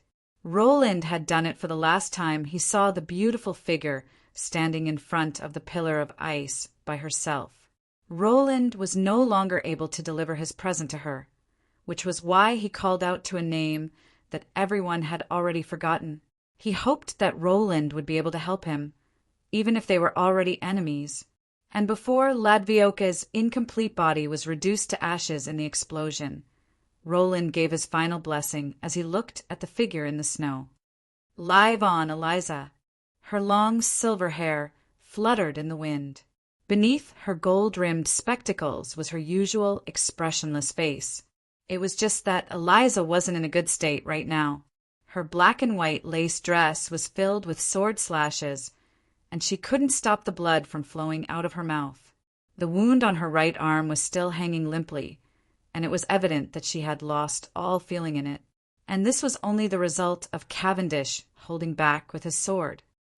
There's actually such a huge difference between us. Her vision was now hazy. Her physical injuries were only a part of it. What was injured was her very source. Demon Marchioness hadn't even been able to use her combat form before she was seriously injured by the Abyss Prince's sword attack. Even though she still had the will to fight to the end, the tremendous difference in power level made the so-called will to fight meaningless. At that moment, she even considered using an Inferno explosion. But the next instant, she discovered that Cavendish had actually sealed off even this possibility. That's right, Ladvioka wasn't the only Inferno demon in the entire Hades plane. As the Fire Sea Marchioness, Eliza had successfully evolved by absorbing the Fire Elemental God's power level. Naturally, she was an Inferno demon that was the result of combining the essence of the Chaos Abyss and Fire Element magic. But even though the current Eliza was already powerful enough, the difference between the two of them was far too great. One was a Demon Marchioness who had instantly become a Demon Marchioness, while the other was a favored child of the Chaos Abyss, an existence with the highest power level in the world. If it wasn't for the fact that Roland had gone easy on her, Eliza probably would have already died. Cavendish continued to smile as he continued forward. However, Eliza blocked his way once again. Her eyes were still cold and rational, but they represented the complete desire for battle. Sister-in-law, just obediently lie down on the ground. Don't make things difficult for me. I'm doing something important right now. Besides, if I really kill you, my older brother will probably go all out against me. Carwins awkwardly scratched his head. However, he suddenly smiled in delight, as if he had recalled something interesting. The Abyss Prince smiled as innocently as a child. He seemed to be a little shy, a little troubled, and also a little excited. Then won't I be able to see my older brother seriously taking revenge on me? Now that I think about it, I'm really looking forward to it. Don't tempt me into killing you. Cavendish slowly extended his finger with an unknown, frightening pressure. At this moment, he mysteriously became serious. This sudden thought bloomed in his chaotic mind. His powerful curiosity and anticipation drove him to take action. He actually really wanted to see what Roland would do after he killed Eliza. Perhaps the unknown itself was the most interesting thing to Roland. If you die, he'll probably go all out against me. He'll probably swing his sword at me with a belly full of hatred and regret. Perhaps just this reason alone is enough for me to kill you right now. Roland's calm words seemed to have already sentenced Eliza to death. But even so, Eliza continued to coldly look at him. She had no intention of moving out of his way at all, as if she was someone else who was about to die. My little lover, don't forget our goal. It's not a good habit to cause unnecessary trouble. However, the King of Temptations suddenly walked out and used a gentle embrace to stop Cavendish's killing intent towards Eliza. Besides, we have a new guest now. Don't let him laugh at us. The Devil Lord Carwins looked at the nearby tower of ice. There, an existence that couldn't be ignored was currently paying attention to this place. Before Carwins even finished speaking, a blue figure suddenly appeared above everyone's heads. This figure was quite large and wore an exquisite crown on his head. His upper body was as muscular as a Hercules, while his lower body was a colorful fishtail. His facial features were quite handsome, but he had a bitter expression. His blue eyes were filled with sorrow, as if he had just met the most tragic fate in the world. Even though he was clearly standing there, he seemed to exist between reality and illusion, making it difficult for anyone to grasp his exact location. The Devil Lord Carwins lowered his head and held a crimson red stone in his hand. This stone was constantly beating as if it was a living heart. That's right. This was the gift that Roland had entrusted to Carwins, the Inferno Demon's heart. Inferno demons were immune to fire damage. Hearts were the source of demons' power. Naturally, they would also be immune to the same type of damage. After that explosion that destroyed everything, this half of the Inferno Demon's heart that had been torn off was the only thing left behind from that astonishing explosion. The Devil Lord Carwins simply used his back to protect Eliza. He handed the stone, the half of the Inferno Demon's heart that Roland had torn off from the Lord of Putrefaction, to Eliza, who had a surprised expression. That person wanted me to give this to you. Originally, I didn't intend to help him. After all, even if he revived me, he forced my little mermaid to die. I still intended to settle the score with him. But seeing how stubborn you are, I feel as if I'm looking at my equally stubborn little mermaid. That's why I'm helping you, not helping that heartless bastard. When the Blue Devil Lord Carwins turned around, his sorrowful eyes seemed as if he was mourning the death of all living things in the world. The next instant, all of his fighting spirit transformed into pure killing intent. This was divine might that was as fierce as a tsunami. This was pure power that caused all living things to mourn. A main god level true god. Cavendish was rather astonished. He had no recollection of such a person. A main god that suddenly appeared would definitely be more than enough to easily break the balance of the battlefield. It was impossible to ignore such an existence from the very start. However, Elmigius sucked in a breath of cold air. This Devil Lord, who also had a long history Recognize this main god. Stone Villa. The ancient sea god Stone Villa. How could you possibly still be alive? You should have died long ago. Chapter 470. The ancient sea god Stone Villa, the husband of the water elemental goddess Alos, was rumored to have challenged the goddess of Order's authority in ancient times, and was the strongest main god back then.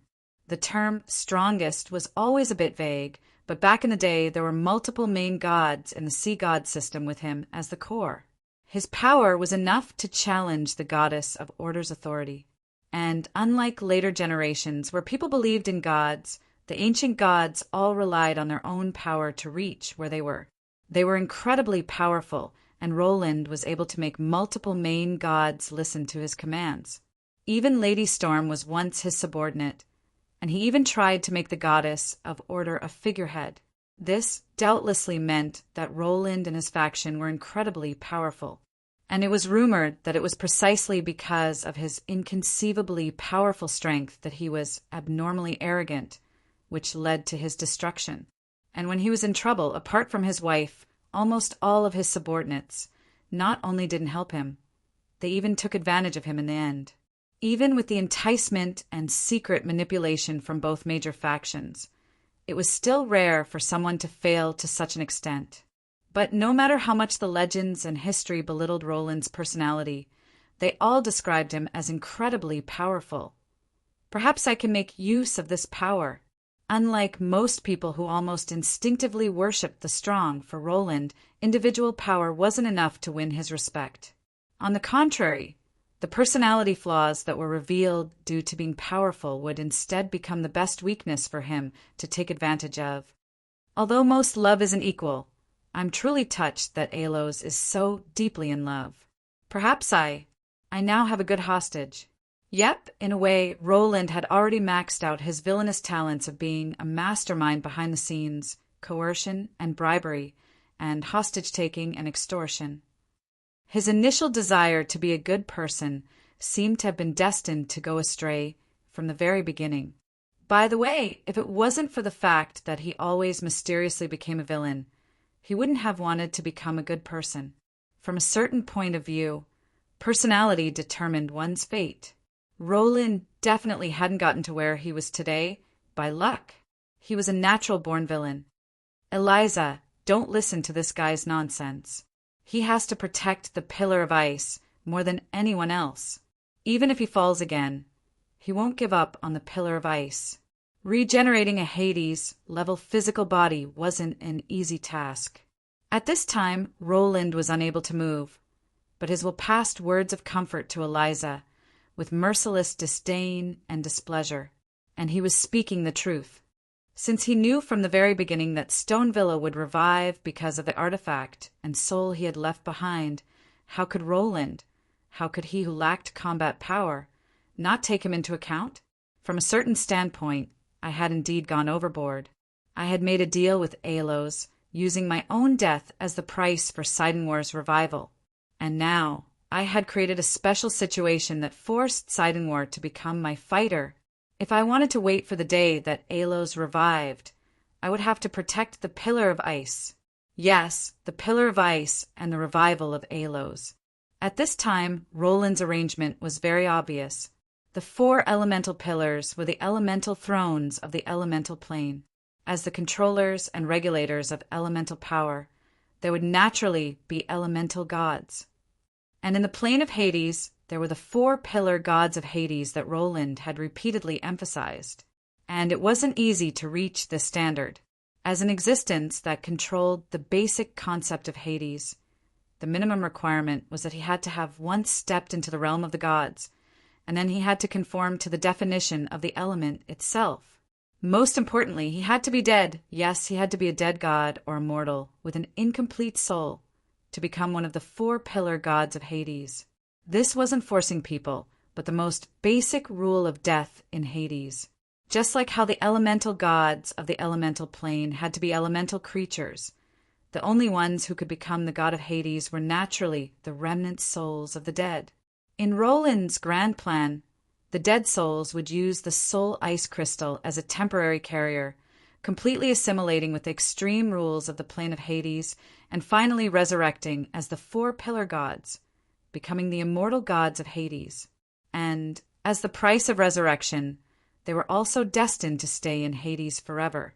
And this seemingly simple requirement was actually very difficult to achieve. There was no god of ice in this world, and the only one that was related to it was the goddess of frost, an evil god of chaos. She was the incarnation of a blizzard, and her hobby was to freeze travelers who walked alone on the snowy mountains. She was as notorious as Lady Storm, a crazy woman. All frigid Maw members with suitable attributes and power were soul creatures, and their abilities completely met the requirements.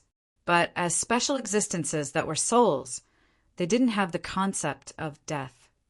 Once they were injured too much, they would naturally dissipate and return to the snowy mountains, unable to be used at all.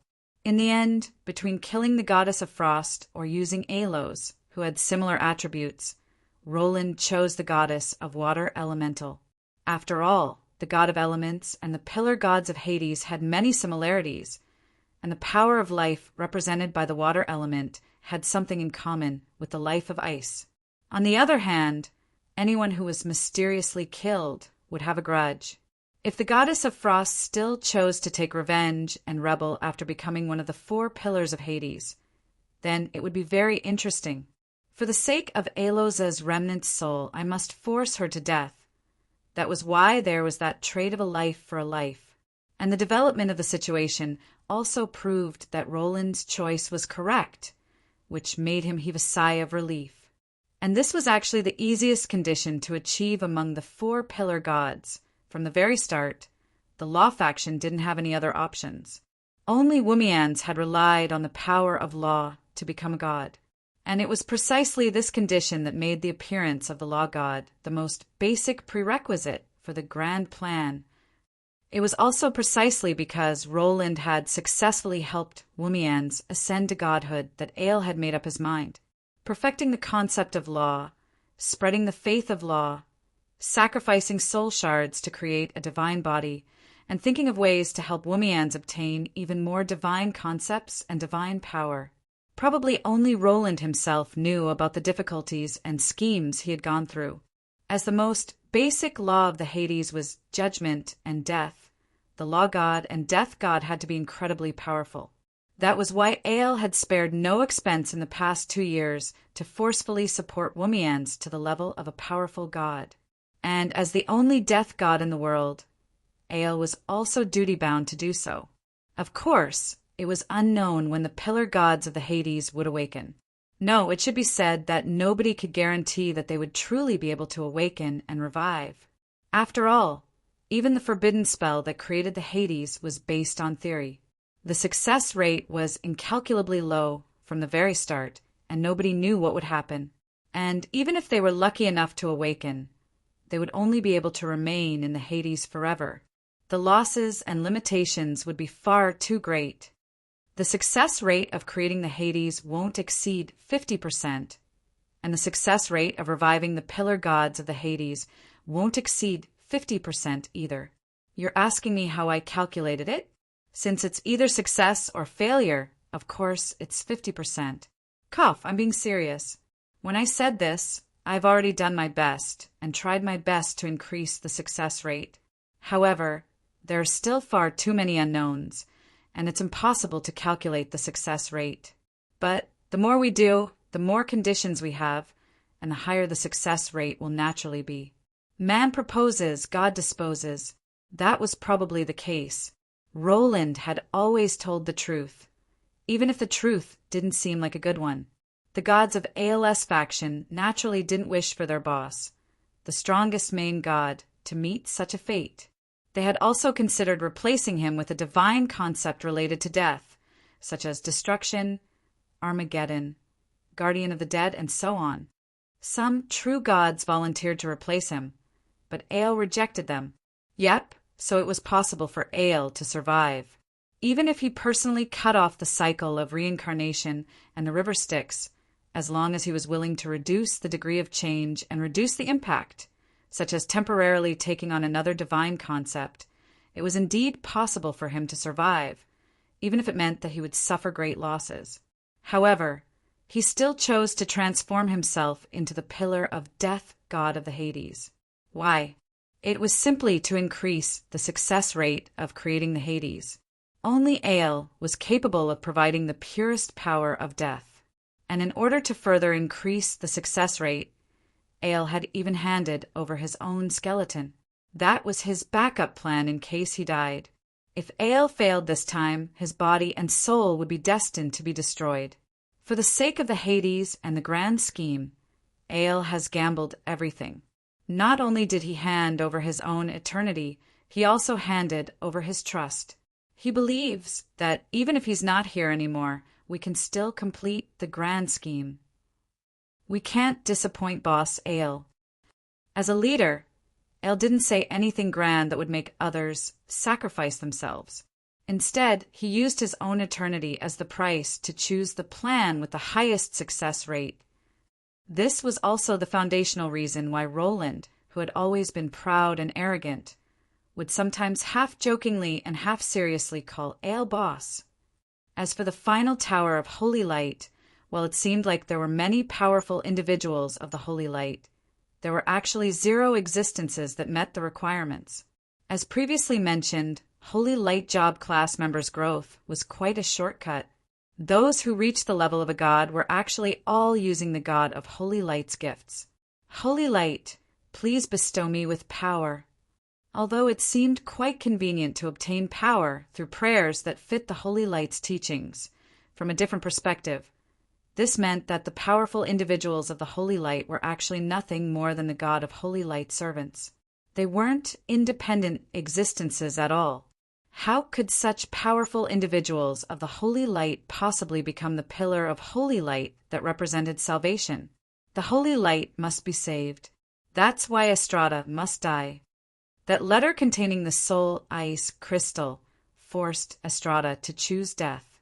However, Estrada smiled and calmly faced death when faced with the unreasonable requests of his favorite disciple.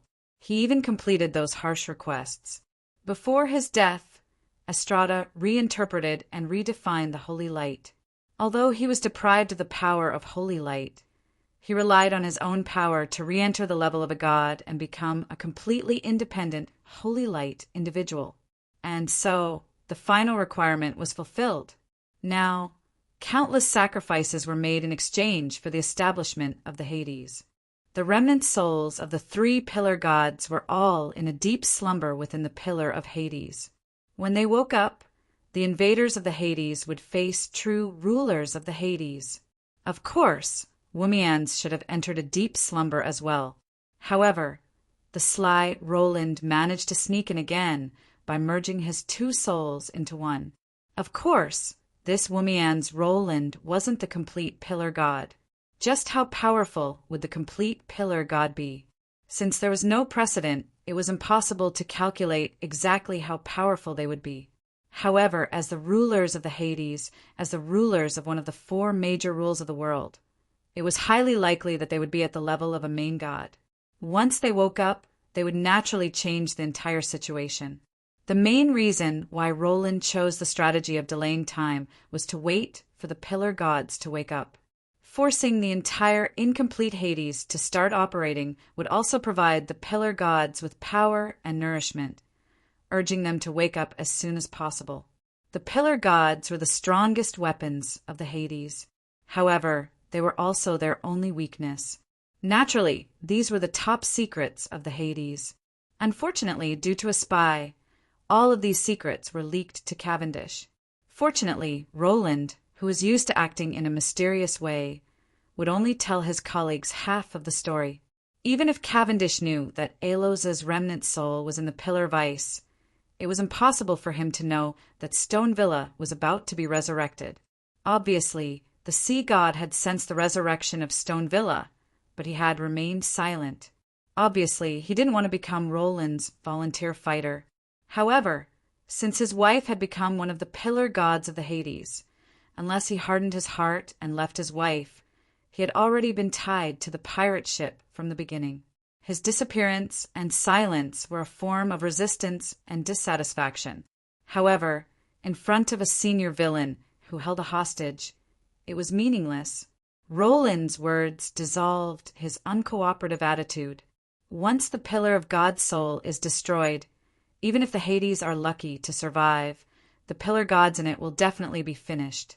We won't have another chance to use the 4 elements to create the world. When this sentence lingered in the sky above the pillar of ice, Stone Villa, who had disappeared without a trace, suddenly appeared. If Eliza dies, Alos, I don't have a girlfriend, so don't expect to have a wife.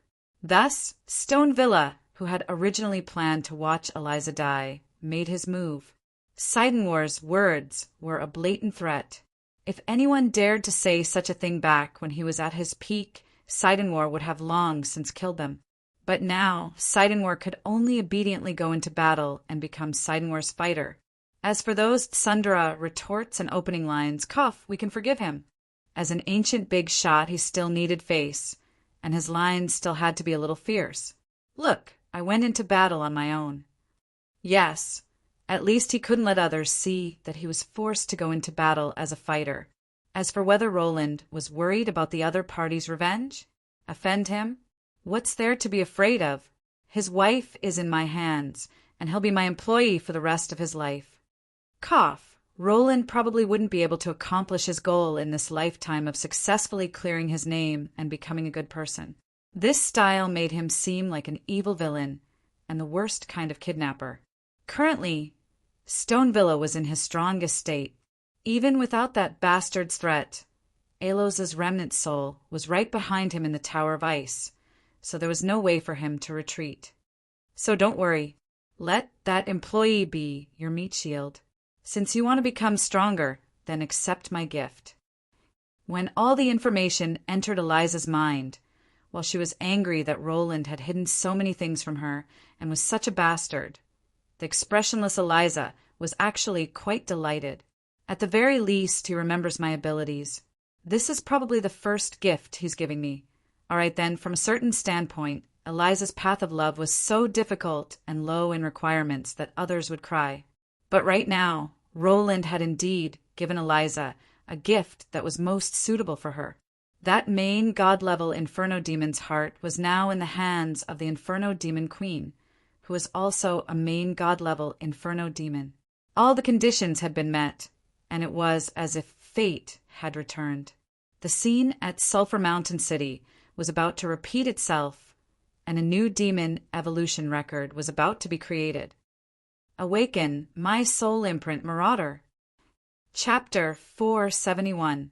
Awaken, Marauder. A commanding whisper awakened the flame. See Martianus' hidden power. The next instant, Ladvioka's marked heart began to shatter and transform into fire crystals that were directly absorbed by Eliza. Marauder was Eliza's soul imprint, as well as her stepping stone to the heavens. Elisa's soul brand was very special. In the past, the soul brand of the two beasts would always fall into a deep slumber. It didn't even have any effect on her. But at this moment, in the depths of her soul, a dragon head dripping with blood was tearing at the black beast.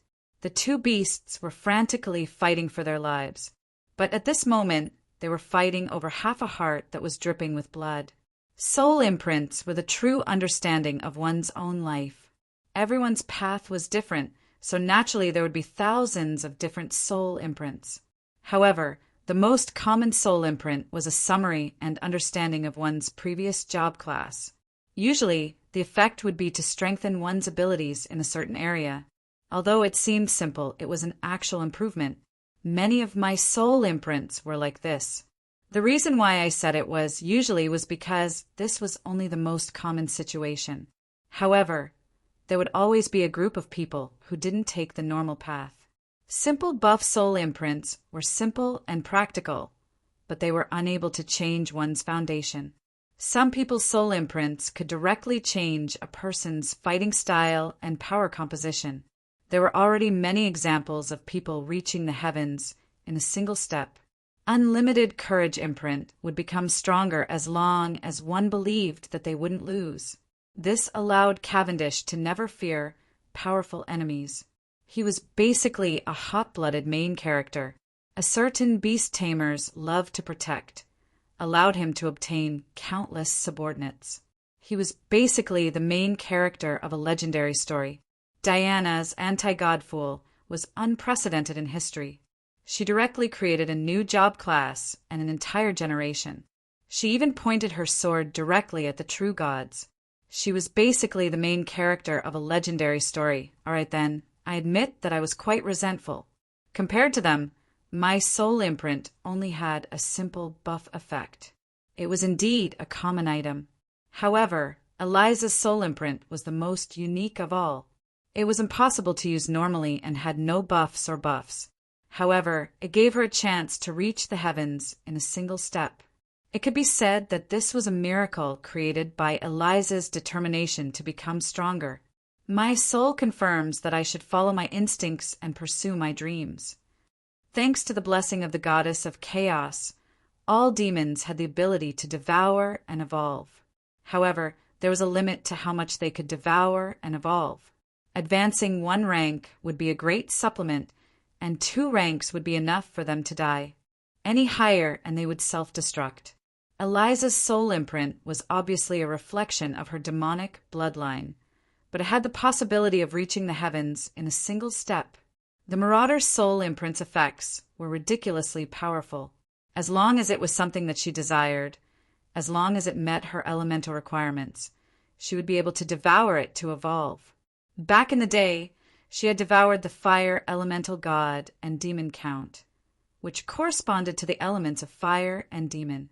And now, she had devoured Ladvioka's heart, which also corresponded to the elements of fire and demon. This was completely in line with Eliza's needs. This was the perfect gift for her. A demon's heart was the best magic potion ingredient. It was also the energy source for many special machines. In fact, it was even a hard currency in the lower planes. That was because they were the crystallization of a demon's lifetime of power. Devouring and evolving were the eternal themes of the Chaos Abyss. Eliza, who was favored by the Chaos Abyss, was the embodiment of this theme. Elisa's heart was instantly disintegrated. When crimson flames covered Elisa, the next instant, Elisa transformed into a fiery phantom that spread her wings and soared into the sky. The newborn Inferno demon immediately flew towards Ilmigia. A newborn demon king would need to use battle to exhaust and improve her power. Since the 2 main gods were already competing against each other, the Queen of Temptations was naturally the only choice. You're always walking around naked. I've long since disliked you. All right then, Ilmigia's angry roar was filled with undisguised personal resentment. It seemed that she had another reason for choosing the Queen of Temptations as her opponent. Hee, of course I have to show off my good figure. You're probably angry that your man always sneaks glances at me, aren't you? As Ilmigia giggled, she even proudly winked at Roland. But then she was unable to smile anymore, as the fire shadow tossed out a flame spear that instantly covered the entire sky, forcefully sending Ilmigia back to the ground as she had just flown up. Cough, cough. Using energy in such a crude manner is such a waste. Ilmigia, who was covered in dust, wasn't injured at all. Even though she was the weakest of the Devil Lords, she was still an ancient, powerful individual who had survived for countless years. Eliza's overly scattered flame energy wasn't even able to pierce through Ilmigia's defenses. Ilmigia didn't even get to finish complaining, as several dozen flame spears in the sky caused her to completely shut up. Not only was the energy released by Ilmigia like a nouveau riche, there was also something faintly within those flame spears that made Ilmigia instinctively feel threatened. Hiding a fatal attack in a seemingly harmless, large-scale AoE spell. Such a simple tactic. All right then, Ilmigia, who was used to using useless words to disturb her opponents, completely shut up this time. She didn't even dare to come into contact with the green smoke coming from the flame spears. Ladvioka's true essence of the Chaos Abyss? You're quite generous. The true essence of the Chaos Abyss was a gift from the Chaos Abyss. It was the core of chaos, the accumulation of a demon's entire life. It was also a necessary item for a demon to improve themselves. When the true essence of the Chaos Abyss was used as a one-time use item to attack, it was basically the equivalent of directly detonating a nuclear reactor. The seemingly light green smoke was actually a fatal threat. Even Ilmigia didn't dare to come into contact with it. Eliza didn't respond. She simply reflexively spread out the faint green smoke. This time, not only was Ilmigia trying to hide, even the two main gods on the battlefield reflexively moved away from the poison mist. The flames and poison mist transformed the snow-white battlefield into a dangerous domain. Eliza was willing to pay any price to throw herself into this battle, which made things rather difficult for the Queen of Temptations, who wasn't used to direct combat. She tried to avoid the poison mist and use a battle of attrition to weaken Ladvioka. However, the Queen of Temptations didn't know that this seemingly important power was actually useless against Eliza. Just like how Ladvioka was able to split his attention between two major domains, the King of Putrefaction's true essence of the Chaos Abyss was actually split into two major parts. One part was the power of putrefaction, while the other part was the Inferno demon's true essence. The latter was naturally nourishment for Eliza, while the former was obviously impossible to digest, so it was better to use it as a one-time use item. Currently, Eliza's entire body was spewing flames. She casually tossed out endless fire seas and fire spears that resembled forbidden spells, but that wasn't a good thing either. She was no longer able to control her ever-increasing power and needed to vent it through battle. Of course, the most important thing for her to do right now was to find a place to properly digest and organize her power. However, that was obviously impossible right now. That was why Ilmigia changed her way of thinking. She decided to toss out the impurities and uncontrollable power in her body as a consumable item. This was no different from burning one's soul to create an endless amount of firepower.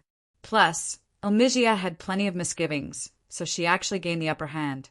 Compared to the rather gentle battle between the two main gods, the battle between the main gods was far crueler and more direct.